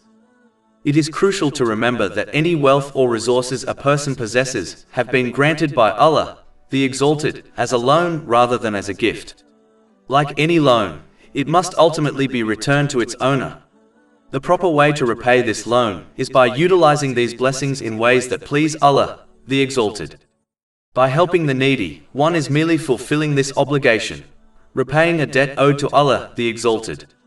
Keeping this in mind prevents the misconception that one is doing a favor for Allah, the Exalted, or even for the recipient. In reality, Allah, the Exalted, has honored the donor by granting them worldly blessings and providing an opportunity to earn immense reward through their charity. Likewise, the recipient benefits by accepting the help, and if they were to refuse assistance, the opportunity for reward could be lost. Maintaining this understanding ensures that one's actions are free from arrogance or misdirected intentions, preserving the spiritual merit of their deeds. Finally, aiding the needy encompasses meeting any lawful requirement a person may have, whether emotional, physical, or financial. No person, regardless of how limited their resources may be, can legitimately excuse themselves from helping those in need. This responsibility is not merely optional. It is a core principle of sincere obedience to Allah, the Exalted, and a tangible means of achieving balance, peace of mind, and reward in both this world and the hereafter. By mentioning specific examples, Allah, the Exalted, draws attention to the countless ways He has subjugated the resources of the universe for the benefit of humankind. The sun and the moon regulate time, seasons, and growth. The land provides stability and sustenance. The water cycle ensures life and renewal, and innumerable other systems function in perfect harmony to sustain human existence. All of these are favors granted so that people may live a good life in this world, which in turn prepares them for a good life in the hereafter.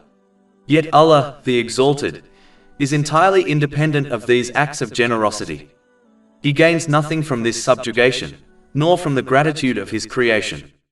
Rather, it is the people themselves who benefit when they show gratitude, as it refines their character, increases their blessings, and draws them closer to their Creator, and grants them peace of mind, through obtaining a balanced mental and physical state, and through correctly placing everything and everyone within their life. Chapter 22 Al-Hajj, verses 36 to 37. Thus have we subjected them to you, that you may be grateful. Their meat will not reach Allah, nor will their blood, but what reaches Him is piety from you. Thus have we subjected them to you, that you may magnify Allah for that to which He has guided you. Gratitude is not a single expression of thanks, but a comprehensive state of being that encompasses intention, speech, and action. Gratitude in one's intention means that every deed is carried out solely to please Allah, the Exalted, without seeking recognition or approval from others.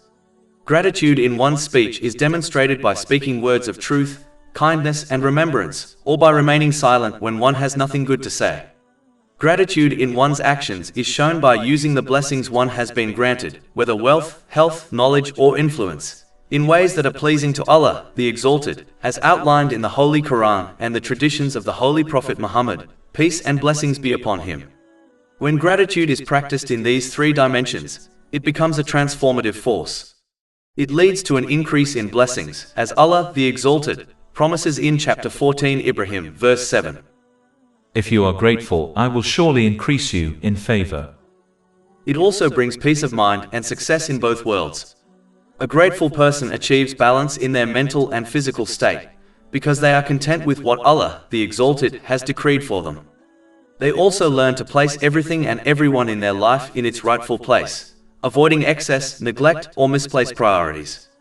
In this way, gratitude becomes a shield against arrogance, greed, and despair, while also serving as a key to contentment, harmony, and eternal reward.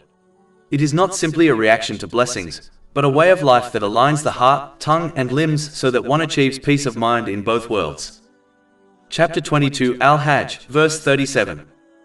Their meat will not reach Allah, nor will their blood, but what reaches Him is piety from you.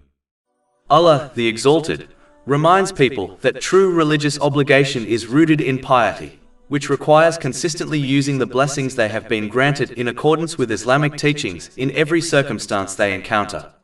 Islam is therefore far more comprehensive than performing a limited set of rituals, such as the sacrifice during the holy pilgrimage. A person who embraces this comprehensive approach, aligning their actions with divine guidance, will attain peace of mind in both worlds, achieving a balanced mental and physical state, and placing everything and everyone correctly within their life. Conversely, those who limit their faith in Allah, the Exalted, to only a few external acts of worship, risk misusing the blessings they have been granted. Such restriction leads to an unbalanced mental and physical state, causes them to misplace priorities and relationships, and prevents adequate preparation for their accountability on the Day of Judgment. Even if they experience temporary worldly comforts, this approach ultimately results in stress, hardship, and difficulties in both this life and the next, demonstrating that true faith and piety encompass far more than mere ritual observance. Chapter 22 Al-Hajj, verse 37. Their meat will not reach Allah, nor will their blood, but what reaches Him is piety from you. Furthermore, a key aspect of piety is the deliberate avoidance of certain lawful actions whenever there exists a risk that they might lead to the unlawful. Chapter 2 Al-Baqarah, verse 187. These are the limits set by Allah, so do not approach them. This verse describes how Allah, the Exalted, instructs believers to do more than simply refrain from transgressing His limits. He commands that one must actively avoid even drawing near to them. This principle of preventative caution is reiterated across the Holy Quran, emphasizing the need for prudence even in permissible matters. For instance, Allah the Exalted specifically directed the Holy Prophet Adam, peace be upon him, to keep his distance from a particular tree in paradise, not merely to avoid consuming its fruit, even though approaching it was not an inherent sin. Chapter 7 Al-Araf, verse 19. And O Adam, dwell, you and your wife in paradise and eat from wherever you will, but do not approach this tree, lest you be among the wrongdoers. These examples illustrate that the mere permissibility of an action does not inherently guarantee it is beneficial or spiritually safe for a person. While approaching the boundaries set by Allah, the Exalted, may be lawful, it carries an inherent risk, often serving as the initial step toward actual transgression. Therefore, one should avoid certain lawful practices, especially those that are vain or excessive, as they frequently open the door to prohibited actions. For example, engaging in vain speech, while not a sin on its own, can easily transition into backbiting, slander, or falsehood. Similarly, careless or excessive spending of wealth, though technically lawful, can quickly descend into wastefulness, which the Holy Quran explicitly condemns. Chapter 17 Al-Isra, verse 27. Indeed, the wasteful are brothers of the devils, and ever has Satan been to his Lord ungrateful. Both historical observation and spiritual experience confirm that most individuals who stray from the path of righteousness do so gradually, through a step-by-step process. They may begin by hovering near forbidden acts without committing them, yet repeated exposure, familiarity, and temptation can ultimately lead to actively participating in the unlawful. For instance, a person who frequently keeps company with those who consume alcohol faces a significantly higher likelihood of succumbing to the practice than one who completely avoids such companions. The Holy Prophet Muhammad, peace and blessings be upon him, reinforced this vital principle in a hadith recorded in Jami at Tirmidhi, number 2451, explaining that true piety is unattainable without the deliberate avoidance of certain lawful acts that carry the potential to lead to sin. In essence, steadfastness in utilizing the blessings bestowed by Allah, the Exalted, in accordance with the guidance of the Holy Quran and the traditions of the Holy Prophet Muhammad, peace and blessings be upon him, requires not only vigilance against the prohibited but also against permissible actions that may subtly encourage disobedience. Such vigilance ensures that one maintains sincere devotion to Allah, the Exalted, correctly utilizes the gifts they have been granted, and cultivates a life firmly rooted in righteousness. By avoiding even the lawful deeds that may lead to spiritual harm, a person strengthens their personal discipline and safeguards their overall well-being. Chapter 16 An-Nahl, verse 97. Whoever does righteousness, whether male or female, while he is a believer, we will surely cause him to live a good life, and we will surely give them their reward in the hereafter according to the best of what they used to do. Conversely, individuals who dismiss the need to avoid the boundaries set by Allah, the Exalted, frequently fall into overindulgence in permissible activities, particularly those that are vain. This excessive focus heightens their vulnerability to unlawful actions, leads to the mismanagement of blessings. Over time, this imbalance negatively affects their mental and physical well-being, misplaces their priorities in life and relationships, and hinders proper preparation for accountability on the Day of Judgment. Even when such individuals experience worldly enjoyment or entertainment, these pleasures are temporary and do not provide genuine satisfaction. This pattern is clearly observed in the lives of those who chase after wealth, luxury, or status without maintaining mindfulness of Allah, the Exalted, demonstrating that the neglect of His guidance inevitably introduces stress, difficulty, and instability into both this life and the next. Observing these realities reminds one that it is crucial not only to avoid the unlawful, but also to exercise caution with the lawful, especially when it is distracting or insignificant. This mindful approach guarantees the correct utilization of the blessings one has been granted, reinforces sincere obedience, and cultivates spiritual, mental, and physical balance, thereby guiding one toward true, enduring peace in this world and the hereafter.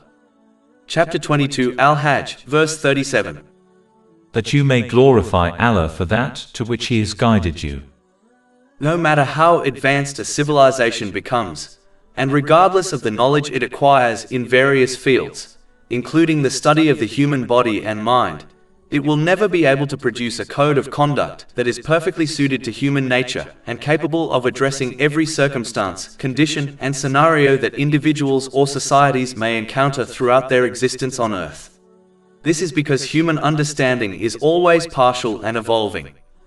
Even today, people continue to uncover new insights into the workings of the human brain, let alone possessing the comprehensive knowledge required to establish a flawless system that guarantees justice, harmony, and peace of mind for all. Such perfection belongs only to Allah, the Exalted. As the Creator of all things, His knowledge is limitless, encompassing the past, present, and future in their entirety. He alone is able to provide humanity with a complete and timeless code of conduct, one that clearly distinguishes right from wrong, benefit from harm, and provides the means to achieve tranquility in this world and eternal success in the hereafter. History itself bears witness to this truth. Whenever the divine code of conduct was sincerely implemented, it produced societies marked by justice, compassion, and stability. Individuals found peace within themselves, and communities flourished under the guidance of divine wisdom. For this reason, people must embrace the divine code of conduct, recognizing it as the most beneficial path for their well-being, even when certain aspects conflict with their personal desires. They should approach it as a wise patient approaches the advice of a skilled physician, accepting bitter medicine or a strict regimen, not because it is pleasant, but because it is ultimately for their own good.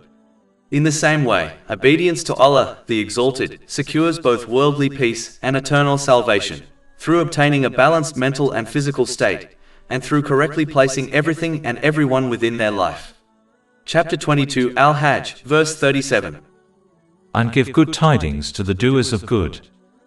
It is important to understand that the detailed discussion of the holy pilgrimage in the earlier verses was not simply to explain its rites, but to highlight a greater mission. The role of the Holy Prophet Muhammad, peace and blessings be upon him, was to restore Mecca to its original state, as established by his forefather, the Holy Prophet Abraham, peace be upon him. Mecca was founded as the earthly center of the worship of the one God, Allah the Exalted, but over time it had been corrupted by the people of the region, who filled it with idolatry, superstition, and baseless practices. These distortions not only desecrated the sanctity of the sacred house, but also spread injustice and moral decay throughout society. This restoration was not to be a passive or symbolic task. The leaders of the non-Muslims in Mecca had already rejected the message of Islam, not because they doubted its truth, but because they feared losing their authority, wealth, and social influence. Their denial was rooted in arrogance and self-interest, despite their recognition of the honesty of the Holy Prophet Muhammad, peace and blessings be upon him, and the authenticity of his message. For this reason, the Holy Prophet Muhammad, peace and blessings be upon him, and his noble companions, may Allah be pleased with them, were being prepared for the inevitable confrontation that would arise. This was not a conflict for worldly gain, but a necessary struggle to restore the house of Allah, the Exalted, the Kaaba, to its rightful role as the universal symbol of the worship of Allah, the Exalted, alone. Thus, the pilgrimage was not only an act of worship, but also a reminder of the broader mission: to purify the sacred house from corruption, to re-establish it as the center of divine guidance, and to ensure that it remained a beacon of truth and justice for all generations. In this way, the Holy Prophet Muhammad, peace and blessings be upon him, was continuing the legacy of the Holy Prophet Ibrahim, peace be upon him, by reviving the original covenant of monotheism and righteousness. Chapter 22 Al-Hajj, verse 38. Indeed, Allah defends those who have believed. Allah, the Exalted, promises victory and success to those who fulfill their role as true believers, by sincerely obeying Him in every situation, by using the blessings they have been granted in accordance with divine guidance. This promise remains valid for all who uphold their responsibility to act as genuine believers. Chapter 3 Ali Imran, verse 139. So do not weaken and do not grieve, and you will be superior if you are true believers. And chapter 65 at Talaq, verse 2. And whoever fears Allah, He will make for him a way out. It is crucial to understand that divine assistance does not necessarily conform to a person's personal desires or expectations. Instead, it unfolds according to the boundless knowledge and perfect wisdom of Allah, the Exalted. His support is never arbitrary, nor is it withheld without purpose. Rather, it is granted at precisely the right moments and in forms most beneficial for each individual. At times, the wisdom behind such assistance may not be immediately apparent, yet it operates with flawless precision, directing outcomes in ways that ultimately serve the person's best interests. This reality serves as a reminder that divine aid should not be judged by fleeting desires or limited human understanding. What may seem like delay, trial, or deprivation is often, in truth, a form of hidden mercy and guidance. By placing trust in the perfect decree of Allah, the Exalted, a person cultivates patience, humility, and reliance upon Him, thereby strengthening their faith and ensuring that they remain recipients of His assistance in both this life and the hereafter. Chapter 22 Al-Hajj, verse 38. Indeed, Allah defends those who have believed. Furthermore, the aid of Allah, the Exalted, is promised specifically to believers and not to Muslims. Some individuals may identify as Muslims due to family influence, such as parental upbringing, yet lack a true understanding of Islamic teachings. Chapter 49 Al-Hujurat, verse 14. The Bedouins say, "We have believed." Say, "You have not yet believed," but say instead, "We have submitted, for faith has not yet entered your hearts." Because of their limited understanding, such individuals develop a weak level of faith. Weak faith often manifests in disobedience to Allah, the Exalted, through the misuse of the blessings He has granted, especially when their personal desires clash with the guidance of Islam. Even if they outwardly perform the basic obligatory duties, their inner weakness leads them to fall short in sincerity and consistency. Chapter 22 Al-Hajj, verse 38. Indeed, Allah does not like everyone treacherous and ungrateful.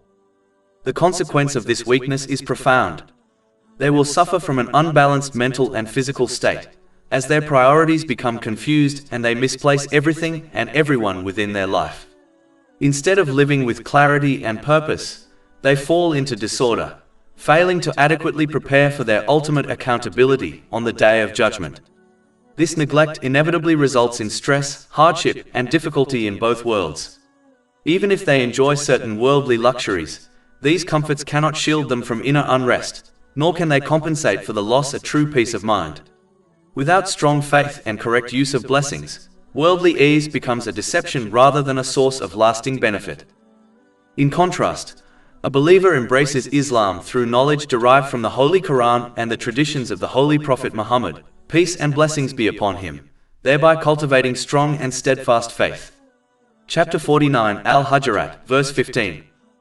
The believers are only the ones who have believed in Allah and His Messenger, and then doubt not, but strive with their properties and their lives in the cause of Allah. It is those who are the truthful.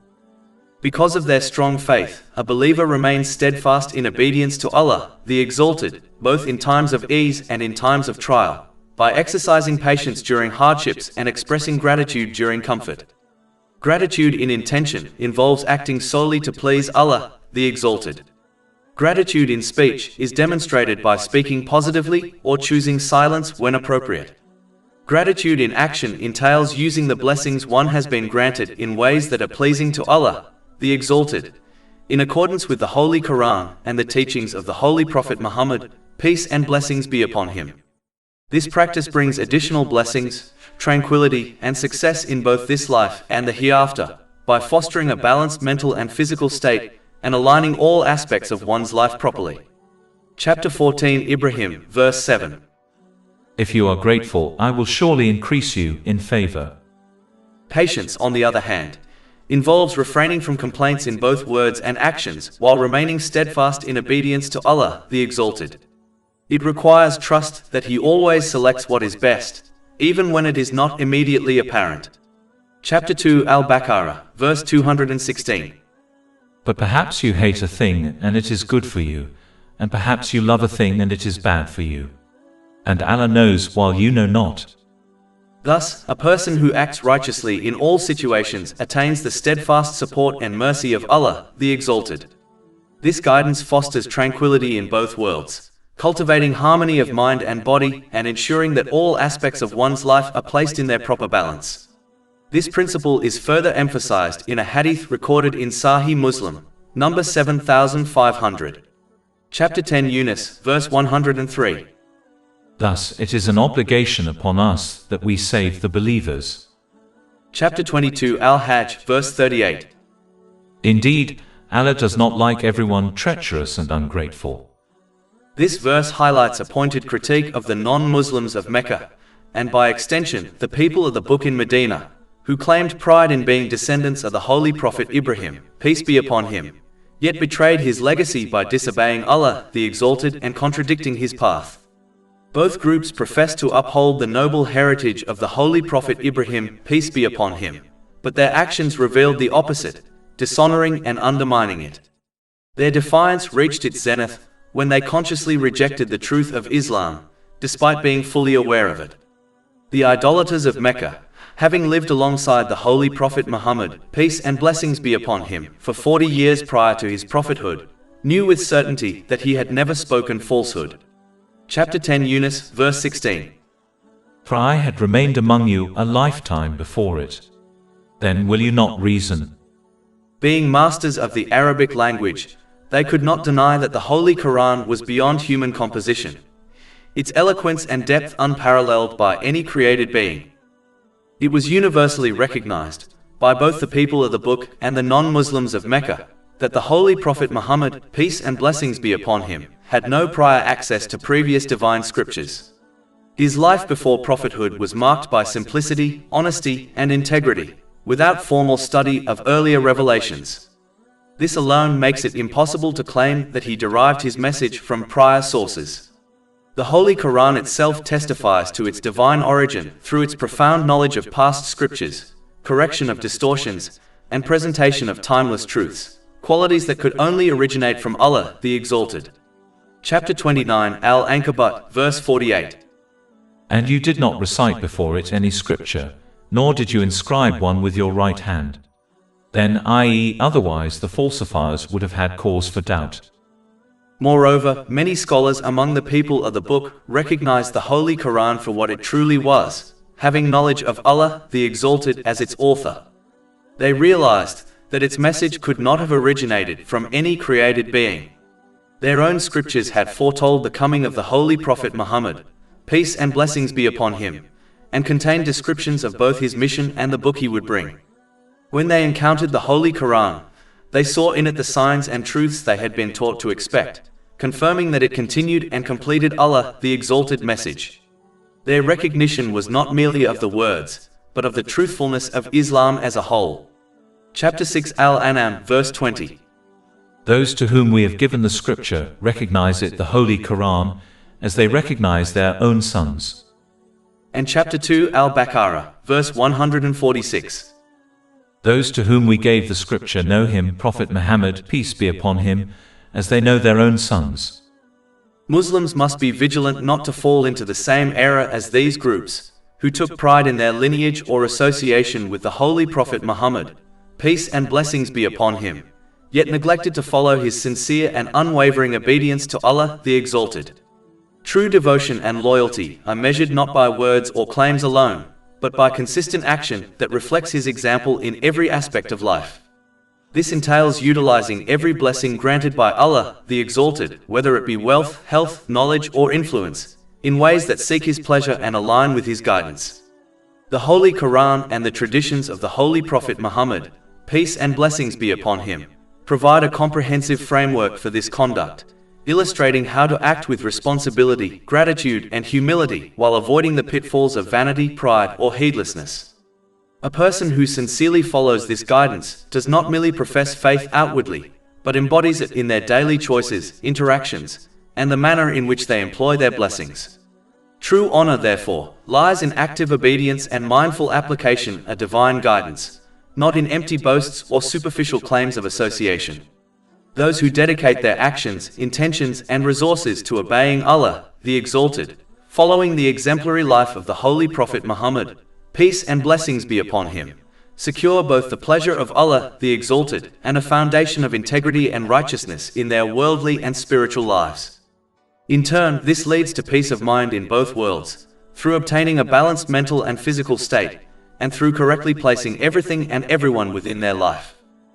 After indicating that the mission of the Holy Prophet Muhammad, peace and blessings be upon him, was to re-establish Mecca as the center of the oneness of Allah, the Exalted, on earth, the Muslims were granted permission to fight against those who fought them, after being initially commanded to hold back from fighting against the oppression they endured at the hands of the leaders of the non-Muslims of Mecca. Chapter 22 Al-Hajj, verse 39. Permission to fight has been given to those who are being fought, because they were wronged. And indeed, Allah is competent to give them victory. Before the migration to Medina, when the hostility of the non-believers in Mecca intensified, they began to direct their aggression towards the most vulnerable and socially weak among the companions. May Allah be pleased with them. Some of the companions, may Allah be pleased with them, urged the Holy Prophet Muhammad, peace and blessings be upon him, to permit them to fight back, but he instructed them to refrain from violence and instead to forgive their oppressors. This command was not a sign of weakness, but a deliberate act of divine wisdom. This has been discussed in Imam Muhammad as-Salabi's, in The Noble Life of the Prophet, Volume 1, page 416. One of the co-wisdoms behind this command was to train the companions, may Allah be pleased with them, in patience and discipline. They were being prepared to accept the commands of Allah, the Exalted, and His Holy Prophet Muhammad, peace and blessings be upon him, even when those commands contradicted their own instincts and desires. This training was essential in shaping them into individuals who could later carry the weight of Islam's mission with steadfastness and unity. If they had fought in Mecca, the consequences would have been severe. The leaders of the non-Muslims of Mecca, the Quraysh, would have gained justification to unleash even greater violence, including against those Muslims who were under tribal protection. This would have shifted the mission of Islam from spreading the message through preaching to being seen as a movement of conflict. Fighting within the sacred city would also have led to the killing of innocent people who were not directly involved in the aggression, something that would have contradicted the very principles of justice that Islam came to establish. Moreover, fighting at that stage would have sealed the fate of many non-believers in hell, whereas patience allowed time for hearts to soften. Some of the fiercest opponents of Islam, such as Umar ibn Khattab, may Allah be pleased with him, later embraced the faith and became among its greatest defenders. Similarly, had Muslims killed members of the Quraysh, their relatives, who may have been inclined towards Islam, would instead have been driven by revenge, closing the door to their acceptance of the truth. Patience also encouraged some of the more powerful non-Muslims to extend protection to their Muslim relatives out of tribal loyalty. This protection would have been lost if the Muslims had taken up arms. Furthermore, at that early stage, the Muslim community was small in number. Fighting would have depleted their strength, weakening their ability to spread the message across Arabia. Another wisdom was that refraining from violence prevented false propaganda. If the Muslims had fought, the Holy Prophet Muhammad, peace and blessings be upon him, would have been accused of seeking power and authority, as many leaders in history who craved dominance resorted to violence. By showing restraint, the Holy Prophet Muhammad, peace and blessings be upon him, demonstrated that his mission was not about worldly power but about truth and divine guidance. This period of patience also strengthened the unity of the companions, may Allah be pleased with them. By enduring hardship together without retaliation, they developed resilience, loyalty, and solidarity, qualities that later became the foundation of their success when Islam expanded beyond Mecca. Thus, the command to withhold from fighting in Mecca was filled with wisdom. It preserved lives, protected the mission of Islam, and allowed time for the truth to spread gradually. It was a divinely guided strategy that ensured the survival and eventual flourishing of the Muslim community, proving that patience in the face of aggression can sometimes achieve far greater results than immediate retaliation. But after the migration to Medina, as the opponents of Islam, the non-Muslims of Mecca, continued their aggression toward the Holy Prophet Muhammad, peace and blessings be upon him, Allah, the Exalted, granted permission to the Muslims fight in self-defense and to restore peace and justice by re-establishing the state of Mecca as the home of the oneness of Allah, the Exalted, on earth. Chapter 22 Al-Hajj, verses 39 to 40. Permission to fight has been given to those who are being fought, because they were wronged. And indeed, Allah is competent to give them victory. They are those who have been evicted from their homes without right, only because they say, "Our Lord is Allah." And were it not that Allah checks the people, some by means of others, there would have been demolished monasteries, churches, synagogues and mosques in which the name of Allah is much mentioned. And Allah will surely support those who support Him. Indeed, Allah is powerful and exalted in might. This has been discussed in Imam Safi Rahman's The Sealed Nectar, pages 200 to 201. It is essential to recognize that, in order to accurately comprehend the meanings of the verses of the Holy Quran and the traditions of the Holy Prophet Muhammad, peace and blessings be upon him, one must consider them within their proper context. No verse or hadith can be interpreted in isolation or used to justify actions without examining the circumstances in which it was revealed. To understand the context correctly, one must evaluate the related verses and hadiths in light of the life and practices of the Holy Prophet Muhammad, peace and blessings be upon him. Only through this approach does it become clear to whom or to what a specific verse or hadith refers. Furthermore, a person may take up arms against external aggressors only under the authority of a legitimate ruler and in strict accordance with the injunctions found in the Holy Quran and the teachings of the Holy Prophet Muhammad, peace and blessings be upon him. Those who engage in combat must remain constantly mindful of Allah, the Exalted, and avoid transgressing these limits and rules. One fundamental rule is that war is permissible solely in response to aggression, as emphasized by the primary verse under discussion. Therefore, initiating hostilities in a state of peace is forbidden. Another rule dictates that when the enemy ceases their aggression, those who fight must also desist. Chapter 2 Al-Baqarah, verse 193. But if they cease, then there is to be no aggression, i.e. assault, except against the violators. If the enemy expresses a desire for peace, it must be granted. Chapter 4 An-Nisa, verse 90. So if they remove themselves from you and do not fight you and offer you peace, then Allah has not made for you a cause for fighting against them. The third rule is that civilians must not be harmed. Moreover, the Holy Prophet Muhammad, peace and blessings be upon him, repeatedly forbade harming women, children, the elderly, the sick, as well as monks and hermits during warfare. This guidance is confirmed in numerous hadiths, including those recorded in Sunan Abu Dawood, number 2614, and Musnad Ahmad, number 2728. The first caliph, Abu Bakr Siddiq, may Allah be pleased with him, similarly prohibited the killing of children, women and the elderly, as well as the destruction of fruit-bearing trees, property and livestock. This instruction is documented in Musannaf ibn Abi Shayba, number 33121.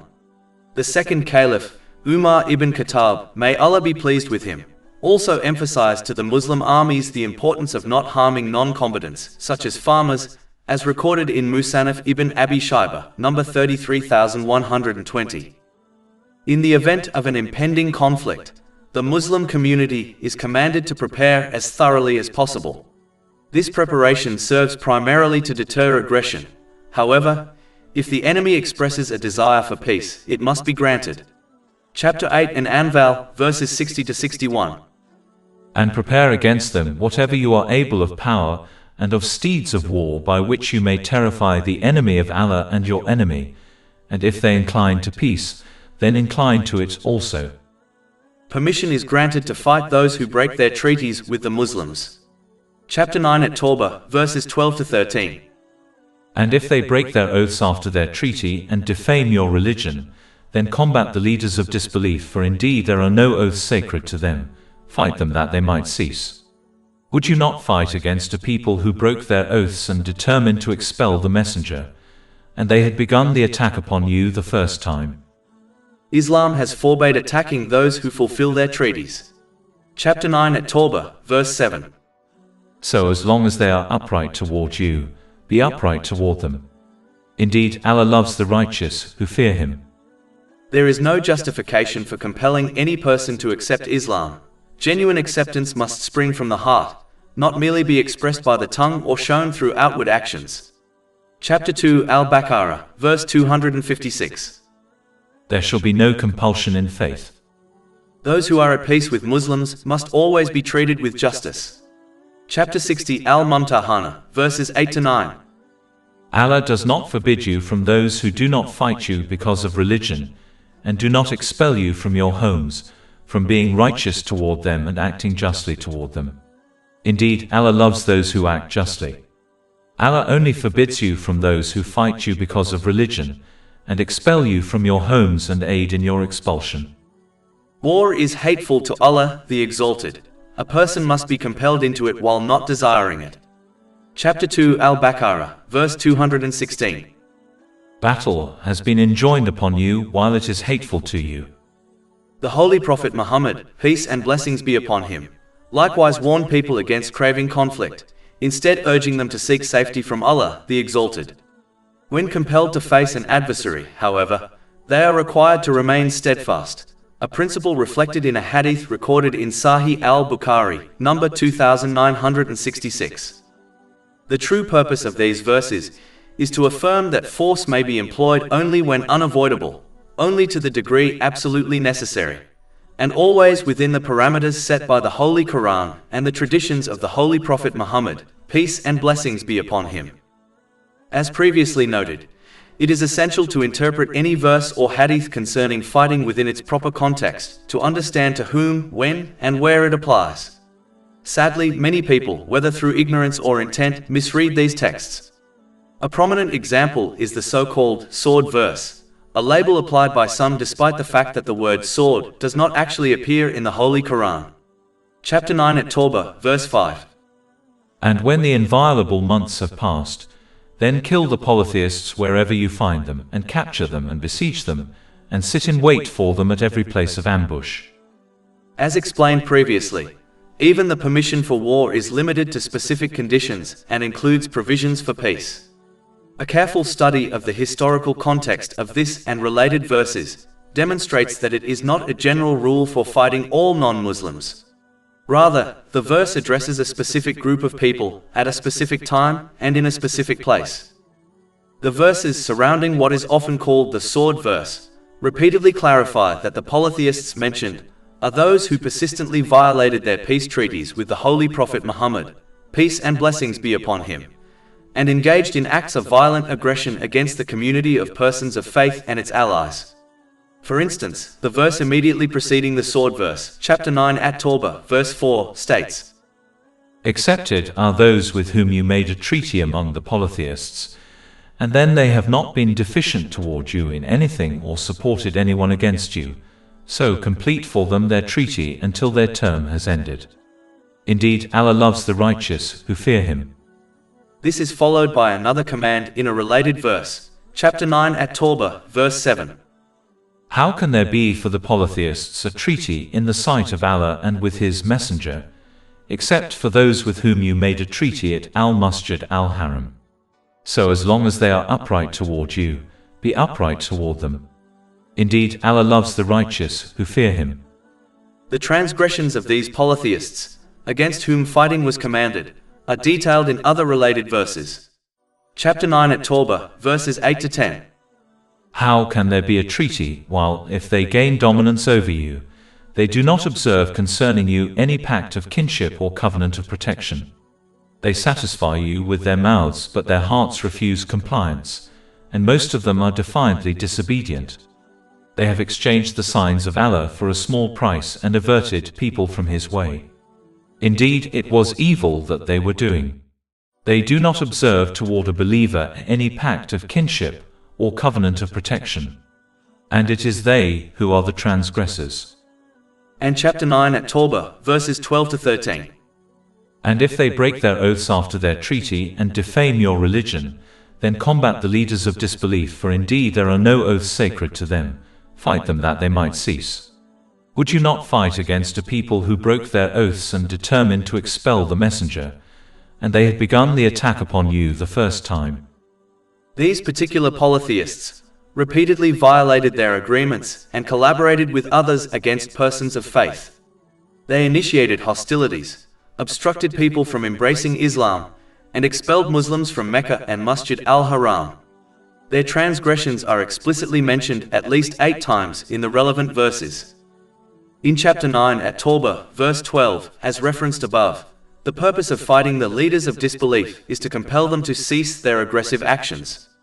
These verses, like others on the subject, emphasize the necessity of observing strict conditions during warfare, including the principle of engaging only those who initiate hostilities. Moreover, these polytheists were repeatedly offered warnings and concessions. They were granted a 4-month period of respite and the opportunity for peace. Chapter 9 at Tawbah, verse 2. So travel freely, O disbelievers, throughout the land during 4 months, but know that you cannot cause failure to Allah. And chapter 9 at Tawbah, verse 5. And when the inviolable 4 months have passed, then kill the polytheists wherever you find them and capture them and besiege them and sit in wait for them at every place of ambush.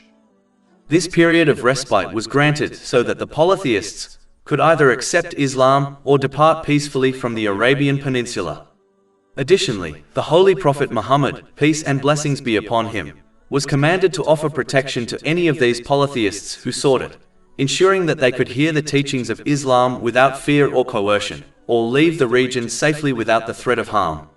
Chapter 9 at Tawbah, verse 6.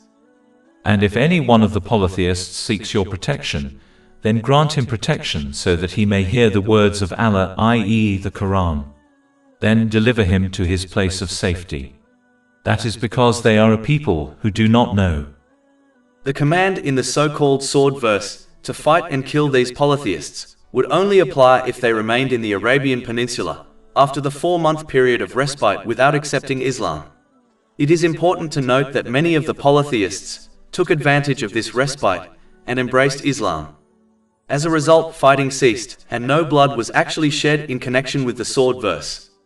The purpose of this verse was primarily to serve as a deterrent against further aggression. Either the polytheists accepted Islam or left the Arabian Peninsula peacefully. In conclusion, the surrounding verses and the blessed life of the Holy Prophet Muhammad, peace and blessings be upon him, place the sword verse in its proper context. These verses were revealed specifically to address and halt the repeated attacks of particular hostile polytheists against the community of persons of faith. Therefore, they cannot be universally applied to others outside that historical context. Chapter 22 Al-Hajj, verse 40. And were it not that Allah checks the people, some by means of others, there would have been demolished monasteries, churches, synagogues and mosques in which the name of Allah is much mentioned. This also highlights a profound reality. When the aggression and violence of those who chase worldly ambitions such as wealth, power and authority are left unchallenged, the very principles of justice and peace are placed in danger. These higher values always stand in opposition to the selfish desires of those who seek dominance, for their pursuit of control is rooted in greed and arrogance rather than fairness and compassion. If such forces are not restrained, they will inevitably overpower what is right, silencing truth and destroying the foundations of justice. For this reason, it is misguided to assume that fighting is never justified. This world is not the eternal paradise, where every individual will naturally live by justice and peace. Instead, it is a place of trial where oppression, corruption, and tyranny often arise. At times, therefore, controlled and authorized fighting becomes a necessary means to protect the innocent, to defend truth, and to preserve justice. Without this, oppression would spread unchecked, and the weak would be left without protection. It must be remembered, however, that this is not the normal state of Muslims. Their natural condition is one of peace, mercy, and patience. Fighting is only permitted when it becomes unavoidable, when all peaceful means have been exhausted, and when it is the only way to uphold higher principles. In this way, Islam strikes a balance. It does not glorify violence, nor does it ignore the reality of oppression. Instead, it provides a framework where justice and peace are preserved, even if that requires struggle. Thus, fighting in Islam is never for conquest, domination, or worldly gain. It is a last resort, undertaken only to protect truth and safeguard humanity from corruption. By recognizing this balance, one understands that patience and peace remain the foundation, while struggle is an exception necessitated by circumstances, ensuring that justice and truth are not extinguished from the earth. Chapter 22 Al-Hajj, verse 40. And were it not that Allah checks the people, some by means of others, there would have been demolished monasteries, churches, synagogues and mosques in which the name of Allah is much mentioned. And Allah will surely support those who support Him. One can support the religion of Allah, the Exalted, by remaining firm on His obedience at all times, by correctly using the blessings they have been granted as outlined in Islamic teachings. In return, they will obtain peace of mind in both worlds, through obtaining a balanced mental and physical state, and through correctly placing everything and everyone within their life. And as their attitude ensures the rights of people are fulfilled, they will contribute to the spread of justice and peace within their society. Chapter 22 Al-Hajj, verse 40. And Allah will surely support those who support Him. It is crucial to understand that a person must not fall into the misconception that by obeying Allah, the Exalted, or following Islam, they are doing Him a favor. Such thinking fosters arrogance, which can undermine genuine obedience, especially when personal desires conflict with divine commands, leading one away from the right path. Conversely, those who comprehend that their faith and obedience ultimately serve their own well-being cultivate humility before Allah, the Exalted, and remain steadfast in their devotion through both trials and ease. Chapter 22 Al-Hajj, verse 40. And Allah will surely support those who support Him. Indeed, Allah is powerful and exalted in might. In times of difficulty, they exercise patience, and in times of comfort, they practice gratitude. Gratitude manifests in multiple ways. In intention, it is acting solely to please Allah, the Exalted. In speech, it is expressed through kind words or silence. And in actions, it involves using the blessings one has received according to the Holy Quran and the teachings of the Holy Prophet Muhammad, peace and blessings be upon him. Patience, likewise, requires restraint from complaints in both words and actions, maintaining consistent obedience to Allah, the Exalted, while trusting that He always chooses what is ultimately best, even if it is not immediately apparent. Chapter 2 Al-Baqarah, verse 216. But perhaps you hate a thing and it is good for you, and perhaps you love a thing and it is bad for you. And Allah knows while you know not.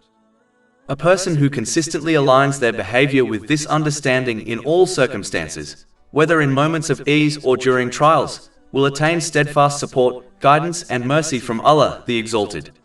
This divine support ensures that they are protected from the destructive consequences of misusing the blessings they have been granted, enabling them to navigate life with clarity, wisdom and equilibrium.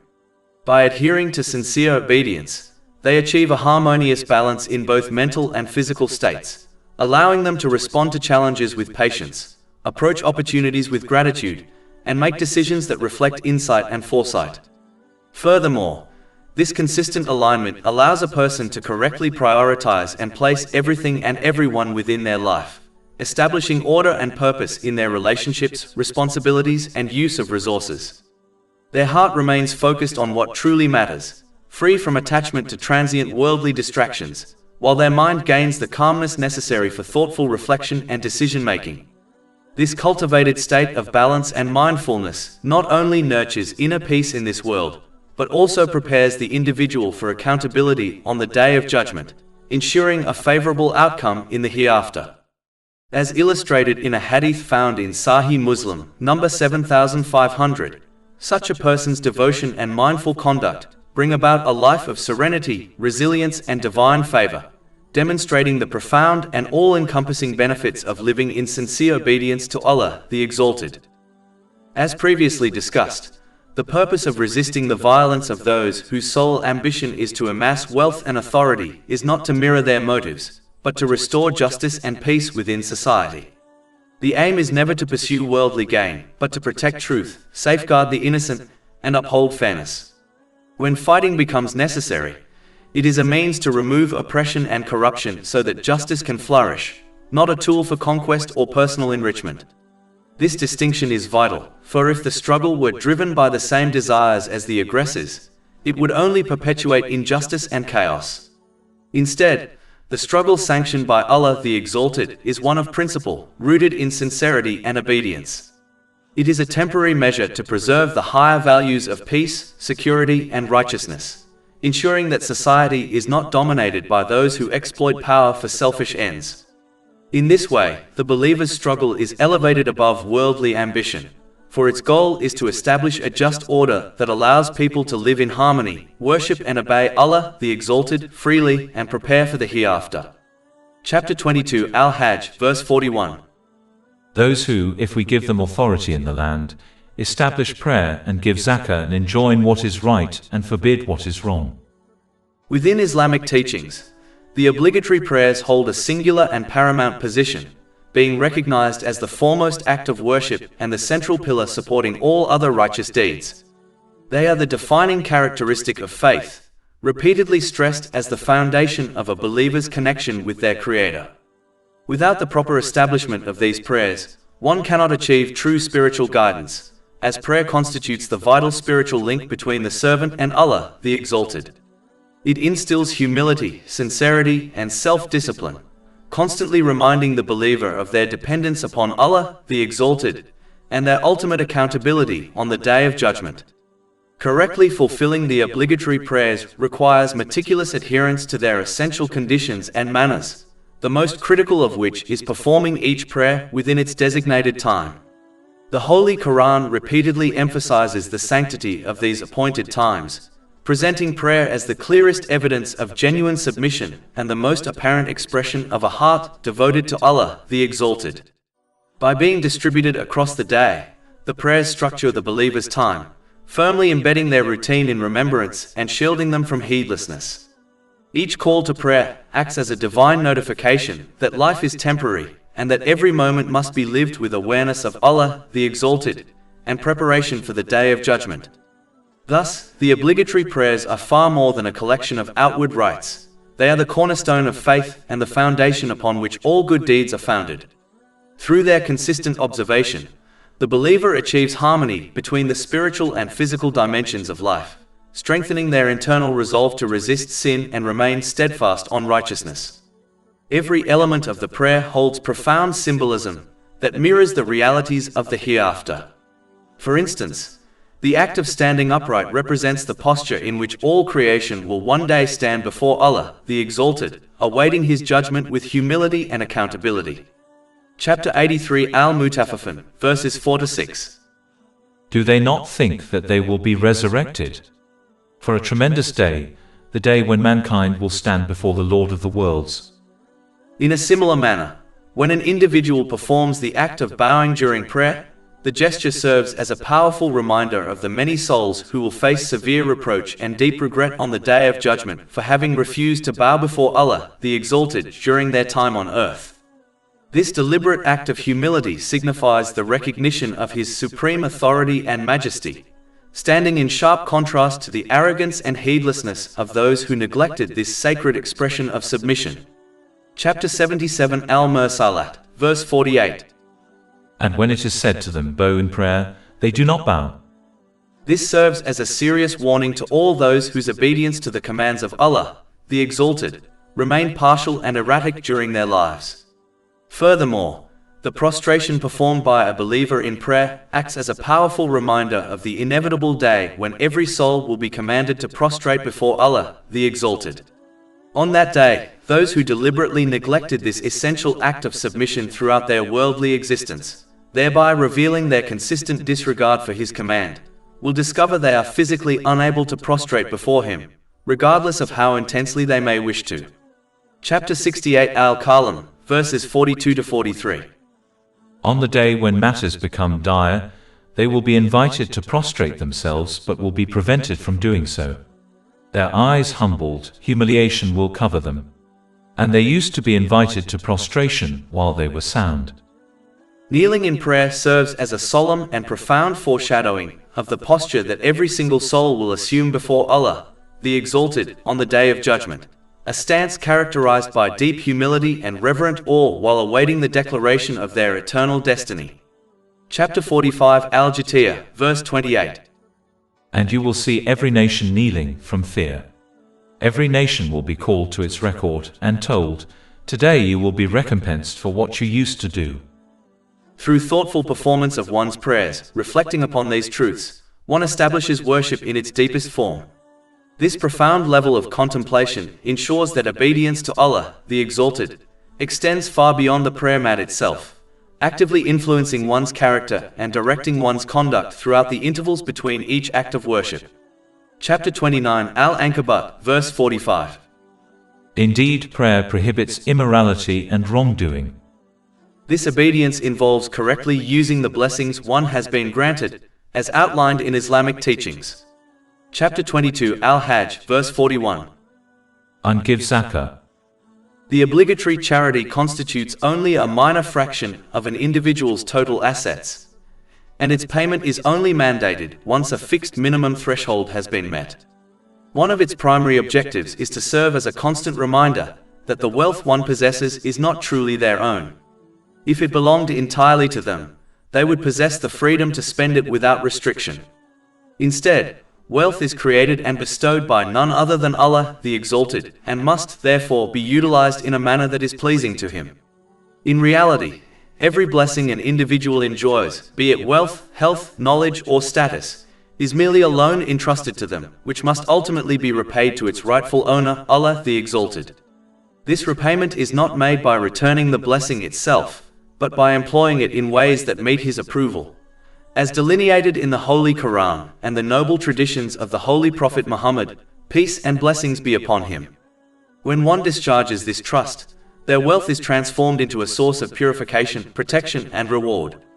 The individual who fails to grasp this essential truth, behaving instead as if the blessings granted to them are theirs alone, will inevitably misuse them. Specifically, the one who withholds the obligatory charity, treating their wealth as if it were exclusively their property, will incur a penalty, just as a person who fails to repay a worldly loan is held accountable. The severity of this accountability is vividly illustrated in a hadith found in Sahih Bukhari, number 1403, which warns that the person neglecting their obligatory charity will be confronted on the Day of Judgment by a large poisonous snake that will encircle and continuously bite them as a form of punishment. This stark imagery serves as a crucial reminder that wealth is both a blessing and a test. When used correctly, it elevates a person spiritually, strengthens communal ties, and secures reward in the hereafter. However, when hoarded or misused, it becomes a source of regret, torment, and loss in both worlds. Therefore, one must always recall that everything spent in the way of Allah, the Exalted, is not a depletion but an investment, one that yields returns far surpassing anything this world can offer. Chapter 3 Ali Imran, verse 180. And let not those who greedily withhold what Allah has given them of His bounty ever think that it is better for them. Rather, it is worse for them. Their necks will be encircled by what they withheld on the day of resurrection. In this life, the very wealth upon which they withhold the obligatory charity will itself become a source of stress and misery. Instead of providing comfort and security, it will drive them toward the misuse of the blessings they have been granted. Consequently, they will fall into a state of imbalance, mentally and physically, misplacing their priorities, misjudging their relationships, and failing to prepare adequately for their accountability on the Day of Judgment. Such negligence leads to confusion in this life and ruin in the next. Even if they outwardly indulge in certain worldly luxuries, inwardly they will remain restless, burdened by anxiety, and deprived of true contentment. Their wealth, which could have been a means of purification and reward, instead turns into a cause of hardship, stress, and regret. Ultimately, by neglecting their duty to Allah, the Exalted, they exchange eternal peace for temporary comfort, and lasting success for a fleeting illusion. Chapter 20 Taha, verses 124 to 126. And whoever turns away from my remembrance, indeed he will have a depressed, i.e., difficult life, and we will gather, i.e., raise him on the day of resurrection blind. He will say, My Lord, why have you raised me blind while I was once seeing? Allah will say, Thus did our signs come to you, and you forgot, i.e., disregarded them, and thus will you this day be forgotten. A crucial part of establishing justice and peace within society is then mentioned. Chapter 22 Al-Hajj, verse 41. and enjoin what is right and forbid what is wrong. It is essential for a person never to abandon the responsibility of encouraging what is good and discouraging what is harmful, and this must always be done with sound knowledge, wisdom, and gentleness. One should not fall into the mistaken belief that as long as they personally live righteously, the misconduct of others will have no effect on them. Human nature is impressionable, and just as a healthy apple eventually spoils when placed among rotten ones, so too can a person be influenced, whether subtly or openly, by the corruption of those around them if they fail to uphold this duty. Even when wider society becomes heedless, a person must continue to advise those closest to them, such as their family and dependents. Their behavior has the most direct impact, and beyond this, it is a moral responsibility upon every individual to guide those under their care. To neglect this responsibility is to expose oneself and one's household to harm. Even if one's advice is ignored, the duty is still fulfilled by persistently reminding others in a gentle and respectful manner, supported by sound reasoning and authentic knowledge. By contrast, attempting to correct others without understanding, or doing so with harshness and poor manners, only drives people further from what is right and causes greater harm to the community. When this responsibility is carried out correctly, it becomes a shield against the negative influences of society and a means of protection in the ultimate sense. The act of advising itself is a safeguard, regardless of whether others accept the guidance. Chapter 7 Al-Araf, verse 164. And when a community among them said, "Why do you advise or warn a people whom Allah is about to destroy or to punish with a severe punishment?" They, the advisers, said, "To be absolved before your Lord, and perhaps they may fear him." If, however, a person becomes self-absorbed, caring only for their own conduct while ignoring the actions of others, they risk being gradually influenced by the corruption around them. Over time, this neglect may lead to their own misguidance. Thus, encouraging good and discouraging harm is not only a communal responsibility, but also a safeguard for the individual. It preserves integrity, strengthens families, and protects society from moral decay. By carrying out this duty with knowledge, patience, and gentleness, people ensure that truth and righteousness remain alive, even in times of widespread heedlessness, and they secure protection for themselves in this world and accountability in the next. Chapter 22 Al-Hajj, verse 41. Those who, if we give them authority in the land, establish prayer and give zakah and enjoin what is right and forbid what is wrong. Therefore, as discussed in detail, the one who fulfills these important duties will achieve peace of mind in both worlds on an individual level, through obtaining a balanced mental and physical state, and through correctly placing everything and everyone within their life. And as they fulfill the rights of people, they will contribute to the spread of justice and peace within society. As Allah the Exalted is fully aware of the intentions, speech, and actions of people, He knows who adopts the right behavior and who does not, and will therefore hold each person accountable in both worlds. Chapter 22 Al-Hajj, verse 41. And to Allah belongs the outcome of all matters. Allah the Exalted then issues a clear warning to the leaders of the non-Muslims of Mecca, and by extension to all people, not to oppose His religion either through words or through actions. History has already shown the outcome of such behavior. Earlier nations who rejected divine guidance, mocked their holy prophets, peace be upon them, and persisted in arrogance were ultimately destroyed or disgraced. Their power, wealth, and influence could not protect them from the decree of Allah, the Exalted. This reminder serves as both a warning and a lesson. Those who resist the truth out of pride or fear of losing worldly status will only bring about their own downfall, just as those before them did. By contrast, those who submit to the truth and align themselves with divine guidance secure safety, peace, and eternal success. The fate of past generations stands as undeniable evidence that opposing the message of Allah, the Exalted, leads only to ruin, while obedience and humility lead to salvation. Chapter 22 Al-Hajj, verses 42 to 46. And if they deny you, so before them did the people of Noah and Ad and Thamud deny, and the people of Abraham and the people of Lot, and the inhabitants of Madian. And Moses was denied, so I gave the disbelievers respite, then I seized them, and how terrible was my reproach. And how many a city did we destroy while it was committing wrong, so it is now fallen into ruin, and how many an abandoned well, and how many a lofty palace. So have they not traveled through the earth and have hearts by which to reason and ears by which to hear? In general, the respite that Allah the Exalted grants to people, allowing them the opportunity to reform their behavior, is temporary and must be taken seriously before it is too late. A person who misuses the blessings they have been granted should not be deceived into thinking that the absence of immediate punishment or their failure to recognize it means that punishment will never come.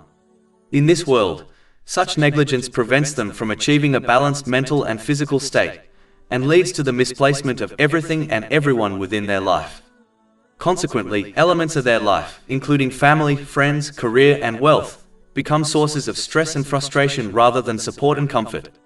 If a person continues in disobedience to Allah, the Exalted, they often shift blame onto others for their difficulties, targeting even those closest to them, such as spouses or friends. By cutting these good people out of their lives, they deepen their own mental and emotional turmoil, potentially leading to depression, substance abuse, and even suicidal thoughts. This pattern is evident in the lives of many who misuse the blessings they have been granted, including the wealthy and famous, who may enjoy worldly luxuries yet remain plagued by mental health issues. Moreover, because their attitude prevents them from preparing for accountability before Allah, the Exalted, their punishment in the hereafter will be severe and enduring, far surpassing any trials they face in this world. This underscores the critical importance of utilizing the time and blessings granted by Allah, the Exalted, to reform one's behavior and act in accordance with His guidance. Chapter 22 Al-Hajj, verses 45 to 46. And how many a city did we destroy while it was committing wrong, so it is now fallen into ruin, and how many an abandoned well, and how many a lofty palace. So have they not traveled through the earth and have hearts by which to reason and ears by which to hear? These verses serve as a powerful reminder against adopting an entirely self-absorbed way of life, where one's attention is restricted solely to personal circumstances, while ignoring the greater realities surrounding them. Such a narrow perspective blinds the heart, preventing it from recognizing the wisdom that can be drawn from history, individual trials, and the experiences of others. Reflecting upon these lessons is one of the most reliable methods for refining one's character, avoiding repeated mistakes, and achieving lasting inner peace, by fostering balance in both mental and physical states, and by correctly prioritizing everything and everyone in one's life. For example, observing how the wealthy and renowned misuse the blessings they have received, only to be overcome by anxiety, depression, addiction, or even suicide despite their material comfort, teaches that genuine tranquility cannot be bought with wealth or guaranteed through unchecked indulgence or desire. Similarly, witnessing the struggles of those afflicted with illness should instill a feeling of gratitude for one's own health and inspire its proper use before it is lost. Islam, therefore, calls upon people to remain mindful and reflective, urging them to look past the confined lens of their own situation and to extract wisdom from the world around them. In doing so, they cultivate gratitude, humility, and perspective, recognizing that every circumstance, whether ease or hardship, contains lessons intended to guide a person toward moral refinement, spiritual growth, and ultimate success in the hereafter. Chapter 22 Al-Hajj, verse 46. So have they not traveled through the earth and have hearts by which to reason and ears by which to hear? One of the key reasons why people often fail to benefit from what they hear, including religious or moral teachings, is that they do not truly listen in the correct manner. Proper listening is not a passive act. It requires attentiveness, reflection, and sincerity. To listen correctly means to pay close attention to the knowledge being conveyed, to connect it with one's own past experiences, to evaluate how it can be applied in future situations, and then to make a genuine effort to put it into practice. When listening is approached in this way, the knowledge becomes transformative, shaping behavior and character. However, if one merely hears words without reflection or application, the knowledge remains superficial and does not bring about meaningful change. This is why, despite the unprecedented access to religious resources, lectures, and writings in the modern age, many people do not experience the positive transformation that such knowledge is meant to inspire. The true benefit of knowledge lies not in its abundance, but in how it is received, internalized, and acted upon. Without this process, knowledge becomes information without impact, leaving individuals unchanged despite constant exposure. Real growth comes when listening is active, thoughtful, and followed by sincere implementation. Obeying Allah, the Exalted, often stands in direct contrast to people's worldly desires. As a result, many will fail to recognize the lessons that history, experience, and the world around them provide regarding the critical importance of such obedience. Chapter 22 Al-Hajj, verse 46. For indeed it is not eyes that are blinded, but blinded are the hearts which are within the breasts. When a person becomes consumed by worldly desires, they gradually lose control over their actions and become enslaved to their desires, often ignoring the long-term consequences of their behavior. This is comparable to a person addicted to substances, whose obsession dominates their decision-making, causing them to commit wrongful acts, such as theft or dishonesty, while remaining oblivious to the resulting harm. Similarly, an unrestrained pursuit of wealth, status, or other worldly gains can intensify into an all-consuming attachment, dictating thoughts, behavior, and moral judgment. In such a state, even basic ethical standards and obligations can be ignored, leaving the person spiritually blind and morally unbalanced. It is therefore essential to cultivate self-discipline, regulating desires and ensuring that all pursuits remain lawful and measured. This discipline not only safeguards against immoral actions, but also preserves mental, emotional, and physical well-being. By mastering desires, a person becomes more attuned to the signs in creation, the lessons of history, and the guidance offered through Islamic teachings. Such awareness fosters sincere and consistent obedience to Allah, the Exalted, enabling them to utilize their blessings correctly, maintain harmony in their personal and social life, and place everything and everyone in its proper perspective. Moreover, controlling desires strengthens resilience in the face of life's trials. A person guided in this way approaches challenges with patience and gratitude, neither succumbing to excess nor abandoning responsibilities. They develop a balanced lifestyle that protects them from the stress and imbalance caused by unchecked desires, ensuring that relationships, wealth, and other aspects of life do not become sources of anxiety or distraction. Ultimately, this conscious discipline prepares a person for accountability on the Day of Judgment, while simultaneously granting peace, clarity, and contentment in both this world and the hereafter. Through the careful management of desires and steadfast adherence to divine guidance, a person attains true spiritual and practical equilibrium. The leaders of the non-Muslims of Mecca, much like the arrogant nations that came before them, employed numerous tactics to dissuade people from accepting the truth. Among their most common strategies was to mockingly demand that the punishment they were warned about should come immediately. When it did not appear at once, they would seize upon this delay as supposed proof that the message of Islam was false. Chapter 22 Al-Hajj, verse 47. And they urge you to hasten the punishment. What they failed to realize, however, was that the delay of punishment is not a sign of weakness or falsehood, but rather a manifestation of the mercy and wisdom of Allah, the Exalted. Allah, the Exalted, grants people a period of respite so that they may reflect, repent, and amend their ways. This delay is an opportunity for reform, not an indication that the warning is empty. Yet many are deceived by this reprieve, imagining it to be permanent. Such false security only emboldens them to persist in disobedience, misusing the very blessings Allah has granted them. Chapter 22 Al-Hajj, verse 47. But Allah will never fail in His promise. And indeed a day with your Lord is like 1,000 years of those which you count. This statement reminds humanity that divine justice is not bound by human perception of time. What seems delayed to people is, in reality, perfectly measured within the knowledge and decree of Allah, the Exalted. His promise is certain, and His justice is inevitable. Those who misuse their period of respite eventually suffer consequences even in this world. Their lives become disordered, they lose balance in both mind and body, misplace their priorities, and fail to prepare for their accountability on the Day of Judgment. Outwardly, they may enjoy wealth or luxury, but inwardly they are plagued with stress, confusion, and unease. Chapter 22 Al-Hajj, verse 48. And for how many a city did I gave them respite while it was committing wrong. Then I seized it, and to me is the final destination. This pattern is a timeless lesson for all generations. Respite is a mercy, but it is not endless. Those who use it to repent and reform secure safety and salvation, while those who misuse it only hasten their own downfall. The fate of past nations stands as undeniable evidence. Divine justice may be delayed, but it is never denied. In this way, the Holy Quran teaches that delay is not abandonment, but a test. It separates those who take heed and turn back to their Lord from those who grow arrogant and persist in wrongdoing.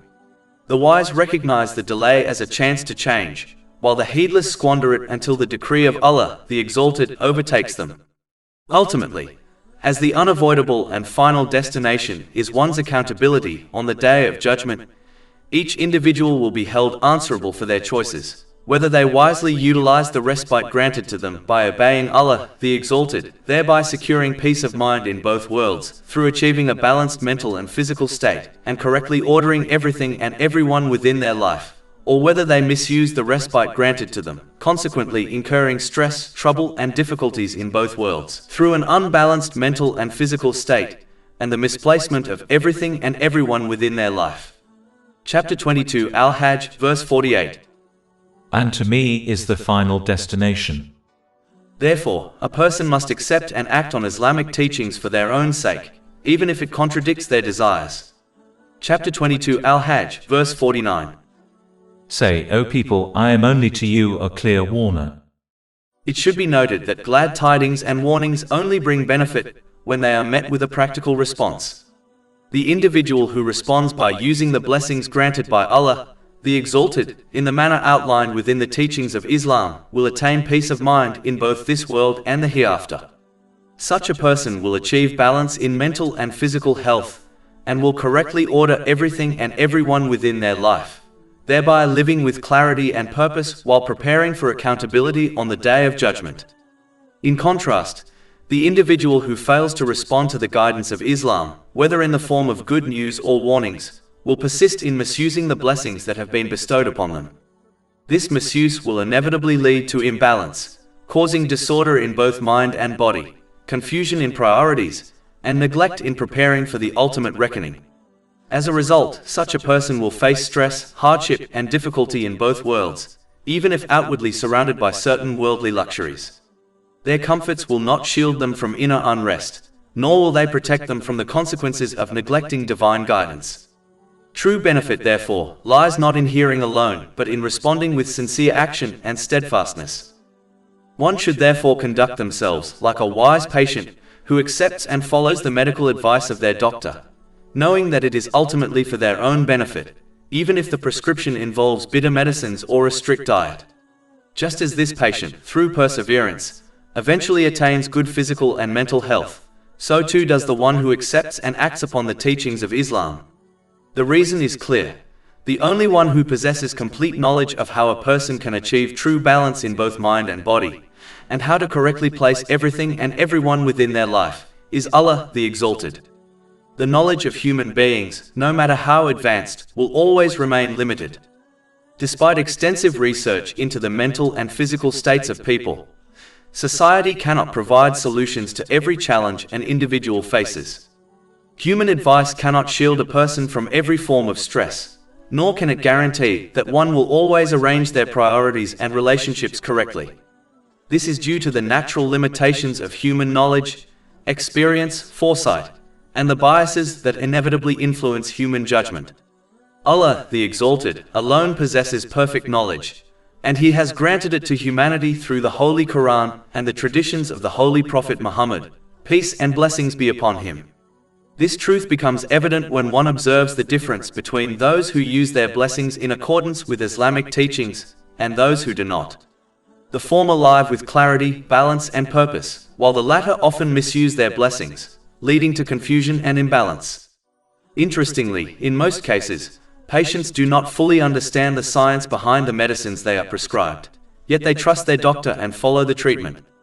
Allah, the Exalted, however, does not ask people to follow His guidance blindly. Instead, he invites them to reflect upon the teachings of Islam, to observe their wisdom, and to recognize their truthfulness through clear proofs and practical results. This requires a person to approach the teachings of Islam with an open and unbiased mind. Only then can they appreciate the profound harmony between divine guidance and human well-being. And only then will they truly benefit from the knowledge that Allah, the Exalted, has revealed for their success in this world and the hereafter. Chapter 12 Yusuf, verse 108. Say, this is my way, I invite to Allah with insight, I and those who follow me. In addition, as Allah, the Exalted, alone controls the spiritual hearts of people, the abode of peace of mind, He alone decides who attains it and who is deprived of it. Chapter 53 and name, verse 43. And that it is He who makes one laugh and weep. And it is clear that Allah, the Exalted, grants peace of mind only to those who use the blessings He has bestowed upon them in the correct manner, as outlined in the guidance of the Holy Quran and the traditions of the Holy Prophet Muhammad, peace and blessings be upon him. Chapter 22 Al-Hajj, verse 50. And those who have believed and done righteous deeds, for them is forgiveness and noble provision. This verse also makes it clear that Allah, the Exalted, does not demand nor expect perfection from others. Rather, He expects that people sincerely and genuinely strive to obey Him by correctly using the blessings they have been granted as outlined in Islamic teachings. The one who behaves in this manner will therefore be forgiven for the sins they happen to commit, as long as they do not persist on them, as this contradicts striving in the obedience of Allah, the Exalted. Chapter 22 Al-Hajj, verse 50. For them is forgiveness and noble provision. The noble provision mentioned in this verse includes the greatest worldly blessing a person can attain, peace of mind. It is essential to recognize that all worldly possessions and achievements, whether fame, wealth, authority, family, friends, or career, only hold true value when accompanied by inner tranquility. Without peace of mind, these very things that people often strive for become sources of stress, anxiety, and hardship, both in this world and in the hereafter. This reality is evident when one observes the lives of the wealthy and the famous. Despite having access to luxuries, influence, and admiration, many of them remain plagued by inner turmoil and mental health struggles. Their outward success does not shield them from restlessness, nor does it provide the contentment they seek. This demonstrates that peace of mind is not found in abundance of possessions, but in the correct use of blessings in accordance with divine guidance. True peace of mind is therefore the foundation upon which all other worldly blessings gain meaning. Without it, wealth becomes a burden, authority becomes a cause of fear, and even family and friends can become sources of distress. With it, however, even modest provisions are enjoyed with gratitude, balance, and harmony. It is this provision, peace of mind, that elevates life in this world and prepares one for eternal success in the hereafter, through obtaining a balanced mental and physical state and through correctly placing everything and everyone within their life. However, as obeying Allah, the Exalted, often conflicts with the worldly desires and aspirations of people, many continue to disobey Him by misusing the blessings they have been granted. Their pursuit of temporary pleasures and material gain blinds them to the higher purpose of these blessings, leading them away from true peace and fulfillment. As a result, they develop an unbalanced mental and physical state, losing the ability to place everything and everyone in their proper position within their life. Their priorities become distorted, they value what holds little worth and neglect what truly matters. Consequently, they fail to prepare adequately for their accountability on the Day of Judgment. This spiritual and emotional imbalance manifests in their daily lives as constant stress, dissatisfaction, and conflict. Even if they appear to enjoy worldly comforts and luxuries, their hearts remain restless and their minds unsettled. True peace cannot coexist with disobedience to Allah, the Exalted, because inner harmony is reserved for those who live in accordance with His will. Therefore, those who misuse their blessings for worldly vanity will find that their wealth and success only deepen their inner emptiness, burdening them in both this world and the hereafter. Furthermore, since the teachings of Islam call upon people to discipline and control their worldly desires, those whose only goal in life is to indulge and satisfy these desires often respond with hostility and criticism. The principles of Islam expose the reality of their behavior, revealing how unrestrained indulgence reduces a person to a state driven by base instincts rather than reason and higher purpose, thus making them appear animalistic in nature. Instead of reflecting and reforming, they choose to ridicule those who strive for self-restraint and spiritual growth, as such individuals remind them of their own moral weakness and lack of control. Moreover, entire industries and businesses profit from the unchecked indulgence of desires, whether through promoting greed, lust, addiction, or materialism. These entities, fearing a decline in profit and influence, actively oppose Islamic values that promote moderation, contentment, and moral discipline. Through media, entertainment, and marketing, they seek to normalize and glorify excessive behavior, encouraging people to turn away from divine guidance and to instead serve their passions. For such people, the punishment mentioned earlier will be multiplied, as they not only went astray themselves but also became instruments of misguidance for others. By striving to extinguish the light of Islam in their societies and leading others away from the path of truth, they commit a grave injustice against their own souls and against humanity as a whole. Their opposition may appear powerful in this world, but in reality, they are only hastening their own downfall in the hereafter, where their influence and arrogance will be stripped away, leaving them to face the full consequences of their rebellion against Allah, the Exalted. Chapter 22 Al-Hajj, verse 51. But the ones who strove against our verses seeking to cause failure, those are the companions of hellfire. A major reason why individuals adopt an attitude of resistance towards Islamic teachings is their tendency to blindly imitate the majority and follow popular opinion within society. This uncritical conformity often leads to disobedience of Allah, the Exalted, since the behavior of the majority is frequently at odds with divine guidance.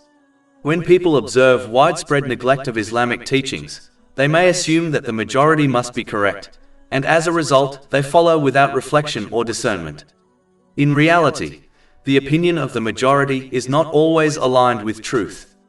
History itself provides many examples where widely held beliefs were later proven false, such as the once common but mistaken conviction that the earth was flat. For this reason, it is essential to avoid behaving like cattle, blindly conforming to the crowd without thought. Such behavior often results in misguided choices, not only in spiritual matters but also in worldly affairs. Chapter 6 Al-An'am, verse 116. And if you obey most of those upon the earth, they will mislead you from the way of Allah. They follow not except assumption, and they are not but guessing. Instead of following the majority without reflection, individuals are called to use the reasoning and intellect that Allah, the Exalted, has bestowed upon them. Each circumstance should be evaluated on the basis of knowledge and evidence, allowing decisions to be made with insight, even if those decisions diverge from prevailing social trends. Islam strongly criticizes blind imitation in matters of religion for this very reason, and instead encourages believers to learn, reflect, and act upon Islamic teachings with understanding. Chapter 12 Yusuf, verse 108. Say, this is my way, I invite to Allah with insight, I and those who follow me. Thus, the path of truth is not determined by numbers or popularity, but by knowledge, reflection, and adherence to divine guidance. Those who act with insight safeguard themselves from misguidance, while those who follow the majority without thought risk being led astray in both worldly and religious matters. In truth, every person who turns away from the divine code of conduct established by Islam and instead follows man-made systems does so for one primary reason: to fulfill their worldly desires. All human-devised codes of conduct, regardless of how refined or intellectual they may appear, ultimately originate from the desires, biases, and limited understanding of people. They are shaped to serve worldly ambitions rather than divine purpose, prioritizing personal comfort, power, and material gain over moral integrity and spiritual accountability. The wealthy and powerful are often the most deeply entrenched in this mindset. They understand that sincerely accepting the truth of Islam would require them to submit to a higher moral authority, one that sets clear boundaries on how wealth, authority, and influence must be used. Such submission would inevitably restrict their ability to act according to their whims and to exploit others for personal benefit.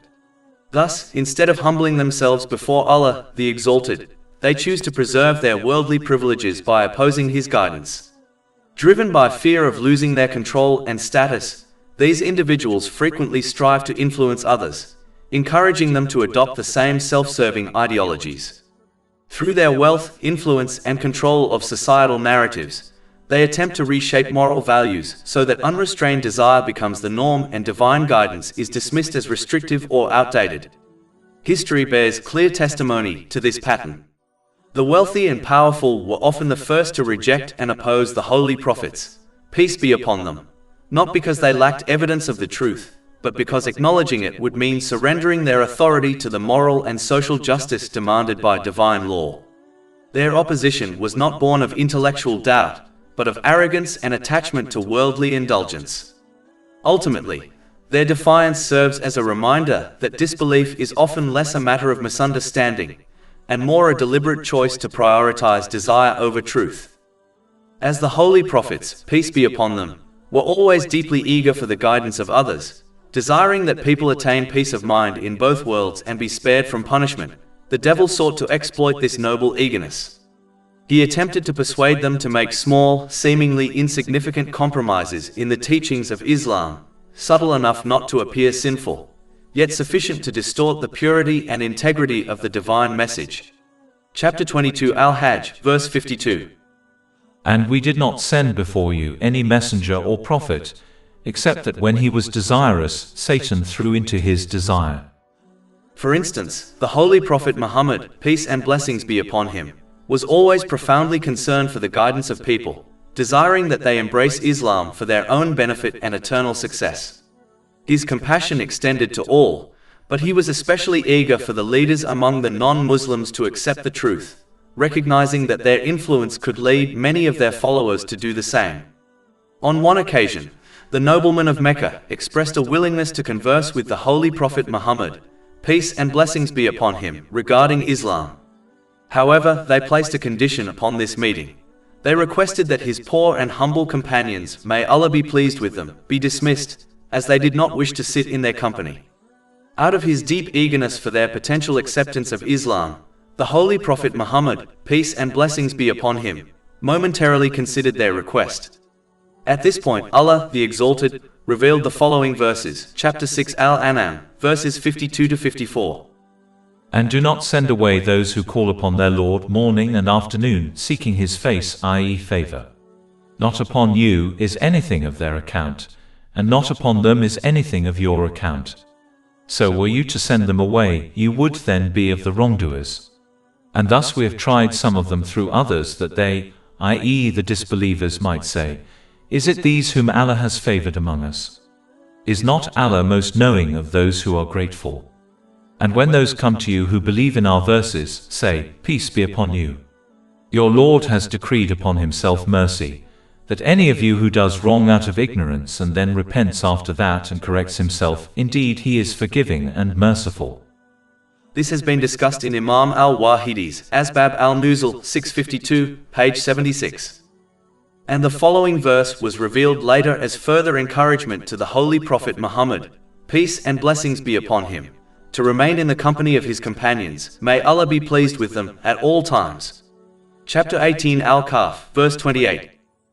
And keep yourself patient by being with those who call upon their Lord in the morning and the evening, seeking his countenance.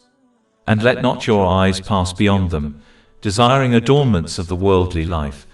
And do not obey one whose heart we have made heedless of our remembrance, and who follows his desire, and whose affair always exceeds the proper bounds.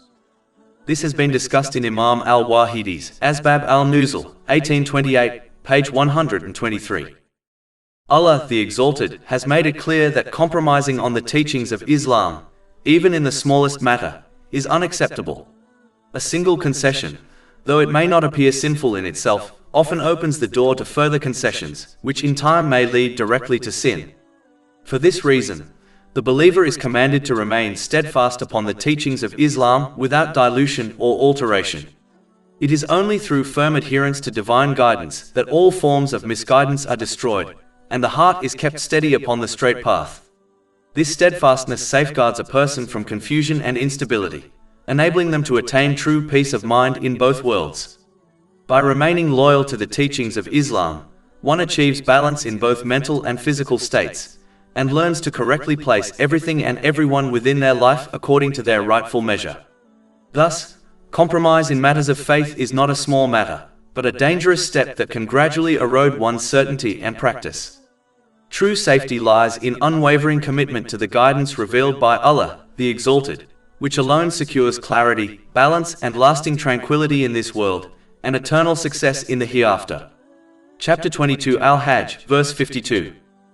But Allah abolishes that which Satan throws in, then Allah makes precise his verses. And Allah is knowing and wise. Therefore, one must remain steadfast in adhering to the two sources of guidance, the Holy Quran and the traditions of the Holy Prophet Muhammad, peace and blessings be upon him, at all times without deviation or compromise. These two sources contain the complete and perfect framework for belief, worship and conduct, and they safeguard a person from falling prey to the deceptions of the devil. Any attempt to seek alternate forms of religious knowledge, whether ancient or modern, inevitably opens the door to misguidance. The devil cunningly exploits such curiosity, tempting individuals to act on teachings that promise worldly benefit or spiritual shortcuts, but ultimately lead them away from obedience to Allah, the Exalted. Chapter 22 Al-Hajj, verse 53. That is, so he may make what Satan throws in a trial for those within whose hearts is disease, and those hard of heart. And indeed, the wrongdoers are in extreme dissension. As nothing occurs within the universe without the permission of Allah, the Exalted, the outcome has been attributed to him. But it is obvious from this verse that this outcome is a direct result of a person's own actions when they wrongfully pursue their worldly desires in the disobedience of Allah, the Exalted, by acting on alternate sources of religious knowledge. In fact, the more a person acts upon ideas, customs, or spiritual practices that originate outside the two authentic sources, even if they appear virtuous on the surface, the more distant they become from true guidance. This gradual detachment results in a subtle but dangerous shift. Good deeds performed according to distorted teachings lose their spiritual value and may even transform into acts of disobedience. For this reason, the Holy Prophet Muhammad, peace and blessings be upon him, warned in a hadith found in Sunan Abu Dawood, number 4606, that any matter which is not rooted in the two sources of guidance will be rejected by Allah, the Exalted. This statement highlights that sincerity alone is not sufficient. Actions must also be grounded in truth. Moreover, when people rely on unauthentic sources of religious knowledge, they become easy targets for deception, especially during times of hardship. In such moments, the devil manipulates them into adopting practices that contradict the teachings of Islam. For instance, they may be advised to perform spiritual exercises that challenge the foundations of Islamic belief, or to seek help from forces other than Allah, the Exalted. Gradually, they may begin to hold beliefs that contradict the core message of the Holy Quran, such as assuming that people, saints, or supernatural beings have power over destiny or can independently influence outcomes. This corrupted understanding can escalate to outright disbelief, as illustrated by those who engage in forbidden acts like black magic. Chapter 2 Al-Baqarah, verse 102. It was not Solomon who disbelieved, but the devils disbelieved, teaching people magic, and that which was revealed to the two angels at Babylon, Harut and Marut. But they, i.e. the two angels, do not teach anyone unless they say, "We are a trial, so do not disbelieve," by practicing magic. This verse serves as a profound warning. A person may lose their faith gradually and unknowingly, simply because they made a habit of following unauthorized religious ideas. Every small deviation from the authentic teachings of the Holy Quran and the traditions of the Holy Prophet Muhammad, peace and blessings be upon him, brings them one step closer to the path of the devil. Acting on religious innovations, no matter how harmless or appealing they may appear, ultimately means walking in the footsteps of the devil, who leads people astray little by little until they are entirely cut off from the light of true guidance. Chapter 2 Al-Baqarah, verse 208. O you who have believed, enter into Islam completely and perfectly, and do not follow the footsteps of Satan. Indeed, he is to you a clear enemy. And chapter 22 Al-Hajj, verse 53. That is, so he may make what Satan throws in a trial for those within whose hearts is disease, and those hard of heart. And indeed, the wrongdoers are in extreme dissension.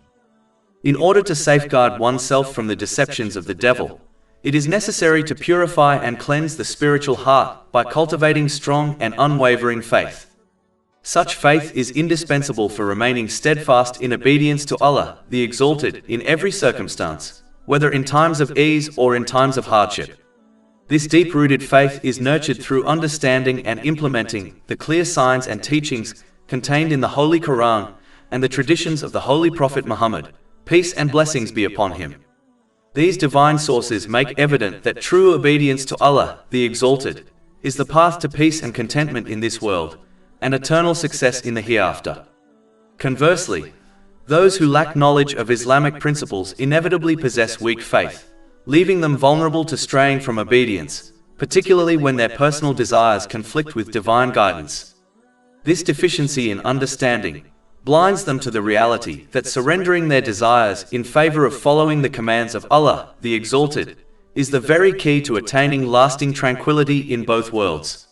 For this reason, it is essential that individuals strengthen their faith through the pursuit of Islamic knowledge and, more importantly, its consistent application.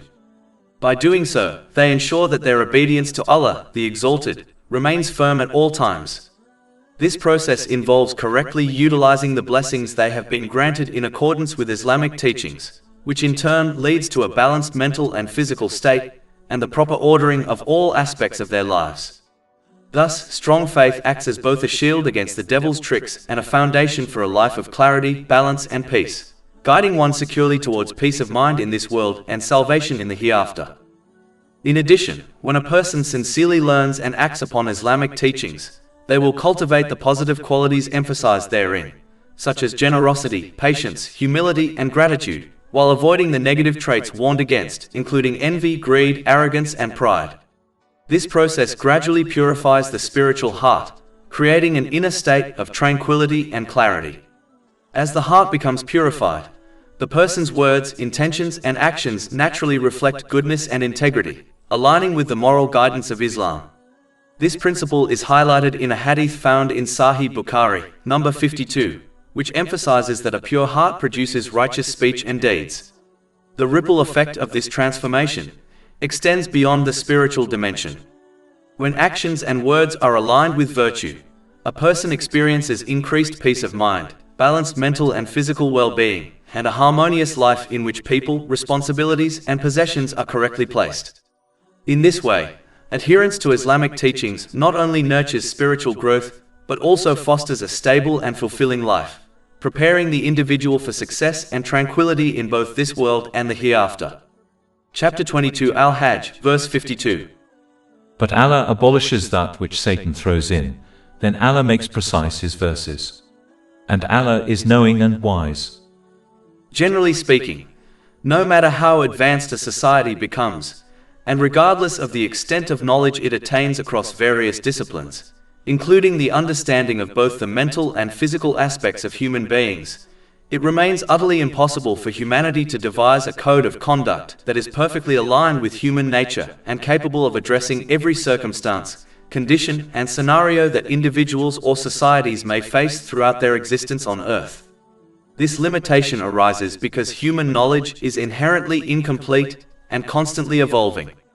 People continue to uncover new discoveries about even the most basic elements of their own nature, such as the functions of the human brain, or the complexities of emotional and social behavior. Hence, it is inconceivable that finite beings, still learning about themselves, could create an infallible moral or social system that guarantees harmony, justice, and peace. Only Allah, the Exalted, possesses the absolute knowledge and wisdom required to design such a perfect and comprehensive code of conduct. As the creator of all things, his knowledge encompasses the past, present, and future, as well as what is visible and what is hidden. His guidance considers every possible situation and human experience, ensuring that the balance between spiritual, mental, and physical well-being is maintained. Therefore, the divine code revealed through the Holy Quran and the traditions of the Holy Prophet Muhammad, peace and blessings be upon him, stands as the only standard capable of distinguishing right from wrong, benefit from harm, and guiding people toward true peace of mind amidst the turmoil of worldly life. Historical evidence clearly affirms this truth. Whenever divine guidance was sincerely applied within a community, it led to the flourishing of justice, compassion, and societal balance. People lived with purpose and harmony, their relationships built upon fairness and mutual respect. In contrast, whenever humanity relied solely on man-made systems, it led to imbalance, oppression, and moral decay, symptoms of a flawed foundation rooted in human desire rather than divine wisdom. Therefore, each person must accept the divine code of conduct as a mercy and blessing from Allah, the Exalted, recognizing that it alone ensures their ultimate well-being, even when certain commands may appear contrary to their personal preferences.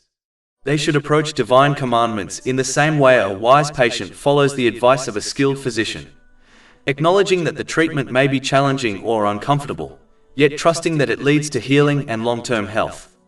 Similarly, the one who follows the guidance of Allah, the Exalted, with sincerity and humility, will ultimately attain peace, balance, and success in both this world and the hereafter, through obtaining a balanced mental and physical state, and through correctly placing everything and everyone within their life. Chapter 22 Al-Hajj, verse 54. And so those who were given knowledge may know that it is the truth from your Lord, and therefore believe in it, and their hearts humbly submit to it. And indeed is Allah the guide of those who have believed to a straight path. However, since obedience to Allah, the Exalted, frequently clashes with the worldly desires of individuals, their judgment is often obscured by a craving for worldly pleasures. This prevents many from genuinely understanding, accepting, and implementing Islamic teachings. Chapter 22 Al-Hajj, verse 55. But those who disbelieve will not cease to be in doubt of it.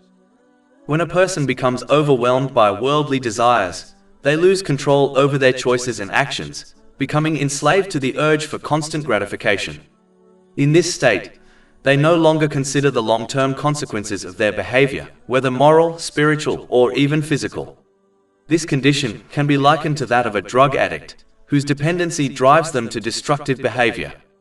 Such a person may engage in theft or deceit to satisfy their craving, blind to the harm they inflict upon themselves and others. Similarly, when an individual's heart becomes consumed by excessive worldly desires, such as the relentless pursuit of wealth, status, or power, those desires become an addiction that dominates their mind and dictates their behavior.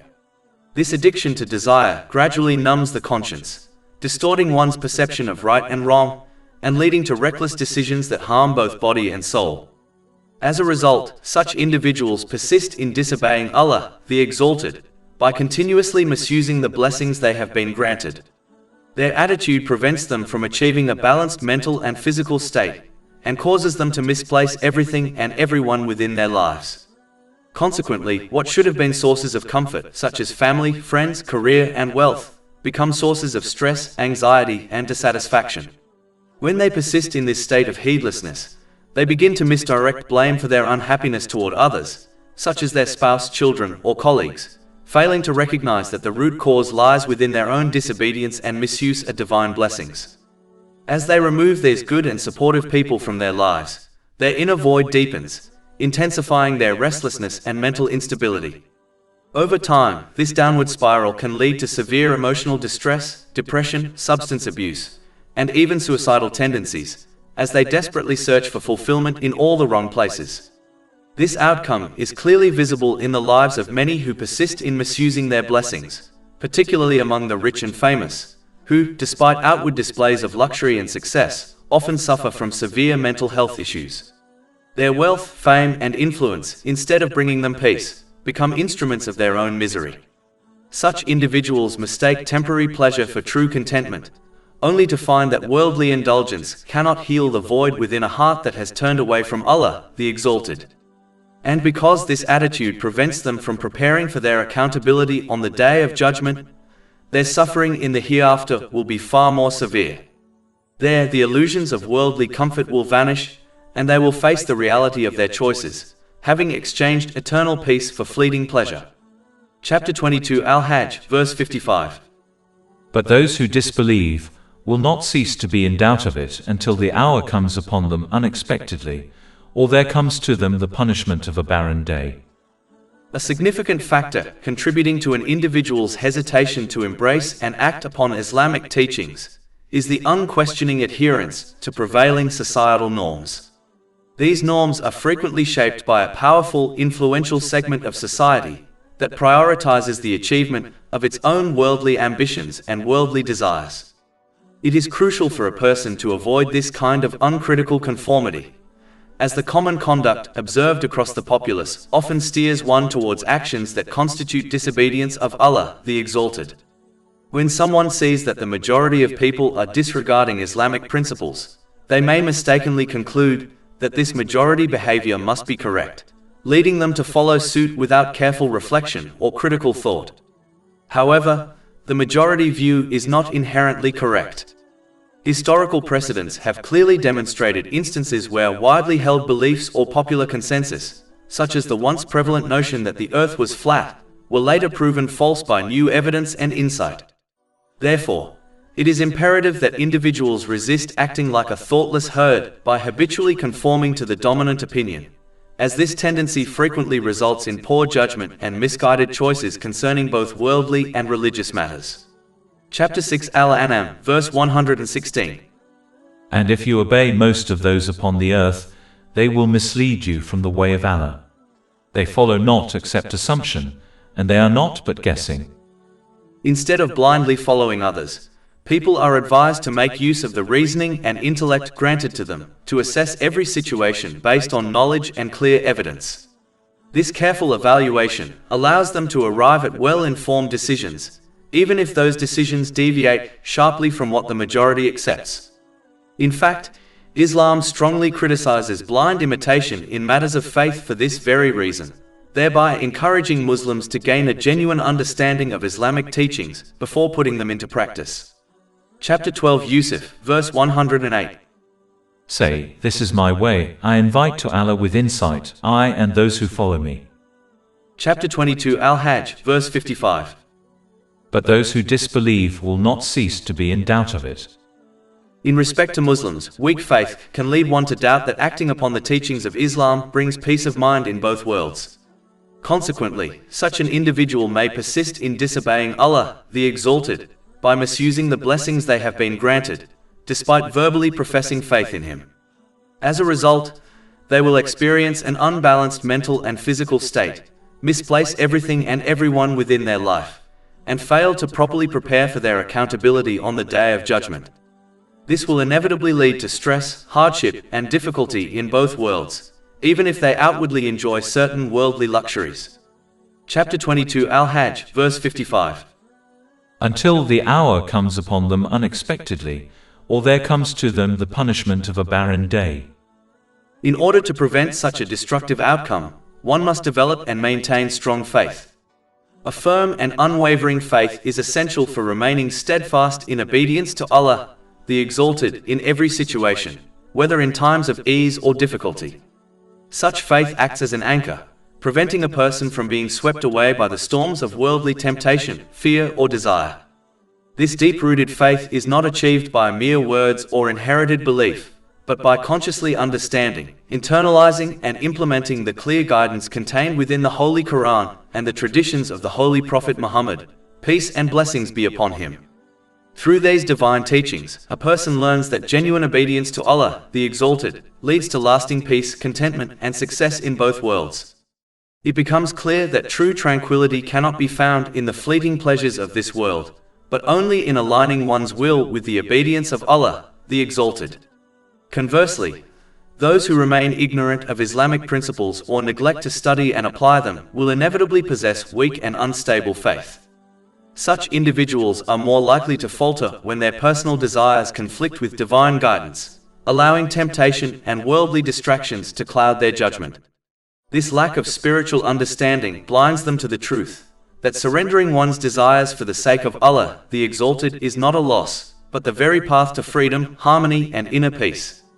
The one who truly believes recognizes that every command of Allah, the Exalted, is rooted in divine wisdom and mercy, designed to bring balance to both the individual and society. Therefore, individuals must actively strive to strengthen their faith through the pursuit of authentic religious knowledge and consistent practice. This involves regularly reflecting upon the Holy Quran, learning from the traditions of the Holy Prophet Muhammad, peace and blessings be upon him, and applying these lessons in daily life. When faith is fortified in this way, a person will be able to correctly utilize the blessings they have been granted, such as wealth, health, time and influence, in ways pleasing to Allah the Exalted. As a result, they will achieve a balanced mental and physical state, correctly prioritize their responsibilities, thereby finding peace of mind in both this world. And as their behavior ensures they practically prepare for their accountability on the Day of Judgment, they will obtain peace of mind and everlasting reward in the hereafter also. Chapter 22 Al-Hajj, verse 56. All sovereignty that day is for Allah, He will judge between them. So they who believed and did righteous deeds will be in the gardens of pleasure. However, as warned in the subsequent verse, individuals who possess weak faith and consequently persist in disobeying Allah, the Exalted, because Islamic teachings contradict their worldly desires, risk departing from this world without their faith. Chapter 22 Al-Hajj, verse 57. And they who disbelieved and denied our signs, for those there will be a humiliating punishment. Faith may be likened to a delicate flame that requires constant care and attention. Just as a fire gradually diminishes and ultimately dies when deprived of fuel, faith too weakens and risks being extinguished if it is not consistently nourished through acts of obedience, reflection, and devotion to Allah, the Exalted. This nourishment comes from learning and acting on Islamic teachings, which ensures they correctly use the blessings they have been granted. Neglecting this spiritual cultivation leaves a person vulnerable to confusion, misguidance, and the overpowering influence of worldly desires, which can easily obscure the path of righteousness.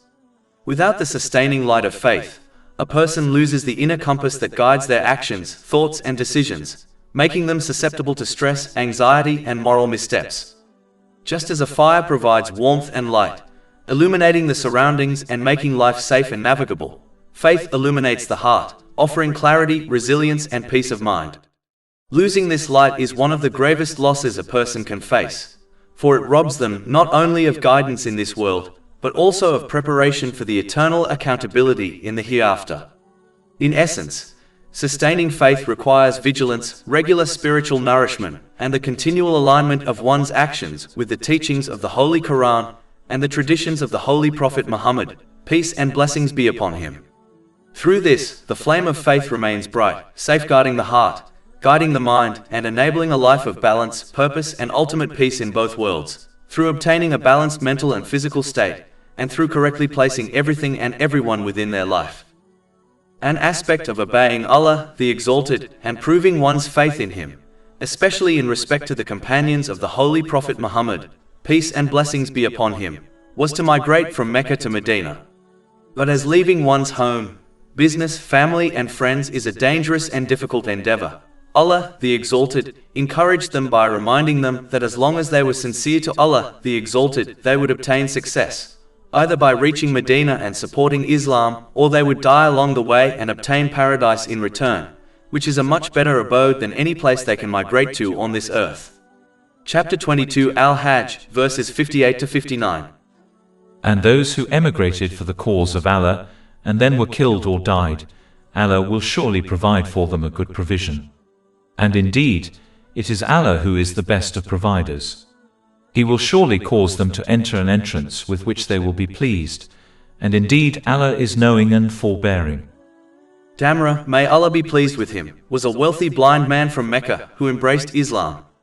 Despite being exempt from the obligatory duty of migrating to Medina, due to his disability, he was determined to undertake the journey in order to earn reward and be in the company of the Holy Prophet Muhammad, peace and blessings be upon him. Sadly, he passed away during this migration, and in recognition of his sincere intention and effort, the following verse was revealed concerning him. Chapter 4 An-Nisa, verse 100. And whoever emigrates for the cause of Allah will find on the earth many alternative locations and abundance. And whoever leaves his home as an emigrant to Allah and His Messenger and then death overtakes him, his reward has already become incumbent upon Allah. And Allah is ever forgiving and merciful.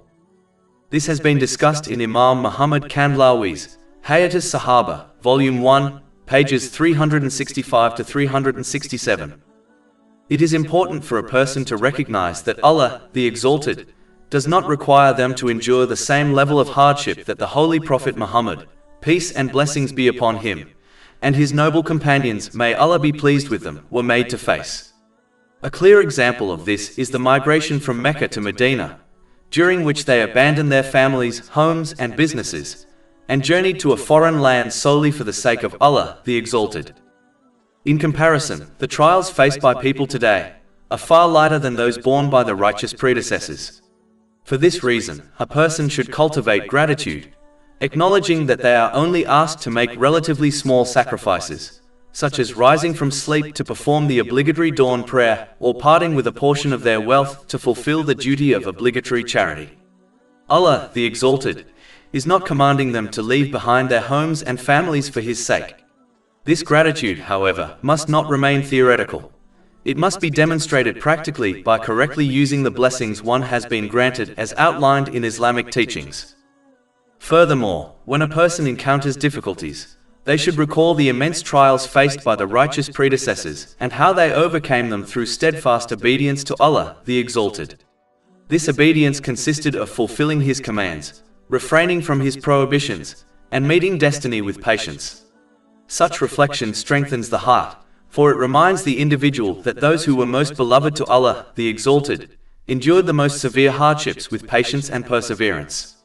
Indeed, a hadith found in Sunan Ibn Majah, number 4023, affirms that the Holy Prophets, peace be upon them, were tested with the greatest of trials, and they are undoubtedly the most beloved to Allah, the Exalted. Therefore, if a person adopts the steadfastness and patience of the righteous predecessors, it is hoped that they will be gathered alongside them in the hereafter, sharing in their eternal reward and honor. This perspective transforms present difficulties into opportunities for growth, gratitude, and closeness to Allah, the Exalted.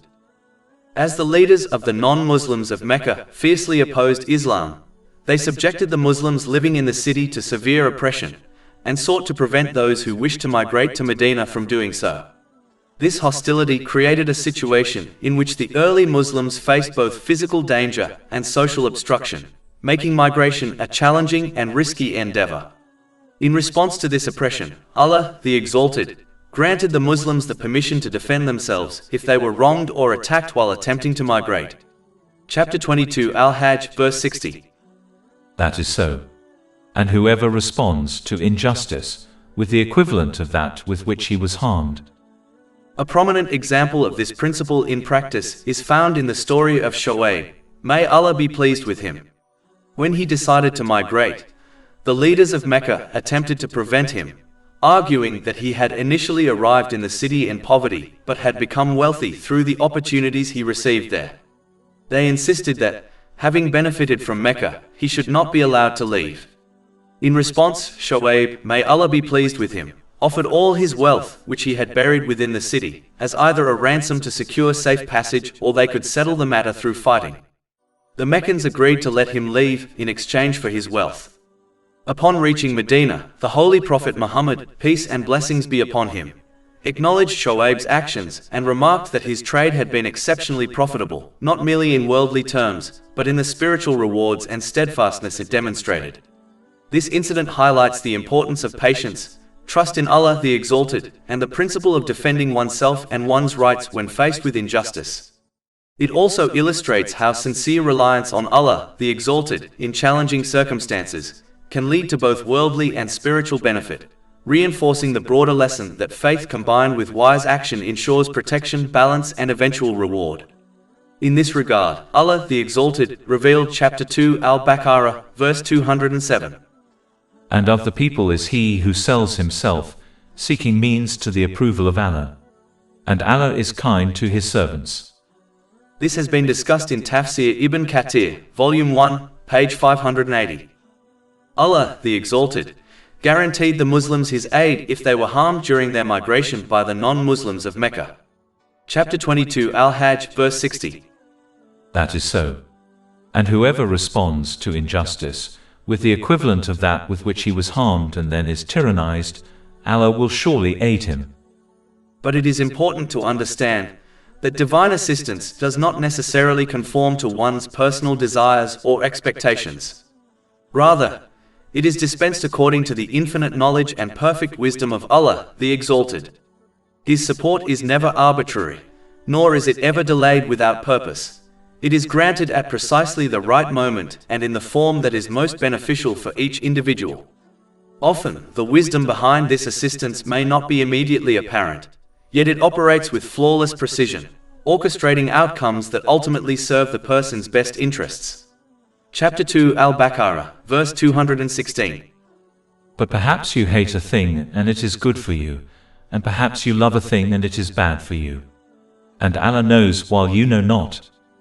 This truth serves as a reminder that divine aid cannot be judged by fleeting wishes or limited human understanding. What might appear to be a delay, a hardship, or even a loss is often a hidden mercy, a form of guidance that protects, nurtures, and prepares the person for superior outcomes in both this life and the hereafter.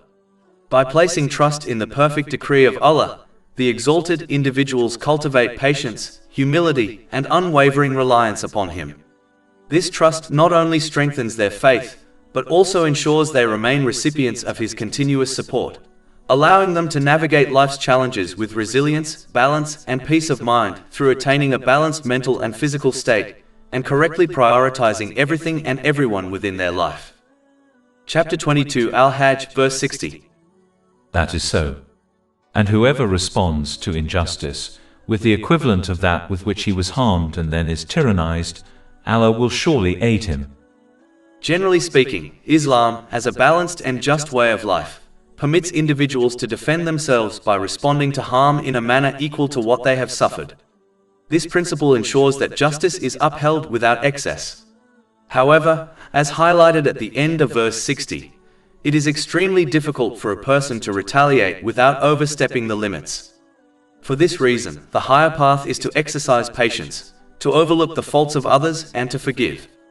This was the noble practice of the Holy Prophet Muhammad, peace and blessings be upon him, and it is a means by which Allah, the Exalted, pardons the sins of His servants.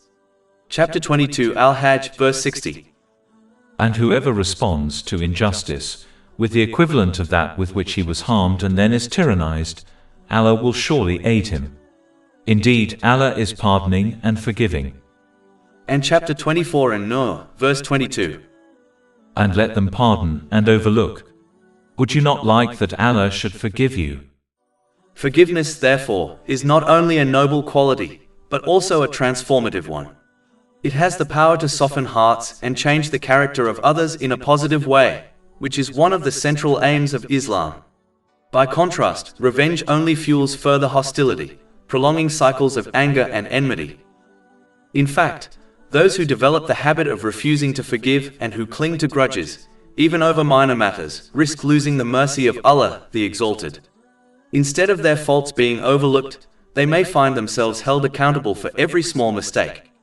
Moreover, harboring resentment robs a person of peace of mind, as constant preoccupation with grievances breeds inner unrest. By learning to pardon and overlook, one frees the heart from petty concerns, thereby attaining tranquility and balance. At the same time, this teaching does not mean that a person should never defend themselves when others cross the line. Islam teaches humility, but not weakness.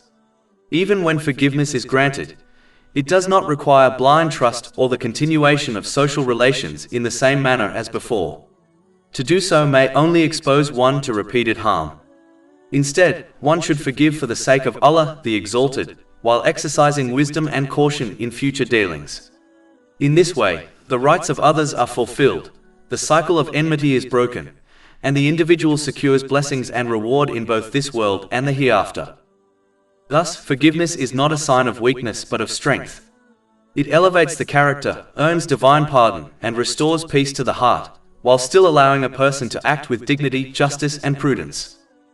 Allah, the Exalted, reminds people that just like He controls the affairs of the universe, He is more than capable of aiding His obedient servant in their time of need and difficulty. Chapter 22 Al-Hajj, verse 61. That is because Allah causes the night to enter the day, and causes the day to enter the night. Just as Allah, the Exalted, transforms the night into the day with perfect wisdom and power, He is fully able to transform the darkest and most difficult of circumstances into times of ease, relief, and tranquility. Hardship resembles the night, with its uncertainty and heaviness, while ease resembles the day, with its clarity, brightness, and comfort. The one who alternates the cycles of creation without effort can, with a single command, change a person's state from distress to serenity. This truth serves as a reminder that no trial is permanent, and no difficulty is beyond the reach of the mercy of Allah, the Exalted. Just as the night never lingers forever, but inevitably gives way to the light of day, so too will every hardship eventually yield to relief for the one who remains patient, steadfast, and obedient to Allah, the Exalted. In this way, one learns to place their trust in Him, knowing that His wisdom governs all affairs and that His decree always brings benefit, even when it is not immediately apparent. In addition, the perfecting timings of the days and nights and their varied lengths throughout the year allow people to obtain maximum benefit from them. If the days were longer, people would become exhausted from the long hours.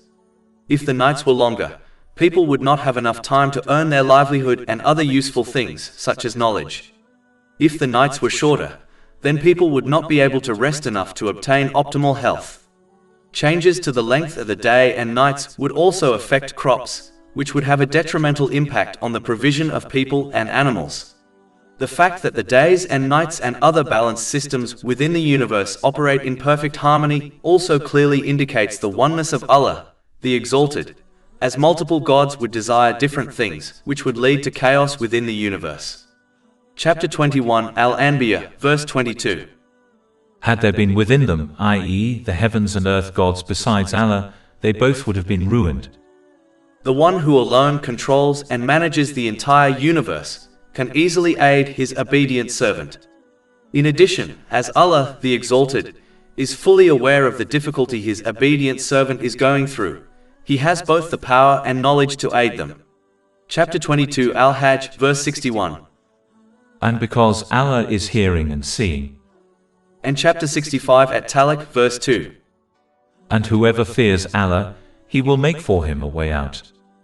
However, individuals should recognize that divine assistance operates not according to their own preferences or limited insight, but entirely in line with the perfect wisdom and infinite knowledge of Allah, the Exalted. His support is neither random nor purposelessly delayed. Instead, it is delivered precisely when and how it is most beneficial for the recipient. Though the ultimate wisdom behind this help may not be immediately apparent, it functions with flawless exactitude, shaping outcomes for the person's long-term best interests. This reality underscores the need to avoid judging divine support based on transient desires or restricted human reasoning. A perceived delay, trial, or setback is often a form of hidden mercy or guidance. By submitting fully to the flawless decree of Allah, the Exalted, people cultivate essential qualities like patience, humility, and complete reliance on Him. This submission not only fortifies their faith, but also guarantees that they continue to receive His enduring support and blessings, in both the current life and the hereafter. Therefore, one must seek support from Allah, the Exalted, alone, as no other thing, such as social media, fashion, or culture, can provide one with the guidance or support to lead them to peace of mind in both worlds, through obtaining a balanced mental and physical state, and through correctly placing everything and everyone within their life. Chapter 22, Al-Hajj, verse 62. That is because Allah is the truth, and that which they call upon other than Him is falsehood, and because Allah is the Most High, the Grand. It is crucial to recognize that the worship and obedience offered to entities other than Allah, the Exalted, is not limited solely to tangible false deities, such as idols. In truth, any element that an individual obeys in defiance of Allah, the Exalted, be it modern distractions like social media, fleeting concepts such as fashion, prevalent norms like culture, or even other people, ultimately signifies what that individual truly worships. Chapter 9 at Tawbah, verse 31. They have taken their scholars and monks as lords besides Allah. The scholars and religious leaders belonging to the people of the book were not worshipped as literal gods. Instead, their followers granted them obedience even when their directives contradicted the commands of Allah, the Exalted. This very compliance in disobedience was thus considered a form of worship, as the concept of worship extends beyond mere physical acts like bowing or prostration to encompass submission and compliance. This fundamental principle is illuminated by the Holy Quran's discussion concerning the devil himself. Chapter 36 Yasin, verse 60. Did I not enjoin upon you, O children of Adam, that you not worship Satan, for indeed he is to you a clear enemy? The vast majority of people do not consciously engage in the direct worship of Satan, yet they are described as doing so because they obey him in opposition to Allah, the Exalted. This highlights a profound truth. Obedience, when directed away from divine command, becomes a form of servitude to false masters. For this reason, it is imperative to resist yielding to any influence that leads to disobedience of Allah, the Exalted, for such submission is in essence a type of worship of those very influences. When a person persists in disobedience, they inevitably fall under the sway of other forces, whether individuals, social media, fashion, cultural trends, or even employers. Attempting to satisfy these competing and unjust masters only breeds anxiety, for their demands are inconsistent, conflicting, and ever-changing. Just as an employee with multiple supervisors struggles to meet contradictory expectations, those who abandon servitude to Allah, the Exalted, find themselves burdened by countless masters, losing both stability and peace of mind. Over time, this fractured existence leads to deep emotional and spiritual turmoil. Such individuals may experience sadness, isolation, and despair, as their relentless efforts to please worldly masters fail to bring the fulfillment they seek. This reality is clearly visible in the lives of many who pursue fame and worldly recognition, such as celebrities, who often embody the emptiness and restlessness of this path despite outward success. Moreover, obedience to others in disobedience to Allah, the Exalted, will be of no benefit in the hereafter. Those very entities to whom people submitted will not come to their aid when they stand in need. On that day, each person will be left to face the consequences of their choices, and false masters will disown those who followed them. The only safeguard against this fate is to abandon all forms of obedience that lead to sin, and instead devote oneself wholly to Allah, the Exalted. This devotion is expressed by using His blessings in the manner prescribed by the Holy Quran and the traditions of the Holy Prophet Muhammad, peace and blessings be upon him. In this lies true freedom, for servitude to Allah, the Exalted, liberates a person from the tyranny of countless worldly masters.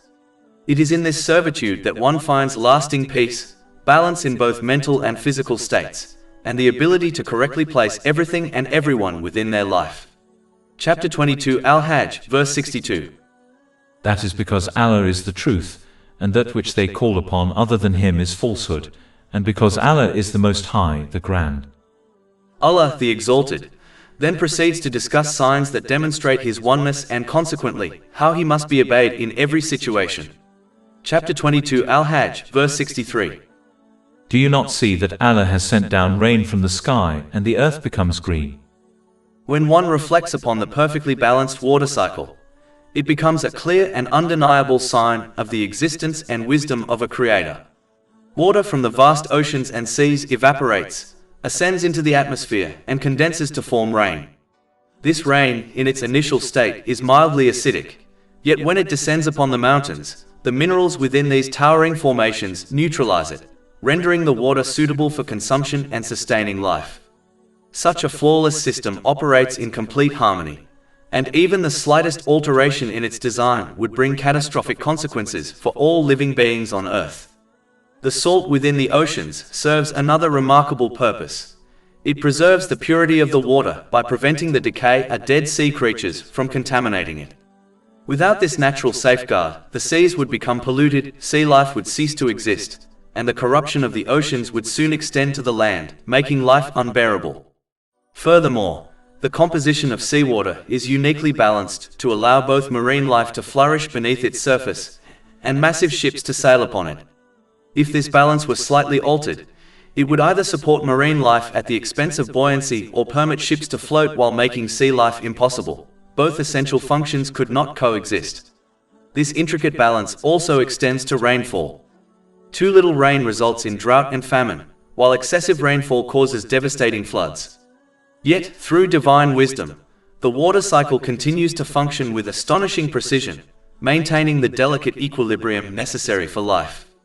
Even in the modern age, despite immense technological advancement, sea transport remains the most efficient and relied upon means of moving goods across the globe, further demonstrating humanity's ongoing dependence on this divinely orchestrated system. Such perfect harmony in the water cycle is a profound testament to the infinite knowledge, mercy, and power of Allah, the Exalted, who sustains all creation with flawless precision. Chapter 23 Al-Mu'minun, verse 18. And we have sent down rain from the sky in a measured amount and settled it in the earth. And indeed, we are able to take it away. And chapter 22 Al-Hajj, verse 63. Indeed, Allah is subtle and acquainted. Chapter 22 Al-Hajj, verse 63. Do you not see that Allah has sent down rain from the sky and the earth becomes green?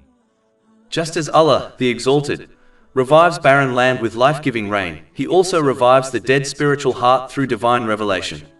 When a person purifies their heart with this revelation, by embracing the virtuous qualities it encourages, such as generosity, patience, humility, gratitude, and compassion, while consciously striving to abandon the destructive traits it condemns, such as pride, envy, greed, and arrogance, they naturally attain peace of mind. Indeed, the consistent adoption of positive characteristics nurtures inner tranquility and harmony. Moreover, spiritual purification ensures that a person uses the blessings they have been granted, whether wealth, health, knowledge, or influence, in the manner prescribed in divine teachings. This mindful use of blessings prevents waste, excess, and misuse, instead directing them toward gratitude, service, and sincere obedience. Through this alignment, the individual achieves balance in both mental and physical states, correctly placing every matter and every relationship in its proper place. This state of balance not only safeguards a person's worldly affairs, but also prepares them for their accountability on the Day of Judgment. Such purification of the heart and soul yields a twofold reward: serenity in this life and salvation in the next. In this world, the purified soul enjoys clarity, contentment, and resilience amid trials, and in the hereafter, it finds eternal peace and reward with Allah, the Exalted. Thus, spiritual purification is far more than mere personal refinement. It is the foundation of true success in both worlds, for it transforms the individual's character, directs their blessings toward righteousness, and establishes lasting peace of mind in this life and the next. However, it must be clearly understood that accepting and acting upon divine guidance benefits only the person themselves. The obedience or disobedience of any individual does not, in any way, affect the infinite greatness, majesty, or status of Allah, the Exalted. He is absolutely independent of His creation, free from any need or deficiency. Recognizing this reality is essential, for it prevents a person from falling into arrogance, the false notion that by obeying Allah, the Exalted, or by following Islamic teachings, they are somehow doing Him a favor. Such an attitude is deeply misguided and spiritually destructive, as it corrupts one's intention and weakens sincerity. This arrogance can easily obstruct genuine obedience, especially when personal desires or worldly ambitions come into conflict with divine commandments. The arrogant person will choose their ego over truth, thereby veering off the straight path without realizing it. In contrast, those who truly comprehend that their faith, worship, and obedience are for their own benefit, serving as a means to attain inner peace, spiritual elevation, and eternal success, will develop humility and steadfastness before Allah, the Exalted. Such individuals remain devoted to obedience in all circumstances, patient and trusting in times of hardship, and grateful and humble in times of ease. Their faith becomes a source of balance and stability, enabling them to navigate life's trials with contentment and purpose. Ultimately, this humility and awareness elevate them in rank, bringing them closer to the mercy and support of Allah, the Exalted, in both this world and the hereafter. Chapter 22 Al-Hajj, verse 64. To Him belongs what is in the heavens and what is on the earth. And indeed, Allah is the free of need, the praiseworthy. Since everything in existence is under the absolute ownership and authority of Allah, the Exalted, it is essential for individuals to remain steadfast in adhering to His commandments. Just as one who violates the laws of a country faces penalties, disregarding Allah, the Exalted, regulations set by the Creator, inevitably leads to hardship in this world and punishment in the hereafter. A person may choose to leave a land whose laws they dislike, but there is no escape from the dominion of Allah, the Exalted, for His authority encompasses the entire universe. Although people may attempt to alter societal standards and redefine morality according to their desires, they cannot modify Allah, the Exalted, laws established by Allah, the Exalted. Just as a homeowner dictates the rules within their own property, the universe is governed solely by Allah, the Exalted, who sets its laws without requiring human approval or validation. For this reason, obedience to these divine regulations is not only an obligation, but also a source of immense personal benefit. Those who truly grasp this reality will strive to obey the commands of Allah, the Exalted, and will seek to use the blessings they have been granted in ways that please Him, as outlined in the Holy Quran and the teachings of the Holy Prophet Muhammad, peace and blessings be upon him. Such individuals recognize that divine commands and prohibitions are not arbitrary restrictions, but are filled with wisdom, designed to enhance both personal well-being and the harmony of society. On the other hand, those who allow their desires to dominate and who ignore Islamic teachings must be prepared to face the consequences of their actions. No amount of excuses, objections, or complaints will shield them from the outcomes decreed by Allah, the Exalted. In this life, they will experience imbalance, unrest, and hardship, and in the hereafter, they will face full accountability. Chapter 18 Al-Kahf, verse 29. And say, the truth is from your Lord, so whoever wills, let him believe, and whoever wills, let him disbelieve. Indeed, we have prepared for the wrongdoers a fire whose walls will surround them. And if they call for relief, they will be relieved with water like murky oil which scalds their faces. Wretched is the drink, and evil is the resting place. Thus, true success lies in recognizing the authority of Allah, the Exalted, submitting to His guidance, and living in accordance with His laws. This path alone secures peace of mind, balance in both mental and physical states, and eternal prosperity in the hereafter, through obtaining a balanced mental and physical state and through correctly placing everything and everyone within their life. Allah, the Exalted, then reminds mankind how He has organized everything on earth so that they may obtain pure and healthy provision and consequently lead a pleasant and peaceful life in this world, which in turn facilitates a peaceful life in the next world. Chapter 22 Al-Hajj, verse 65. Do you not see that Allah has subjected to you whatever is on the earth? For example, the precise placement of the sun relative to the earth serves as a clear indication of deliberate design, as a minute variation in distance, either closer or further, would render the planet uninhabitable. Similarly, the very formation of the earth has established a perfectly balanced and pure atmosphere that enables life to flourish. The impeccable synchronization of days and nights, along with the variation in their yearly lengths, ensures that humankind receives the maximum benefit. If the days were excessively long, individuals would become exhausted from extended working hours. Conversely, if the nights were too long, they would lack sufficient time to earn a livelihood and pursue essential endeavors like knowledge acquisition. A reduction in night length would likewise prevent adequate rest necessary for optimal health.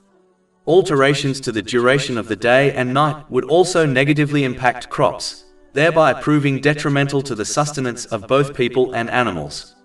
Chapter 21 Al-Anbiya, verse 22. Had there been within them, i.e., the heavens and earth gods besides Allah, they both would have been ruined. Observation of the meticulously balanced water cycle powerfully suggests the presence of a creator. Water is drawn from the seas through evaporation, ascends and then condenses to form rain, which in its initial state is often acidic. This rain falls upon the mountains, which serve a critical role by neutralizing its acidity, rendering the water pure and usable for both human and animal populations. Any disruption to this flawless, self-regulating mechanism would precipitate catastrophe for all life on Earth. Furthermore, the very salinity of the sea is what safeguards the ocean from contamination by neutralizing the organic material of dead sea life. Should the ocean become compromised, marine life would perish, and the resultant impurities would ultimately threaten terrestrial life as well. The properties of oceanic water are precisely calibrated to fulfill dual, seemingly conflicting purposes, allowing diverse sea life to flourish within its depths, while simultaneously providing sufficient buoyancy for massive ships to traverse its surface. A subtle change in water composition would permit either thriving aquatic life or naval transport, but not the simultaneous operation of both, underscoring the necessity of this exact equilibrium. This perfect balance is fundamental to life, evidenced by the fact that maritime transport remains the predominant method for global commerce. Chapter 22 Al-Hajj, verse 65. And the ships which run through the sea by his command. The balance extends to the inhabitants of the world, as each species has been allocated a specific lifespan that prevents any single one from achieving unchecked dominance. For instance, species like flies possess a very brief life cycle, approximately 3 to 4 weeks, but compensate by producing a large number of offspring, up to 500 eggs. If their lifespan were extended, their population would become disproportionate and capable of overwhelming all other species. Conversely, creatures with significantly longer lifespans typically produce very few offspring, a mechanism that naturally moderates their numbers.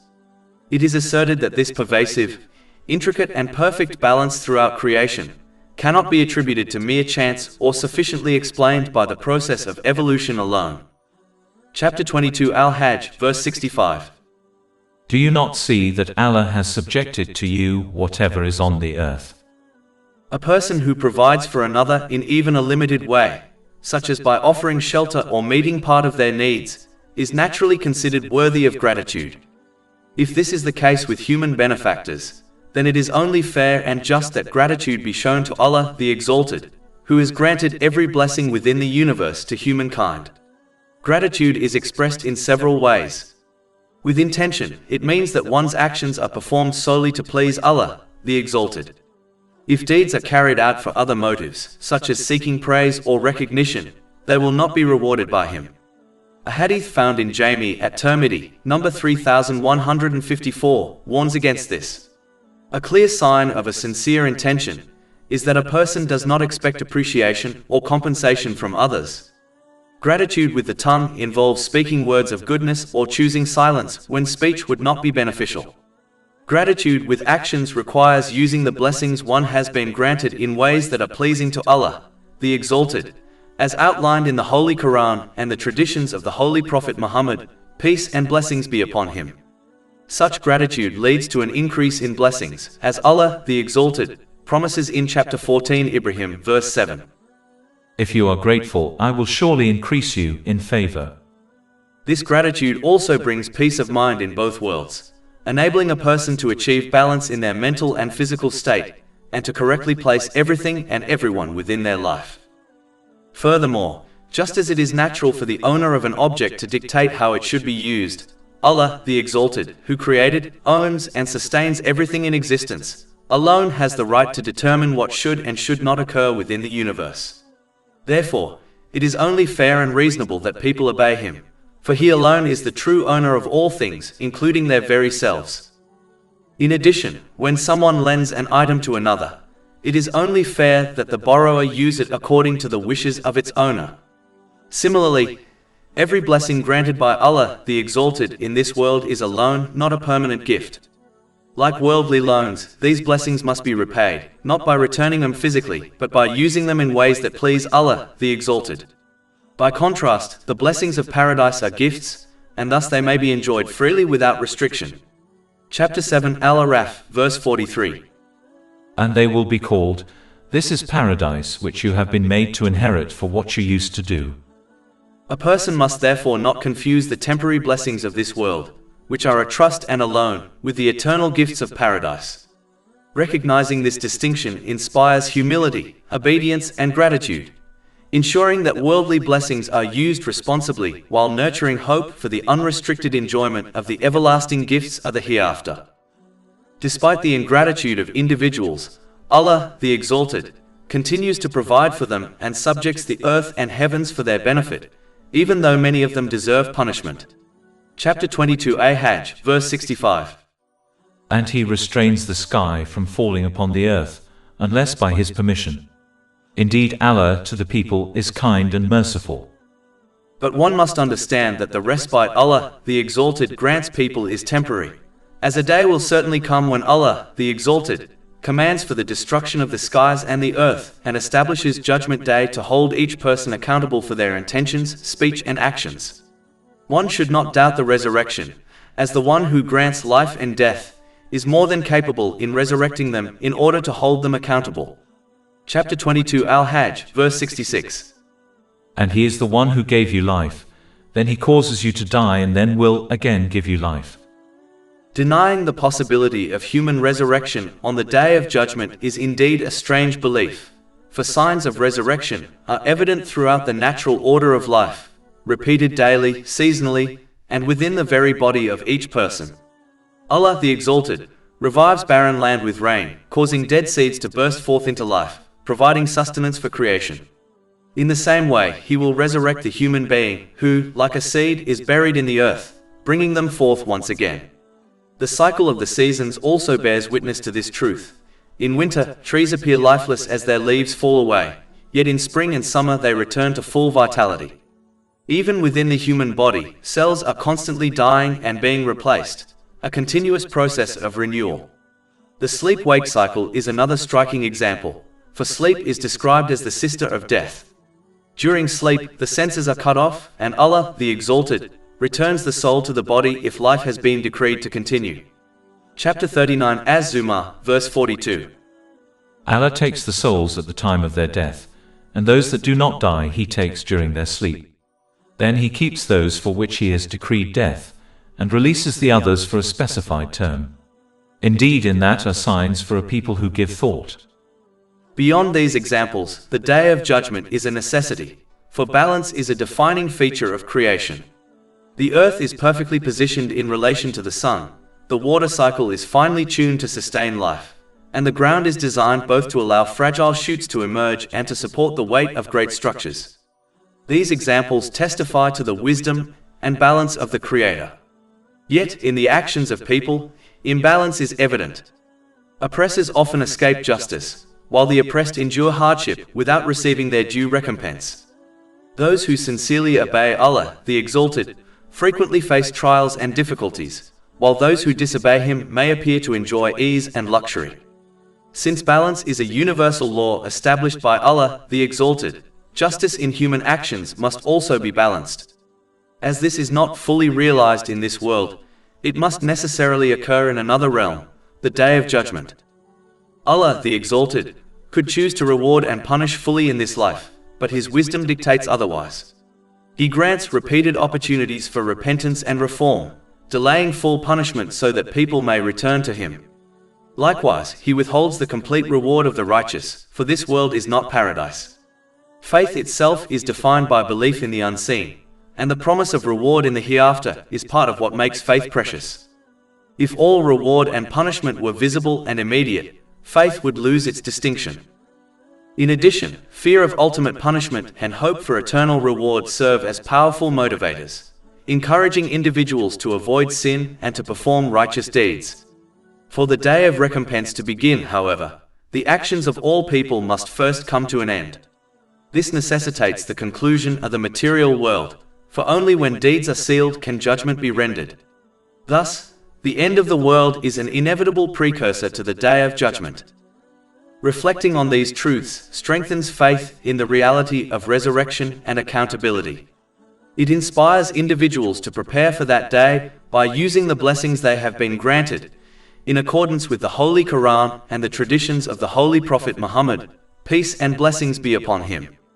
In doing so, they secure peace of mind, through obtaining a balanced mental and physical state, and through correctly placing everything and everyone within their life. Chapter 45 Al-Jatiyah, verse 22.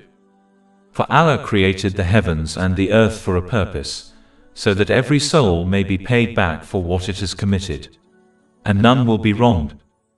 But as obeying Allah, the Exalted, often contradicts the worldly desires of people, many of them will fail to show Him gratitude for subjugating the world for their benefit, and they will instead persist on disobeying Him by misusing the blessings He has granted them. Chapter 22 Al-Hajj, verse 66. Indeed, mankind is ungrateful. In this world, such an attitude deprives a person of attaining a balanced mental and physical state, as it disrupts the harmony and order that obedience to Allah, the Exalted, naturally establishes within the heart and mind. Their priorities become distorted, causing them to misplace everything and everyone within their life. Consequently, the very things that were meant to bring them comfort and stability, such as their family, friends, career, and wealth, turn into sources of anxiety and distress.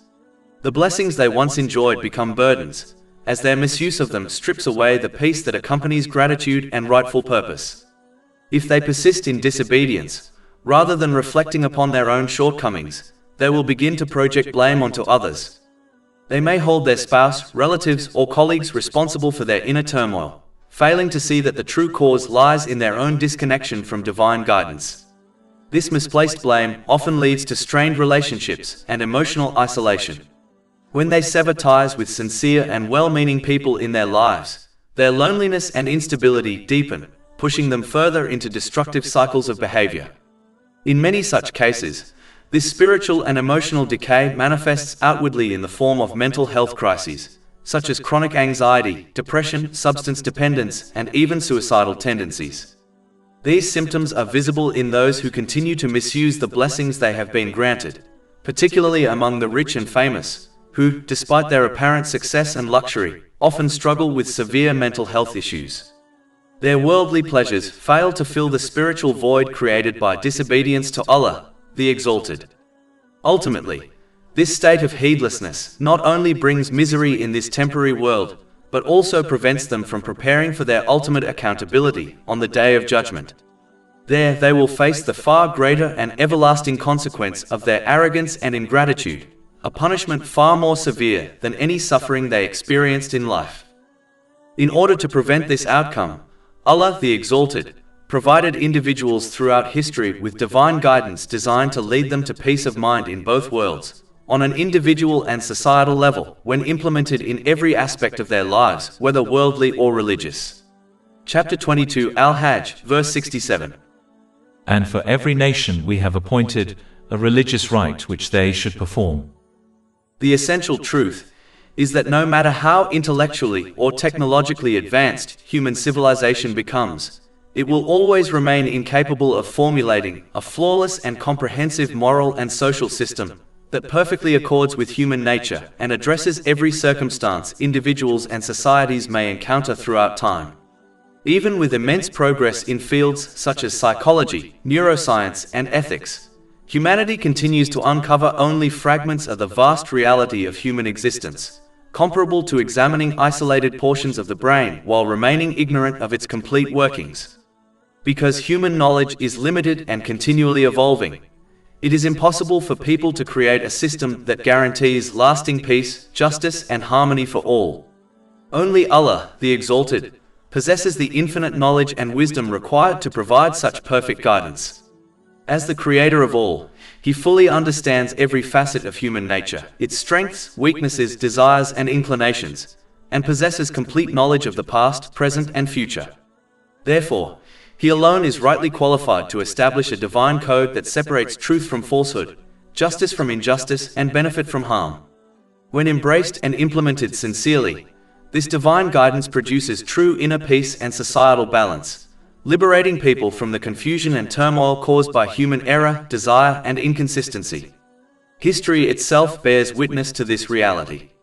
Whenever individuals and societies have faithfully upheld the divine code revealed by Allah, the Exalted, they have experienced justice, compassion, unity, and tranquility on a remarkable scale. Conversely, whenever they have abandoned divine guidance and relied on man-made ideologies rooted in limited reasoning and selfish aims, corruption, inequality, and moral decline have inevitably followed. Thus, every person must understand that the divine code is not a restriction but rather a profound mercy, designed to preserve human dignity, protect well-being, and lead toward peace in this world and eternal success in the hereafter.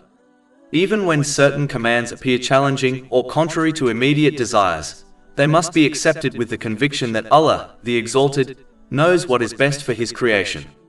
The wise person is like a patient who trusts the expertise of their physician. Though the medicine may taste bitter and the treatment may seem difficult, they accept it patiently, knowing it leads to healing and recovery. Likewise, those who trust in and submit to the code of Allah, the Exalted, will find balance, peace of mind, and fulfillment in both this life and the next, through obtaining a balanced mental and physical state, and through correctly placing everything and everyone within their life.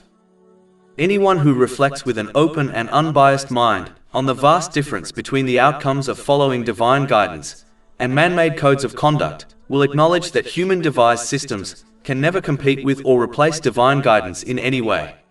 Chapter 22 Al-Hajj, verse 67. So they do not contend with you in the matter. Therefore, one should remain firm on divine guidance, knowing it alone can provide them with peace of mind in both worlds, through obtaining a balanced mental and physical state, and through correctly placing everything and everyone within their life. In addition, this attitude of leading by example will encourage others to do the same. Chapter 22 Al-Hajj, verse 67. But call to your Lord. Indeed you are upon straight guidance. Leading by example requires first learning and then acting upon the teachings of Islam, so that others may recognize its truthfulness through both word and deed. Only when this foundation is established can the Holy Quran and the traditions of the Holy Prophet Muhammad, peace and blessings be upon him, be effectively conveyed to the next generation in a way that allows them to understand Islam through clear evidence rather than blind imitation. This approach ensures that they remain steadfast upon the teachings of Islam throughout their lives. It is regrettable that many parents show great eagerness in imparting worldly knowledge to their children, knowledge that may lead to material success, yet they neglect their responsibility of providing religious education. Instead, they often delegate this duty to others, despite the fact that it is their own obligation to teach their children the foundations of Islam directly. While encouraging the pursuit of worldly knowledge is praiseworthy, it must never come at the expense of religious instruction. Sending children to mosques merely to learn recitation of the Holy Quran without understanding its meaning is insufficient. A young person must embrace Islam on the basis of evidence, not cultural inheritance or blind following. Otherwise, as they grow older, they may come to view Islam as nothing more than a cultural identity that can be abandoned. By contrast, when Islam is accepted through evidence, it is understood as a comprehensive way of life that governs every situation and guides the proper use of every blessing granted by Allah the Exalted. This outcome is only possible when elders within the family, particularly parents, take responsibility for teaching the clear proofs and evidences of Islam's truthfulness. And this, in turn, is only possible when those elders themselves lead by example, learning, embodying, and acting upon the teachings of Islam in their own lives. In this way, the next generation is nurtured upon conviction, sincerity, and steadfastness, ensuring that faith is preserved and strengthened across time. In truth, every person who turns away from the divine code of conduct revealed by Allah, the Exalted, and instead adopts man-made systems of morality and governance, does so in pursuit of their worldly desires. All such alternative codes, regardless of how sophisticated or appealing they may appear, are fundamentally rooted in human inclinations and desires rather than divine wisdom. They are designed to serve personal or collective interests, often those of the influential and powerful, rather than to uphold justice or guide humanity toward true peace and balance. The wealthy and powerful, in particular, are often the most deeply entrenched in this mindset. They realize that sincerely embracing the divine code would require them to abandon unethical practices, restrain their ambitions, and live within the moral boundaries set by Allah the Exalted. This, in their eyes, would threaten their authority, wealth, and influence. Consequently, they resist the truth and actively encourage others to follow their example, thereby normalizing disobedience and indulgence in worldly pleasures. Their opposition to divine teachings stems not from a genuine intellectual rejection but from fear of losing control, prestige, and the ability to act according to their own desires. Throughout history, this pattern has repeated itself. The wealthy elites and influential figures of every era were often the first to reject and oppose the holy prophets, peace be upon them. Their hostility was not due to a lack of evidence supporting the truth of divine revelation, for they often recognized it within their hearts, but rather because accepting it would have required humility, self-restraint, and submission to a higher authority. Their rebellion was therefore a defense of their own egos and desires, not an honest pursuit of truth. This timeless behavior illustrates a profound spiritual truth. Disobedience to Allah, the Exalted, is rarely intellectual in nature. It is moral and emotional. People reject divine guidance not because it lacks clarity, but because it challenges their selfish desires. True faith requires one to suppress the ego, submit to divine wisdom, and accept that ultimate happiness lies not in fulfilling every desire, but in living according to the moral and spiritual order established by the Creator.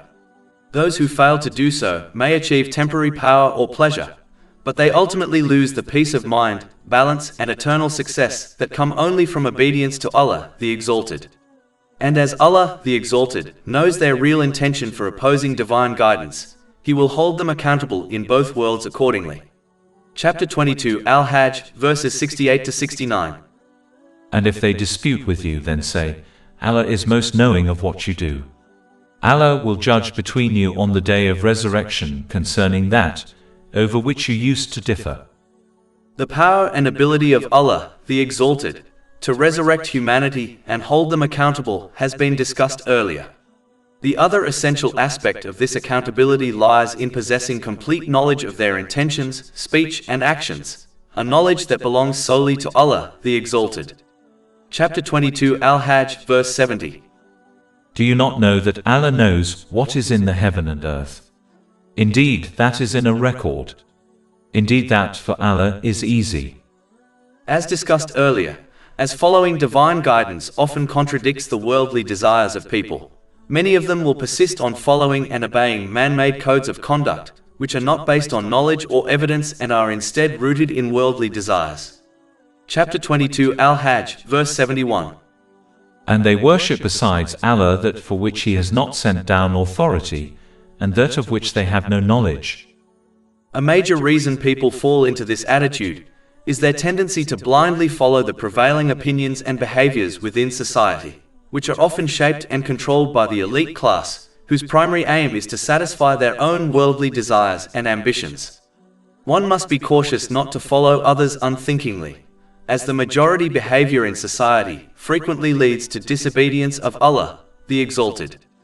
When a person observes the majority ignoring Islamic teachings, they may be tempted to assume that the majority's behavior is inherently correct and follow it without reflection. However, the truth is that the majority opinion is not always reliable. History repeatedly demonstrates this, as widely held beliefs have later been proven false. For instance, the once common belief that the earth was flat. Blindly conforming to the majority, without analysis or understanding, is akin to acting like cattle, resulting in misguided choices in both worldly and spiritual matters. Chapter 6 Al-An'am, verse 116. And if you obey most of those upon the earth, they will mislead you from the way of Allah. They follow not except assumption, and they are not but guessing. Instead, individuals should actively employ the reasoning and intellect bestowed upon them to evaluate each situation based on knowledge and evidence. Decisions should be guided by careful thought, even if they contradict the prevailing opinions of the majority. This approach ensures that a person acts with awareness, not mere conformity, and therefore makes the right decisions in both worldly and religious matters. Islam strongly discourages blind imitation in matters of faith, and encourages every person to learn and act on Islamic teachings with understanding, reflection, and sincerity. This conscious engagement safeguards both spiritual integrity and personal accountability. Chapter 12 Yusuf, verse 108. Say, this is my way, I invite to Allah with insight, I and those who follow me. If a person persists in blindly following others, they will inevitably misuse the blessings they have been granted.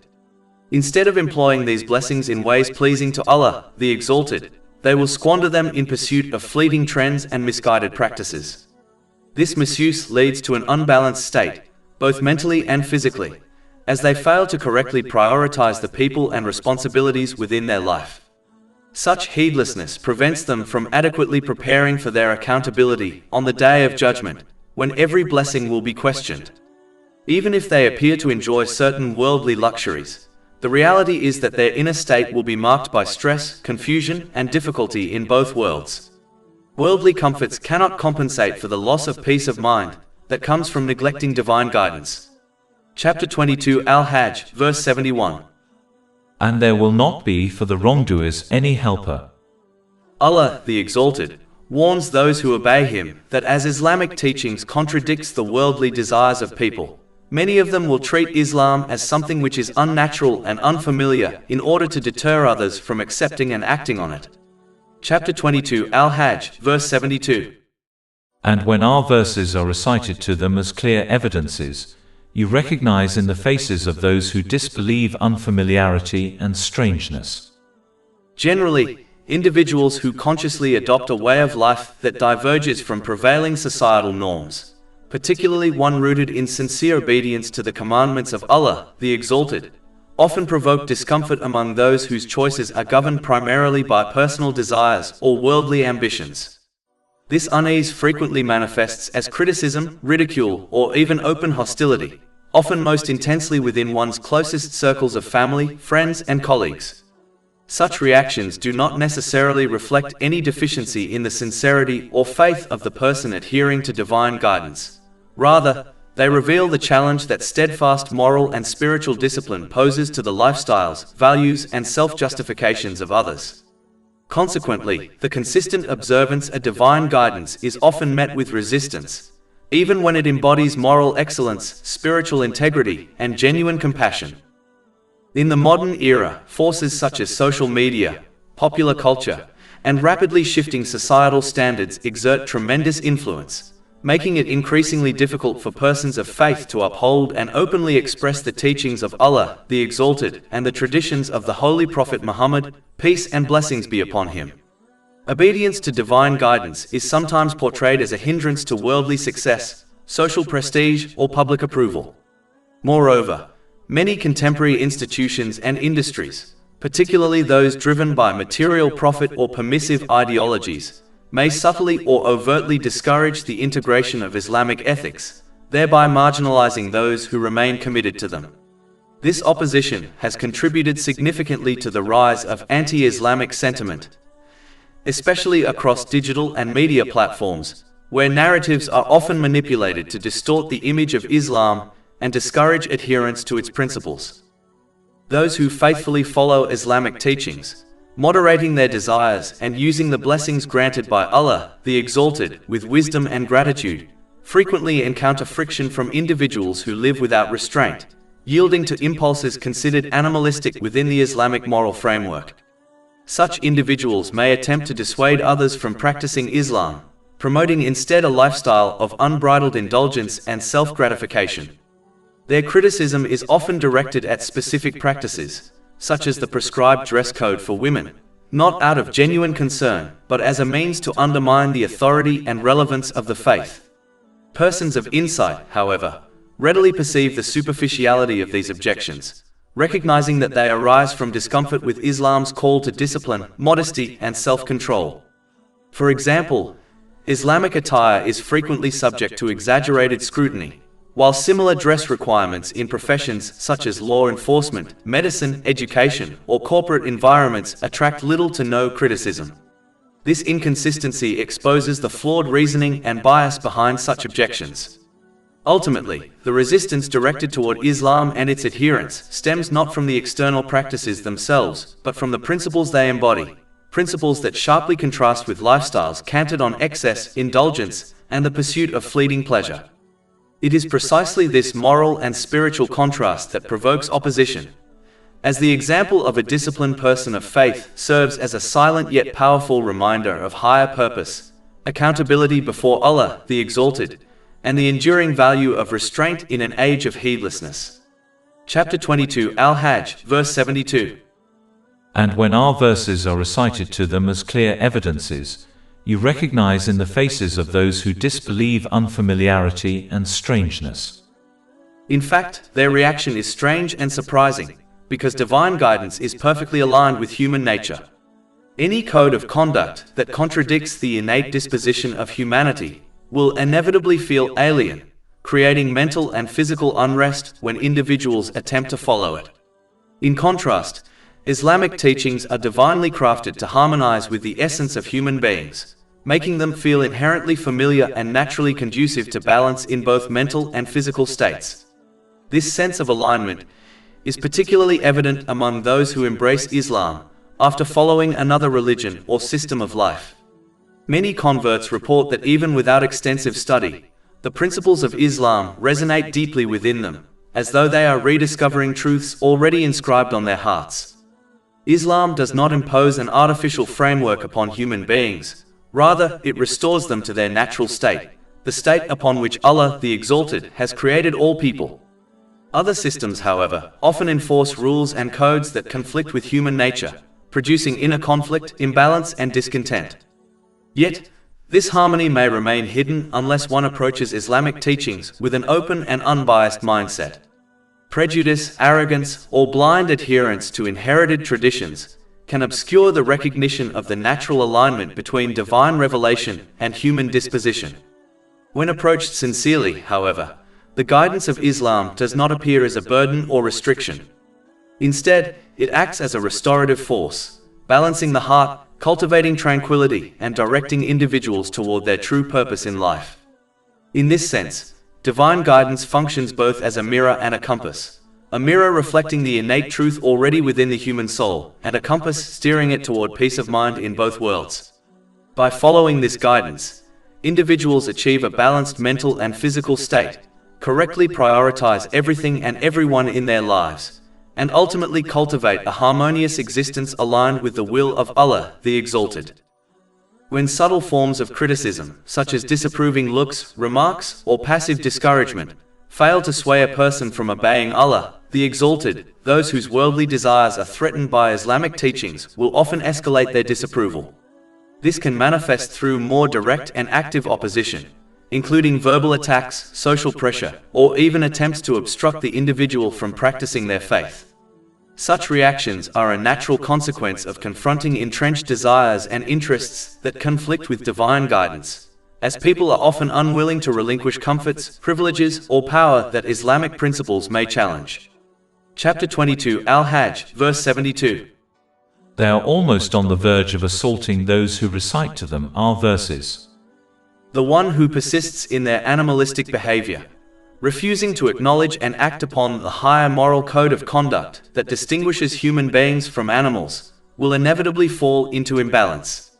Such a person misuses their blessings, misplaces priorities, and fails to give everything and everyone in their life their rightful place.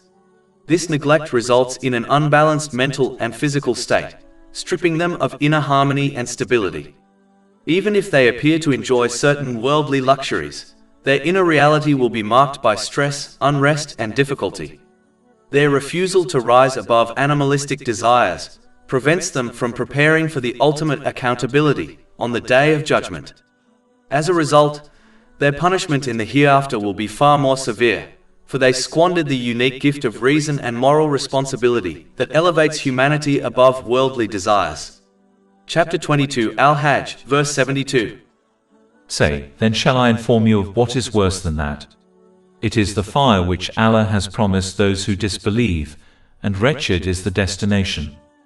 In order to avoid this outcome, Allah, the Exalted, presents a parable that clearly demonstrates how man-made codes of conduct, which are rooted in worldly desires, offer no real peace of mind or success in this world or the next. Chapter 22, Al-Hajj, verse 73. O people, an example is presented. The foremost point to understand is that, unlike many other religions or philosophies, Islam is a comprehensive way of life intended for all people, regardless of race, gender, social standing, or background. This universality underscores the central value of equality in Islam. A person's true status is measured solely by their sincere obedience to Allah, the Exalted, and by how they utilize the blessings they have been granted in ways that are pleasing to Him, as outlined in the Holy Quran and the traditions of the Holy Prophet Muhammad, peace and blessings be upon him. Chapter 49, Al-Hujurat, verse 13. Indeed, the most noble of you in the sight of Allah is the most righteous of you.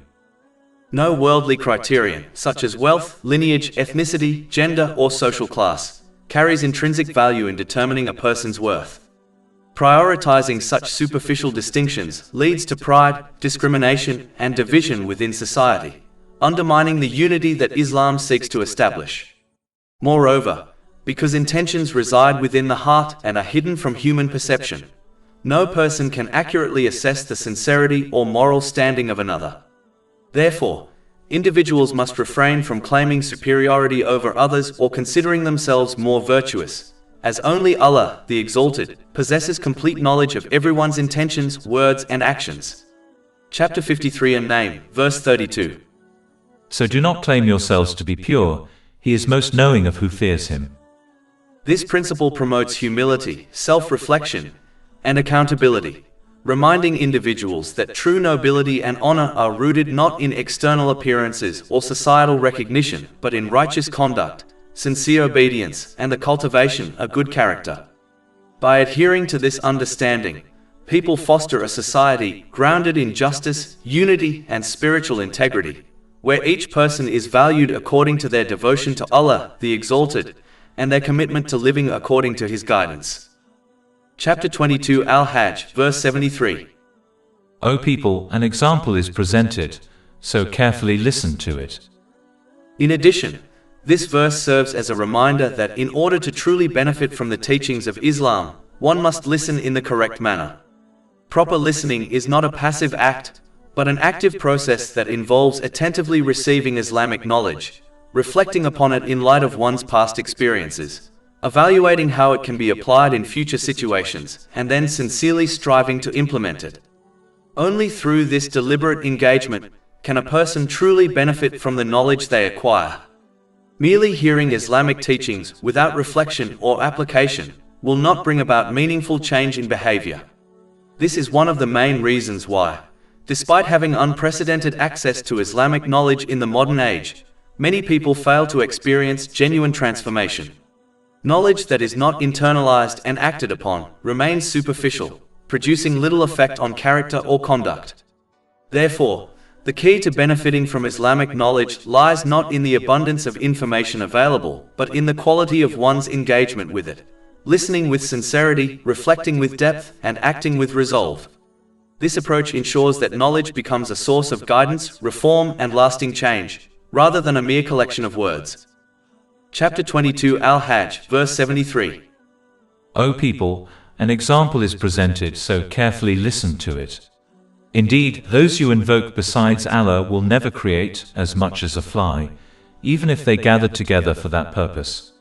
And if the fly should steal away from them a tiny thing, they could not recover it from it. The man-made codes of conduct that people adopt in the disobedience of Allah, the Exalted, whether they arise from social media trends, fashion, or cultural expectations, can never provide genuine benefit or lasting peace of mind in this world or the next. They simply do not possess the power, influence, or knowledge required to achieve such an outcome. The only one who has complete knowledge of human nature, and who alone can guide a person to attain a balanced mental and physical state, while correctly placing everything and everyone within their life, is Allah, the Exalted. Despite the vast amount of research undertaken by society into human behavior, psychology, and well-being, its knowledge remains limited. It cannot address every challenge a person may face, nor can it shield them from all forms of stress and hardship.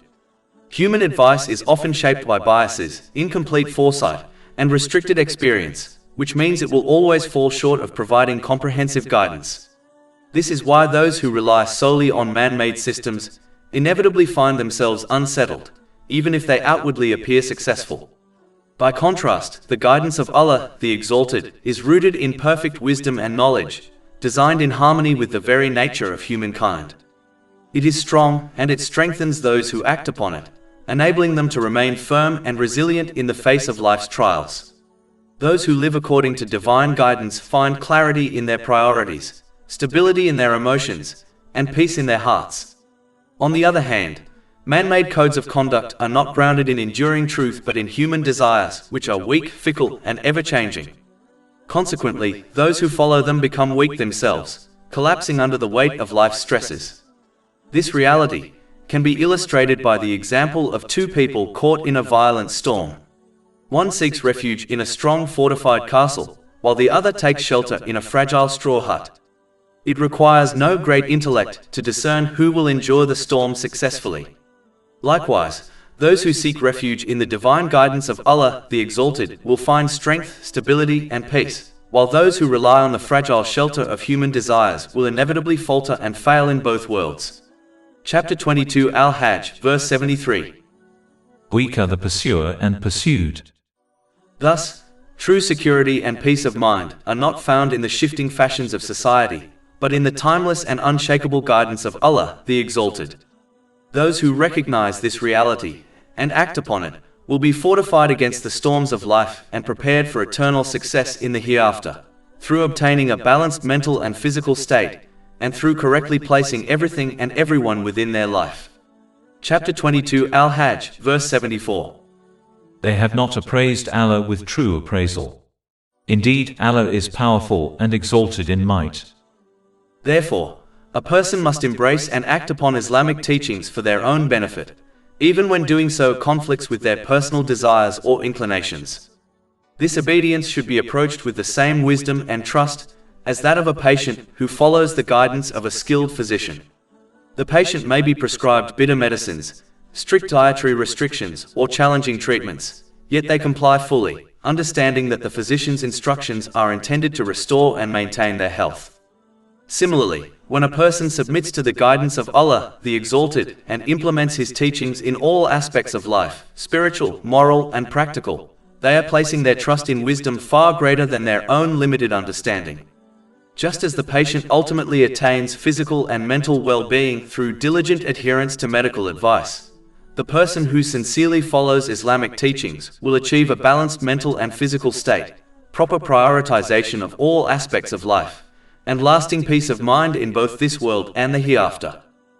Despite the clear and undeniable proofs presented in Islamic teachings, many of the leaders of the non-Muslims of Mecca, as well as many from among the people of the book residing in Medina, rejected Islam out of envy of the Holy Prophet Muhammad, peace and blessings be upon him. They could not tolerate the elevation of his status and the truth he conveyed, and their rejection stemmed not from a lack of evidence, but from their own personal attachments and ambitions. Importantly, the Holy Prophet Muhammad, peace and blessings be upon him, had no formal study of the previous divine scriptures, a fact these individuals themselves acknowledged. Therefore, he could not have known the intricate details mentioned in the Holy Quran, unless they were revealed to him directly by Allah, the Exalted, through divine revelation. Chapter 3 Ali Imran, verse 44. That is from the news of the unseen which we revealed to you, i.e., Prophet Muhammad, peace and blessings be upon him. And you were not with them when they cast their pens as to which of them should be responsible for Mary. Nor were you with them when they disputed. Furthermore, many scholars among the people of the book clearly recognized the truthfulness of Islam because they were familiar with its author, Allah, the Exalted. They also acknowledged the prophethood of Muhammad, peace and blessings be upon him, and recognized the Holy Quran as a continuation and confirmation of Allah, the Exalted message foretold in their own scriptures. Their recognition was rooted in both knowledge and reason, as they saw in Islam the fulfillment of what had been previously revealed, confirming that its source could only be divine. Chapter 6 Al-An'am, verse 20. Those to whom we have given the scripture recognize it, the Holy Quran, as they recognize their own sons. And chapter 2 Al-Baqarah, verse 146. Those to whom we gave the scripture know him, Prophet Muhammad, peace be upon him, as they know their own sons. The people of the book harbored jealousy towards the Holy Prophet Muhammad, peace and blessings be upon him, because he was a descendant of the Holy Prophet Ismail, peace be upon him, rather than of his brother, the Holy Prophet Ishaq, peace be upon him, from whom they themselves descended. Their religious identity had become intertwined with the notion of lineage, which they believed granted them superiority over the rest of mankind. To accept a holy prophet, peace and blessings be upon him, from a different lineage, would have shattered this fabricated sense of superiority and undermined the false prestige they had built around ancestry. Similarly, the non-Muslims of Mecca, who were masters of the Arabic language, recognized that the Holy Quran could not be the words of a created being. Its eloquence, depth, and unmatched style were beyond human capacity. Moreover, they had lived alongside the Holy Prophet Muhammad, peace and blessings be upon him, for 40 years before his announcement of prophethood. They knew his character intimately, and were fully aware that he was no liar. Chapter 10 Yunus, verse 16. For I had remained among you a lifetime before it. Then will you not reason? Yet, despite this knowledge, the noblemen of Mecca could not bring themselves to accept him. Their pride and worldly ambitions blinded them. They could not tolerate the idea of following a man who, though belonging to the noblest of tribes, had been raised as a poor orphan without wealth or worldly power. Their desire for leadership, control, and material gain made them envious when the Holy Prophet Muhammad, peace and blessings be upon him, was granted prophethood and elevated to a position of true leadership and superiority over all of creation. Thus, their rejection was not due to a lack of evidence or clarity, but rather to arrogance, jealousy, and the fear of losing their worldly status. As a result, Allah the Exalted reminded the leaders of the non-Muslims of Mecca and the people of the Book that as He apportions all things in this universe, such as prophethood, they should not allow their envy for the Holy Prophet Muhammad, peace and blessings be upon him, to prevent them from accepting and acting on Islamic teachings. Chapter 22 Al-Hajj, verse 75. Allah chooses from the angels as messengers and from the people. Generally speaking, envy is indeed a major sin that must be avoided at all costs. It is considered a major sin because the envier, in reality, challenges the divine decree of Allah the Exalted. By resenting the blessings granted to others, they behave as though Allah the Exalted erred in His distribution of provisions and favors. Such an attitude is not only spiritually destructive, but also destroys one's own good deeds. This danger has been explicitly warned against in a hadith found in Sunan Ibn Majah, number 4210. There is, however, a form of lawful envy, which is when one wishes to obtain a similar blessing to another without desiring that the other person lose what they have been granted. Even this type of envy is only praiseworthy in religious matters, and blameworthy in worldly matters. The Holy Prophet Muhammad, peace and blessings be upon him, clarified in a hadith found in Sahih Muslim, number 1896, that there are two cases of praiseworthy envy. One may envy the person who uses their knowledge correctly and teaches it to others, and one may envy the person who acquires lawful wealth and spends it in ways pleasing to Allah the Exalted. To avoid falling into sinful envy, a person must first recognize that it is a direct challenge to the divine wisdom of Allah the Exalted. They must internalize the truth that Allah the Exalted grants each person what is best for them, even if they do not immediately perceive it. Chapter 2 Al-Baqarah, verse 216.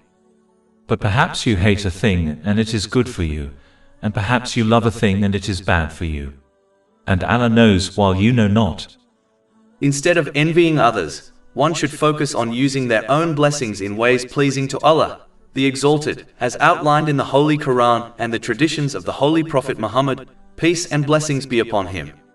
This approach leads to an increase in blessings and peace of mind in both worlds, through obtaining a balanced mental and physical state, and through correctly placing everything and everyone within their life. Chapter 14 Ibrahim, verse 7.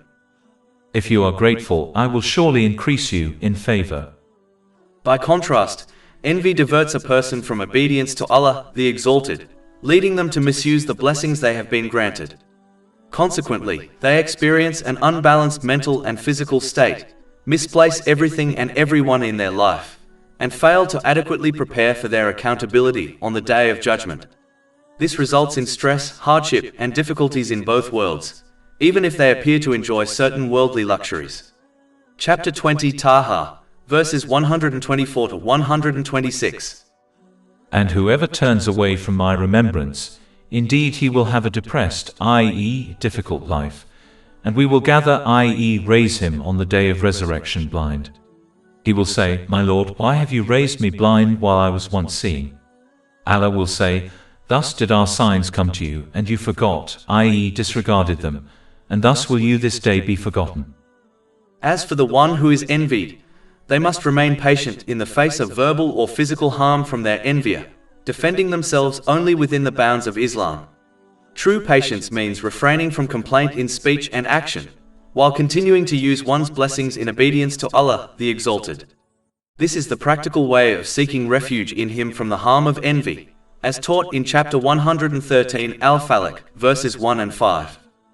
Say, I seek refuge in the Lord of daybreak, and from the evil of an envier when he envies.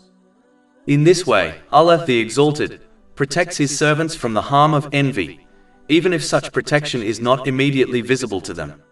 His protection is based on His infinite wisdom and knowledge, which far surpass the limited understanding of human beings. Thus, one is reassured that by avoiding envy, showing gratitude, and seeking refuge in Allah the Exalted, they will attain peace of mind, stability in both mental and physical states, and success in this world and the hereafter, through obtaining a balanced mental and physical state, and through correctly placing everything and everyone within their life. Chapter 22 Al-Hajj, verses 75 to 76. Indeed, Allah is hearing and seeing. He knows what is presently before them and what will be after them. And as Allah the Exalted knows all things, He will hold each person accountable for their intentions, speech and actions in both worlds. Chapter 22 Al-Hajj, verse 76. Unto Allah will be returned all matters. One must therefore prepare for their accountability by focusing on correctly using the blessings they have been granted, as outlined in Islamic teachings, instead of observing the blessings of others. Chapter 22 Al-Hajj, verse 77. O you who have believed, bow and prostrate and worship your Lord and do good, that you may succeed. When Allah, the Exalted, addresses the believers in the Holy Quran, His call is frequently linked to the need for them to actualize their verbal claim of faith. This is because a mere declaration of belief, without corresponding actions, holds little weight in Islam. True faith is not confined to words. It must manifest in deeds that reflect obedience, sincerity, and devotion. Actions serve as the tangible proof of one's faith, the evidence by which a believer secures reward and mercy in both this world and the hereafter. Just as a fruit-bearing tree is only considered valuable when it produces fruit, faith too only becomes meaningful when it yields righteous actions. A barren tree, despite its appearance, offers no real benefit. Likewise, a faith devoid of good deeds cannot sustain or elevate a believer. Thus, the Quranic call to the believers is both a reminder and a challenge to transform their verbal testimony into lived reality, ensuring that their faith is not an empty claim but a source of guidance, strength, and benefit for themselves and for others. In this way, faith and action together form the complete expression of Islam, leading to balance, peace of mind, and eternal success. In this case, Allah the Exalted calls upon the believers to establish the obligatory prayers, as they are the central pillar on which all good actions revolve around. Chapter 22 Al-Hajj, verse 77. O you who have believed, bow and prostrate and worship your Lord. Within Islamic teachings, the obligatory prayers occupy a singular and exalted position, standing as the foremost act of worship and the central pillar upon which all other righteous deeds are established. They represent the defining hallmark of faith, repeatedly emphasized as the foundation of a person's relationship with their Creator. Without the proper establishment of these prayers, one cannot attain true spiritual guidance, for prayer serves as the essential spiritual connection between the servant and Allah the Exalted. It nurtures humility, sincerity, and self-discipline, continually reminding the individual of their dependence upon Allah the Exalted and their ultimate accountability on the Day of Judgment. The correct fulfillment of the obligatory prayers demands careful adherence to their essential conditions and etiquettes, foremost among them being the performance of each prayer within its prescribed time. The Holy Quran repeatedly highlights the sanctity of these appointed times, portraying prayer as the clearest proof of genuine submission and the most vivid expression of a heart devoted to Allah the Exalted. By being distributed throughout the day, the prayers structure a person's time, anchoring their routine in remembrance and protecting them from heedlessness. Each call to prayer serves as a divine reminder that life is transient and that every moment must be lived in awareness of Allah the Exalted and in preparation for the Day of Judgment. The obligatory prayers are therefore much more than a collection of outward movements. They serve as the foundation of faith and the basis for all good deeds. By consistently performing them, an individual achieves harmony between their spiritual and physical life, which strengthens their inner resolve to resist sin and remain firm in righteousness. Within the structure of the prayer, every movement conveys a deep significance, reflecting the ultimate truths of the hereafter. For instance, The simple act of standing vertically mirrors the posture all beings will assume when they appear before Allah, the Exalted, for judgment. Chapter 83 Al-Mutaffifin, verses 4-6. Do they not think that they will be resurrected? For a tremendous day, the day when mankind will stand before the Lord of the worlds. In a similar manner, when a person bows during prayer, this gesture serves as a profound reflection upon the countless souls who will face severe reproach and deep regret on the Day of Judgment for having refused to bow before Allah, the Exalted, during their earthly lives. Chapter 77 Al-Mursalat, verse 48. And when it is said to them, bow in prayer, they do not bow. This verse stands as a severe warning to those whose obedience to the commands of Allah, the Exalted, was inconsistent and selective during their lives. Moreover, the act of prostration performed by a person in prayer serves as a powerful reminder of the inevitable day when every soul will be commanded to prostrate before Allah, the Exalted. On that day, those who deliberately neglected this essential act of submission in their worldly life, thus revealing their habitual disregard for His commands, will find themselves unable to prostrate, no matter how earnestly they may wish to do so. Chapter 68 Al-Kalam, verses 42-43. On the day when matters become dire, they will be invited to prostrate themselves but will be prevented from doing so.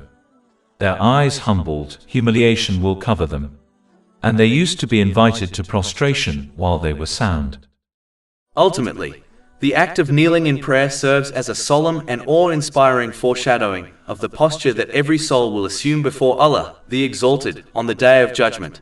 A posture defined by deep humility and reverent submission while awaiting the final decree of their eternal fate. Chapter 45 Al-Jatiyah, verse 28. And you will see every nation kneeling from fear.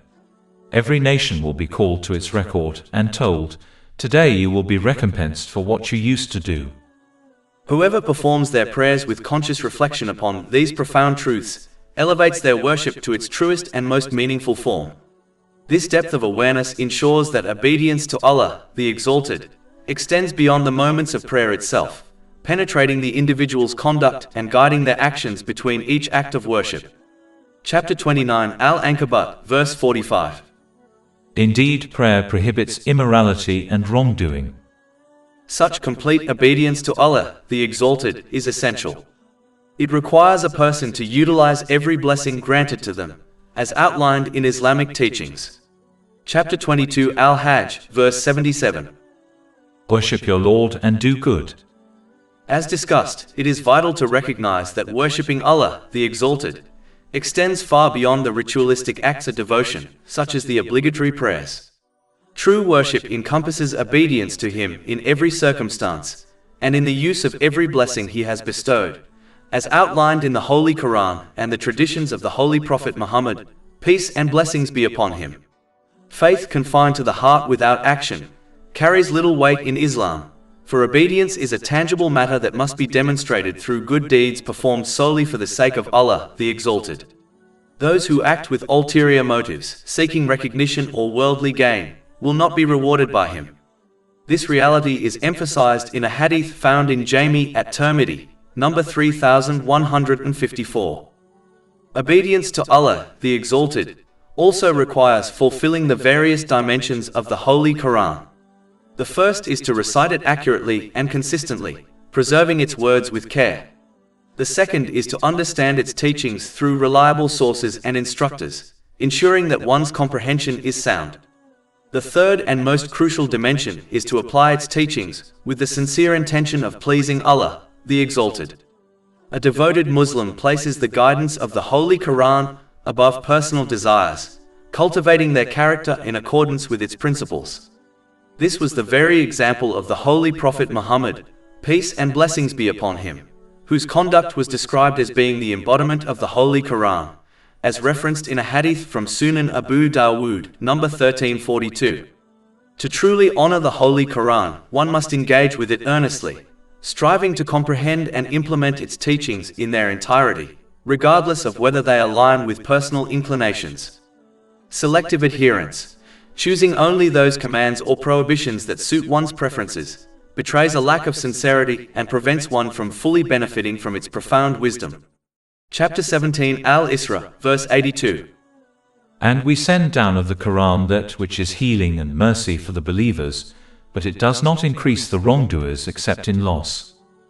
It is also essential to acknowledge that while the Holy Quran provides solutions for worldly difficulties, its purpose is not confined to this role. It is not to be treated as a tool to be recited only in times of worldly distress, and then set aside once relief is found. Its foremost purpose is to guide humanity towards peace of mind in both worlds. To disregard this fundamental objective and employ it solely for worldly issues and desires is to misuse it, much like a person who purchases a car with many features but without an engine, rendering it incapable of fulfilling its true purpose. Such an approach reveals a lack of genuine commitment to the Holy Quran. By contrast, those who engage with it sincerely, reciting, understanding, and applying its teachings consistently, will find it to be a source of healing, mercy, strength, and guidance in every aspect of life, leading them to peace in this world and eternal success in the hereafter, through obtaining a balanced mental and physical state, and through correctly placing everything and everyone within their life. Chapter 22 Al-Hajj, verse 77. Worship your Lord and do good, that you may succeed. Chapter 22 Al-Hajj, verse 77. And do good. Since the command to do good has not been restricted to a particular form, no person is left with an excuse to neglect it. Every individual has been granted blessings by Allah, the Exalted, whether many or few, and each person is expected to use them in his obedience as outlined in divine guidance. Sadly, some people adopt a weak characteristic that prevents them from progressing in righteousness. They compare their circumstances to those of others, who appear to have an easier path, and then use this comparison as an excuse to reduce their own striving. For example, a person who works full-time may excuse their lack of effort in the obedience of Allah, the Exalted, by comparing themselves to someone who works part-time, claiming that the latter has more free time to dedicate to worship and good deeds. Similarly, a person of limited means may withhold charity by observing those with greater wealth, and reasoning that the wealthy can give more easily. Such excuses may temporarily soothe the conscience, but they bring no benefit in this world or the next. Allah, the Exalted, does not require people to act according to the means of others. He only requires them to act according to their own means. A full-time worker can dedicate whatever free time they possess to the obedience of Allah, the Exalted, even if it is less than that of a part-time worker. The deeds of the part-time worker have no bearing on the accountability of the full-time worker. Likewise, the person of limited wealth should give charity according to their capacity, even if it is far less than what the wealthy can offer, for Allah, the Exalted, will judge each person based on what they themselves did, not on what others achieved. This principle applies across all aspects of life. A person with limited knowledge is not expected to teach at the level of a scholar, but they are expected to act upon what they know, and to share what little they can.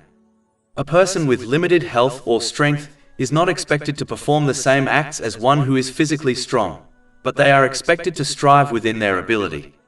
In every case, the standard is not comparison with others, but sincerity and effort according to one's own capacity. Therefore, people must abandon these futile excuses and focus on obeying Allah, the Exalted, by correctly using the blessings He has granted them as outlined in Islamic teachings. In doing so, they will find strength, balance, and peace of mind, while preparing adequately for their accountability on the Day of Judgment.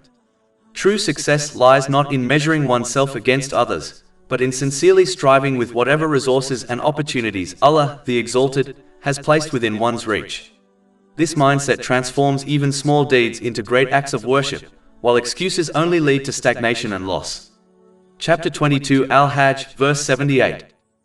And strive for Allah with the striving due to Him. In a hadith found in Sahih Muslim, number 159, the Holy Prophet Muhammad, peace and blessings be upon him, offered a short yet far-reaching piece of advice.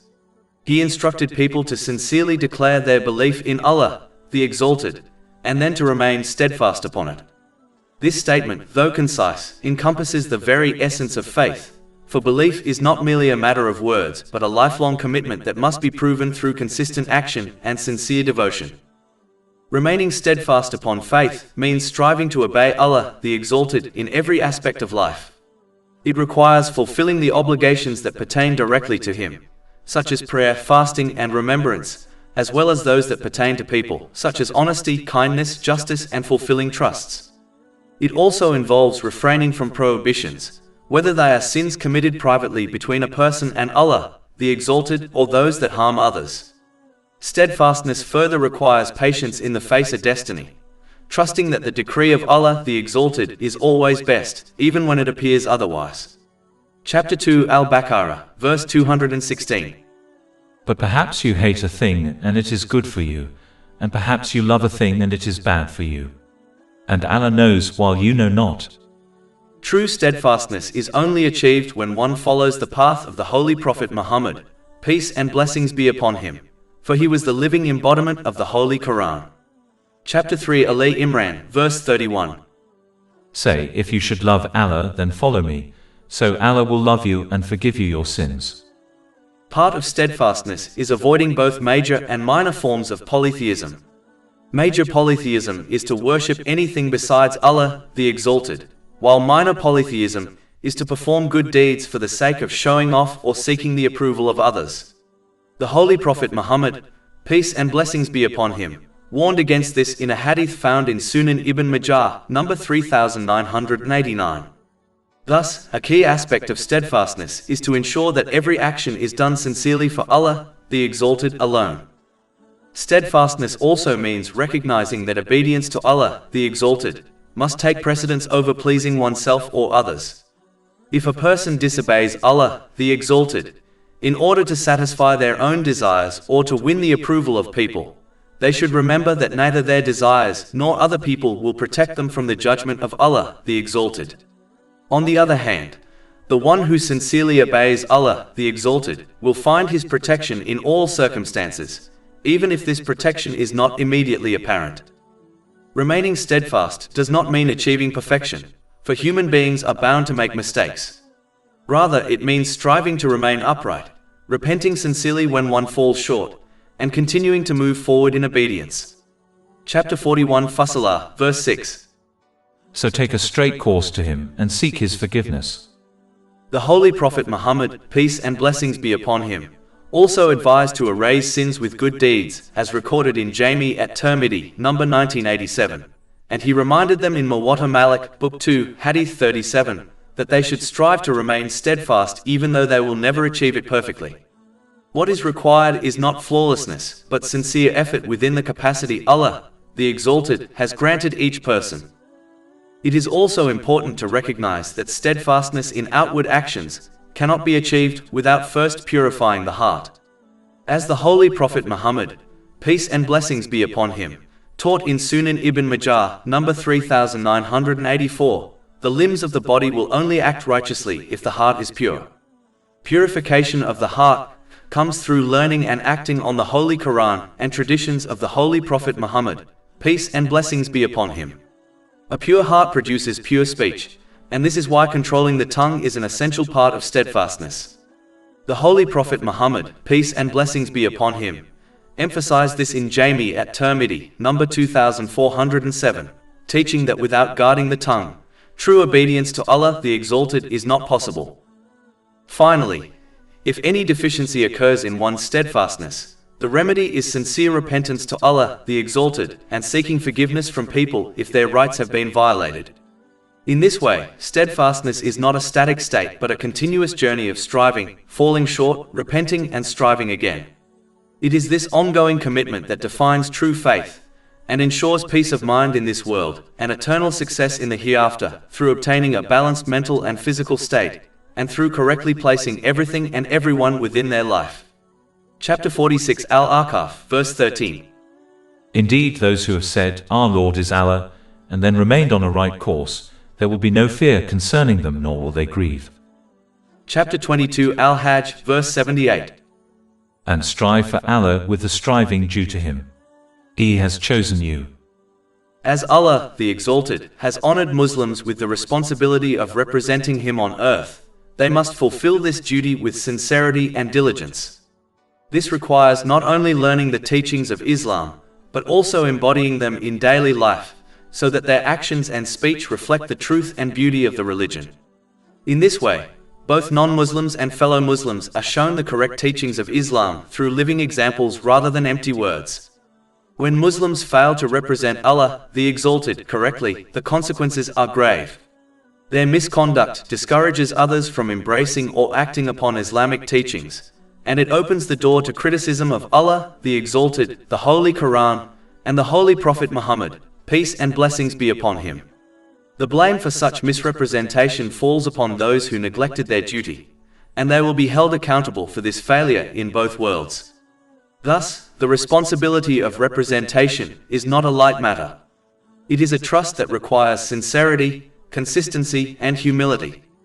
Every Muslim must remember that their behavior is not only a reflection of themselves, but also a reflection of the faith they claim to follow. By striving to live according to the Holy Quran and the traditions of the Holy Prophet Muhammad, peace and blessings be upon him, they safeguard their own accountability and become a means of guidance and inspiration for others. In addition, Allah, the Exalted, has made clear, He does not burden any soul with a duty beyond its capacity. Chapter 2 Al-Baqarah, verse 286. Allah does not charge a soul except with that within its capacity. And chapter 22 Al-Hajj, verse 78. And has not placed upon you in the religion any difficulty. This principle removes every possible excuse a person might attempt to use in order to justify neglecting their responsibilities. No Muslim can claim that the duty of representing Allah, the Exalted, to the outside world, or the other obligations they have been commanded to fulfill in relation to Him and to people, is beyond their ability. Each command has been tailored to human capacity, and therefore every individual is fully accountable for their response to it. It is essential to abandon the complacent and lazy attitude of claiming to try one's best, when in reality one is not exerting themselves sincerely. If a person were genuinely striving with the means and capacity Allah, the Exalted, has granted them, they would undoubtedly fulfill the duties expected of them. The claim of effort without true exertion is nothing more than self-deception, a way of soothing the conscience while continuing in neglect. Therefore, one must adopt the correct attitude, one of sincerity, determination, and accountability. They must recognize that excuses will not be accepted in either this world or the next, for Allah, the Exalted, knows the reality of every heart and the extent of every effort. On the Day of Judgment, no one will be able to hide behind claims of incapacity or comparisons with others, for each person will be judged according to their own means and opportunities. The wise person, then, is the one who acknowledges this truth and strives to fulfill their obligations with the strength, time, and resources they have been given. In doing so, they not only safeguard themselves from blame but also attain peace of mind, balance in this world, and eternal success in the hereafter, through obtaining a balanced mental and physical state and through correctly placing everything and everyone within their life. Allah, the Exalted, then reminds the descendants of the Holy Prophet Ibrahim, peace be upon him, the non-Muslims of Mecca and the people of the Book in Medina, and by extension all of mankind, to correctly fulfill the legacy of their forefather by accepting and acting on Islam. Chapter 22 Al-Hajj, verse 78. The religion of your father Abraham. He named you Muslims much before and in this revelation. In fact, both groups, the idol worshippers of Mecca and the people of the Book in Medina, claim to be upholding the noble legacy of the Holy Prophet Ibrahim, peace be upon him, even though their actions clearly contradicted his example and teachings. Their disobedience reached its peak when they rejected Islam, despite recognizing its truthfulness. The idol worshippers of Mecca had lived alongside the Holy Prophet Muhammad, peace and blessings be upon him, for 40 years before he received prophethood. They had witnessed his honesty, integrity, and noble character firsthand, and thus knew with certainty that he was not a liar. Chapter 10 Yunus, verse 16. For I had remained among you a lifetime before it. Then will you not reason? Moreover, as masters of the Arabic language, they fully understood that the Holy Quran could not have been the words of a human being. Its eloquence, depth, and power were far beyond the capacity of any created being. It is also important to remember that the Holy Prophet Muhammad, peace and blessings be upon him, had no direct interaction with the previous divine scriptures, a fact acknowledged by both the people of the book and the non-Muslims of Mecca. He had never studied these scriptures, nor had he been taught by anyone familiar with them. His life prior to prophethood was marked by simplicity, trustworthiness, and complete detachment from scholarly or literary pursuits. This reality further confirms Allah, the exalted, origin of the Holy Quran. The depth of its content, its accurate recounting of previous revelations, its correction of distortions, and its presentation of universal truths all demonstrate that it could only have come from Allah, the Exalted, whose knowledge encompasses all things. Chapter 29, Al-Ankabut, verse 48. And you did not recite before it any scripture, nor did you inscribe one with your right hand. Then, i.e., otherwise the falsifiers would have had cause for doubt. Furthermore, the scholars among the people of the book recognized the Holy Quran as divine truth because they were familiar with its author, Allah the Exalted. They also recognized the truthfulness of Islam, as both the Holy Quran and the Holy Prophet Muhammad, peace and blessings be upon him, had been mentioned clearly in their own scriptures. Chapter 6 Al-An'am, verse 20. Those to whom we have given the scripture recognize it, the Holy Quran, as they recognize their own sons. And chapter 2 Al-Baqarah, verse 146. Those to whom we gave the scripture know him, Prophet Muhammad, peace be upon him, as they know their own sons. Therefore, Muslims must not fall into the same error as these two groups, professing pride in being followers of the Holy Prophet Muhammad, peace and blessings be upon him, while neglecting to practically follow his example of constant and sincere obedience to Allah, the Exalted.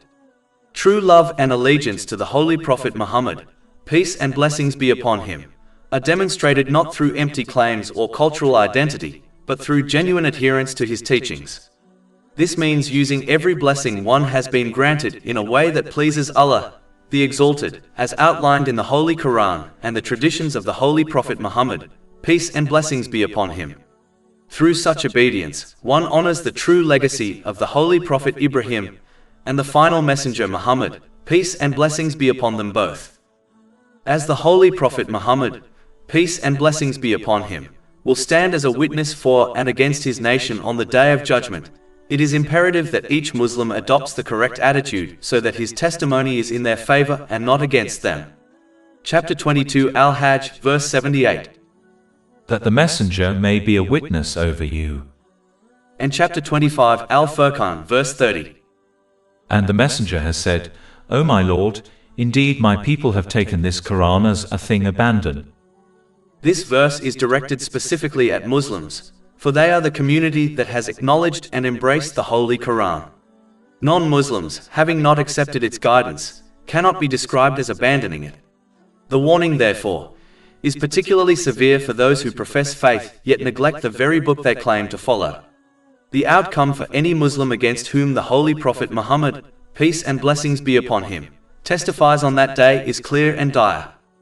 For this reason, it is not enough to merely declare faith verbally. One must support that declaration with consistent obedience, using the blessings Allah, the Exalted, has granted in ways that align with Islamic teachings. Faith without action is nothing more than empty words, and words alone will not save a person from accountability.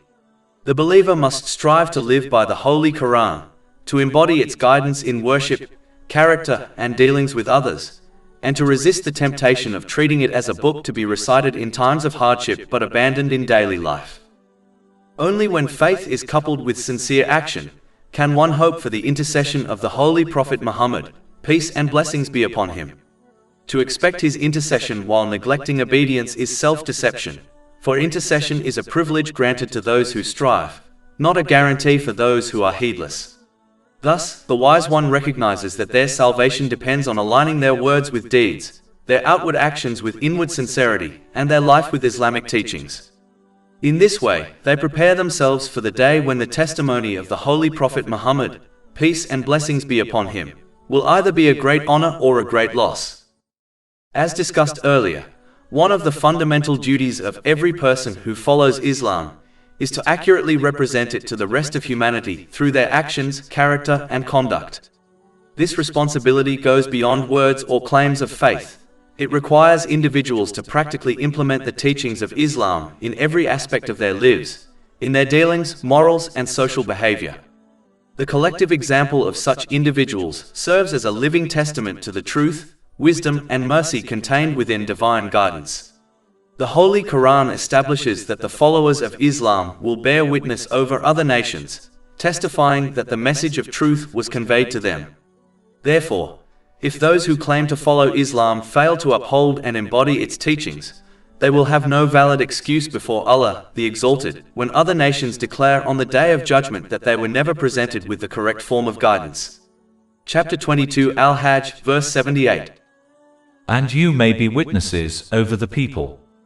This immense responsibility highlights the need for sincerity and consistency in faith.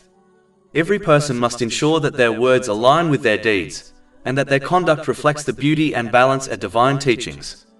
When individuals live according to these principles, they not only strengthen their own faith, but also serve as a beacon of guidance for others. Conversely, failing to do so not only diminishes their own standing, but also misrepresents the very message they claim to uphold, leading to accountability before Allah, the Exalted, for neglecting such a sacred duty. Allah, the Exalted, warns against failing this duty by encouraging Muslims to establish the two central pillars of Islam, which all good deeds revolve around. Chapter 22 Al-Hajj, verse 78. So establish prayer and give zakah. The Holy Quran consistently highlights the immense significance of the obligatory prayers, presenting them as the foremost outward manifestation of a person's faith in Allah, the Exalted.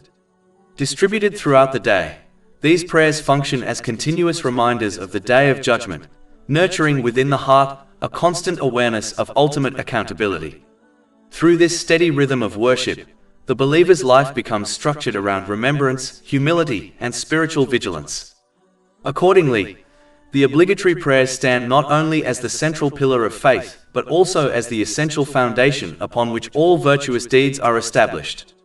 They guide the believer toward a life governed by mindfulness of Allah, the Exalted, and sincere preparation for the hereafter. Indeed, every movement within the prayer symbolizes a dimension of that great day. For instance, the act of standing upright represents the posture in which all humankind will one day stand before Allah, the Exalted, awaiting His judgment. Chapter 83 Al-Mutaffifin, verses 4-6. Do they not think that they will be resurrected? For a tremendous day, the day when mankind will stand before the Lord of the worlds. In a similar manner, when an individual performs the act of bowing during prayer, this gesture serves as a profound reminder of the countless people who will face reproach and regret on the Day of Judgment for having refused to bow before Allah, the Exalted, during their worldly life. Chapter 77 Al-Mursalat, verse 48. And when it is said to them, bow in prayer, they do not bow. This act underscores Allah, the Exalted, admonition directed toward those who fail to submit wholeheartedly to the obedience of Allah, the Exalted, in every aspect of their lives. It serves as a solemn reminder that true faith is not partial or selective, but complete surrender to His will in all matters. Moreover, when a believer enters into prostration during prayer, this sacred posture evokes remembrance of the day when all people will be commanded to prostrate before Allah, the Exalted. On that day, those who neglected this act during their worldly existence, thereby demonstrating their unwillingness to obey Him in all circumstances, will find themselves unable to prostrate, despite their overwhelming desire to do so. Chapter 68 Al-Kalam, verses 42-43. On the day when matters become dire, they will be invited to prostrate themselves but will be prevented from doing so. Their eyes humbled, humiliation will cover them. And they used to be invited to prostration while they were sound. Finally, the act of kneeling during prayer serves as a solemn reminder of the posture that every individual will inevitably assume before Allah, the Exalted, on the Day of Judgment. A posture characterized by deep humility, reverent apprehension, and awe while awaiting the declaration of their eternal fate. Chapter 45 Al-Jatiyah, verse 28. And you will see every nation kneeling from fear. Every nation will be called to its record and told, today you will be recompensed for what you used to do. An individual who performs their prayers with mindful reflection upon these profound reminders establishes them in their truest form. Such depth of contemplation ensures that their obedience to Allah, the Exalted, extends beyond the confines of the prayer itself, shaping their character, refining their conduct, and guiding their choices during the intervals between each act of worship. Chapter 29 Al-Ankabut, verse 45. Indeed, prayer prohibits immorality and wrongdoing. Such obedience requires that a person employ the blessings bestowed upon them in ways that are pleasing to Allah, the Exalted, in full accordance with the guidance of the Holy Quran and the traditions of the Holy Prophet Muhammad, peace and blessings be upon him. Chapter 22 Al-Hajj, verse 78. And give zakah. The obligatory charity forms only a small portion of one's wealth and becomes due only upon reaching a fixed minimum threshold. Yet its spiritual and social significance is immense.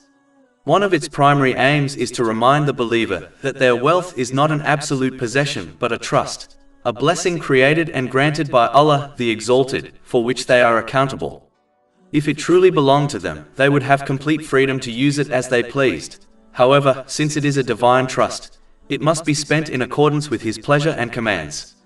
In truth, every blessing, whether wealth, health, intellect, or influence, is a loan from Allah, the Exalted, entrusted to each individual for a limited time. Repayment of this trust does not mean returning the blessing itself, but using it in ways that align with divine approval.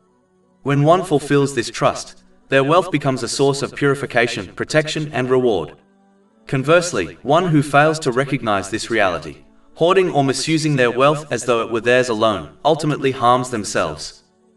The one who withholds the obligatory charity is particularly warned of severe consequences, for such neglect is both an act of ingratitude and a form of injustice. The Holy Prophet Muhammad, peace and blessings be upon him, illustrated this vividly in a hadith found in Sahih Bukhari, number 1403, where he stated that a person who neglects their obligatory charity will be confronted on the Day of Judgment by a large poisonous snake that will coil around them and continuously bite them as punishment. This stark image serves as a solemn warning: wealth is both a blessing and a test. Chapter 3 Ali Imran, verse 180.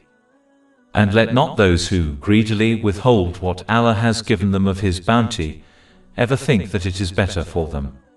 Rather, it is worse for them. Their necks will be encircled by what they withheld on the day of resurrection. When used correctly, it elevates one spiritually, strengthens the bonds of compassion within the community, and secures immense reward in the hereafter. When hoarded or misused, however, it becomes a source of torment and loss. Even in this world, wealth that is withheld unjustly or spent heedlessly brings no peace.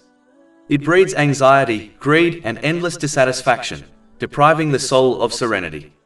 Instead of serving as a means of security and comfort, it becomes a source of imbalance, disturbing the heart, clouding judgment, and corrupting priorities. Such individuals misuse the blessings they have been granted, failing to prepare adequately for their accountability on the Day of Judgment. Though they may outwardly enjoy worldly luxuries, inwardly they remain burdened by restlessness and discontent. Ultimately, by neglecting their obligations toward Allah, the Exalted, they exchange eternal peace for fleeting pleasure and lasting success for a deceptive illusion. Chapter 20 Taha, verses 124 to 126. And whoever turns away from my remembrance, indeed he will have a depressed, i.e., difficult life, and we will gather, i.e., raise him on the day of resurrection blind. He will say, My Lord, why have you raised me blind while I was once seeing? Allah will say, Thus did our signs come to you, and you forgot, i.e., disregarded them, and thus will you this day be forgotten. True prosperity, therefore, lies not in the abundance of wealth but in its rightful use, in gratitude, generosity, and obedience to Allah, the Exalted. When a person firmly establishes the two central pillars upon which all good actions revolve, the obligatory prayers and the obligatory charity, they create the foundation for true and consistent obedience to Allah, the Exalted. Chapter 22 Al-Hajj, verse 78. So establish prayer and give zakah and hold fast to Allah. The obligatory prayers connect the individual directly with their Creator, serving as a constant reminder of His greatness, mercy, and authority over all affairs. Through prayer, a person maintains spiritual awareness, discipline, and humility, ensuring that their heart remains pure and focused on divine guidance throughout the various circumstances of life. Similarly, The obligatory charity nurtures compassion, generosity, and social responsibility. It purifies one's wealth from greed and selfishness while supporting those in need, thereby strengthening the bonds of community and justice. When these two pillars are properly upheld, prayer as the act that perfects the relationship between a person and Allah, the Exalted, and charity as the act that perfects their relationship with others, the entire framework of worship and good conduct naturally falls into place. Through this balance, an individual learns to worship Allah, the Exalted, correctly in all situations, whether in times of ease or hardship, prosperity or difficulty, ensuring that every action is guided by faith, compassion, and sincerity. In this way, the establishment of prayer and charity becomes the key to achieving harmony between one's spiritual, moral, and social responsibilities, leading ultimately to a life of inner peace and divine acceptance, through obtaining a balanced mental and physical state, and through correctly placing everything and everyone within their life. Chapter 22 Al-Hajj, verse 78. And hold fast to Allah. He is your protector, and excellent is the protector, and excellent is the helper. A person must therefore embrace and act upon Islamic teachings for their own benefit, even when doing so conflicts with personal desires. Their approach should be similar to that of a wise patient who follows the medical advice of a doctor, understanding that bitter medicines and a strict diet, though unpleasant, are ultimately for their well-being. In the same way, a person who follows Islamic guidance will achieve a balanced mental and physical state, and properly prioritize everything and everyone in their life. This is because only Allah, the Exalted, possesses the comprehensive knowledge required to guide a person toward this balance. Human society, despite all its scientific research and expertise in mental and physical health, cannot achieve the same outcome. The advice offered by society is inherently limited, constrained by finite knowledge, experience, foresight, and personal biases. It cannot prevent all forms of stress, nor can it guarantee that a person will place their relationships, responsibilities, and resources in their proper context. Allah, the Exalted, alone possesses this perfect knowledge, and He has made it accessible to humanity through the Holy Quran and the traditions of the Holy Prophet Muhammad, peace and blessings be upon him. The effects of following or neglecting Islamic guidance are evident in the lives of people. Just as patients may trust a doctor without fully understanding the science behind their prescription, humans are invited to reflect upon Islamic teachings to recognize their profound wisdom. Allah, the Exalted, does not ask for blind obedience. Rather, He encourages people to approach His guidance with an open and unbiased mind, allowing them to discern the truth from clear proofs. Chapter 12 Yusuf, verse 108. Say, this is my way, I invite to Allah with insight, I and those who follow me. Furthermore, as Allah, the Exalted, alone governs the spiritual hearts, the abode of peace of mind, He alone decides who attains it. Chapter 53 and Name, verse 43. And that it is He who makes one laugh and weep. It is clear, therefore, that peace of mind is granted only to those who employ the blessings given by Allah, the Exalted, correctly, in accordance with Islamic teachings. By acting on this guidance, a person not only aligns their life with divine wisdom, but also secures tranquility in both their spiritual and worldly existence, through obtaining a balanced mental and physical state, and through correctly placing everything and everyone within their life. Chapter 16 and Nahl, verse 97. Whoever does righteousness, whether male or female, while he is a believer, we will surely cause him to live a good life, and we will surely give them their reward in the hereafter according to the best of what they used to do.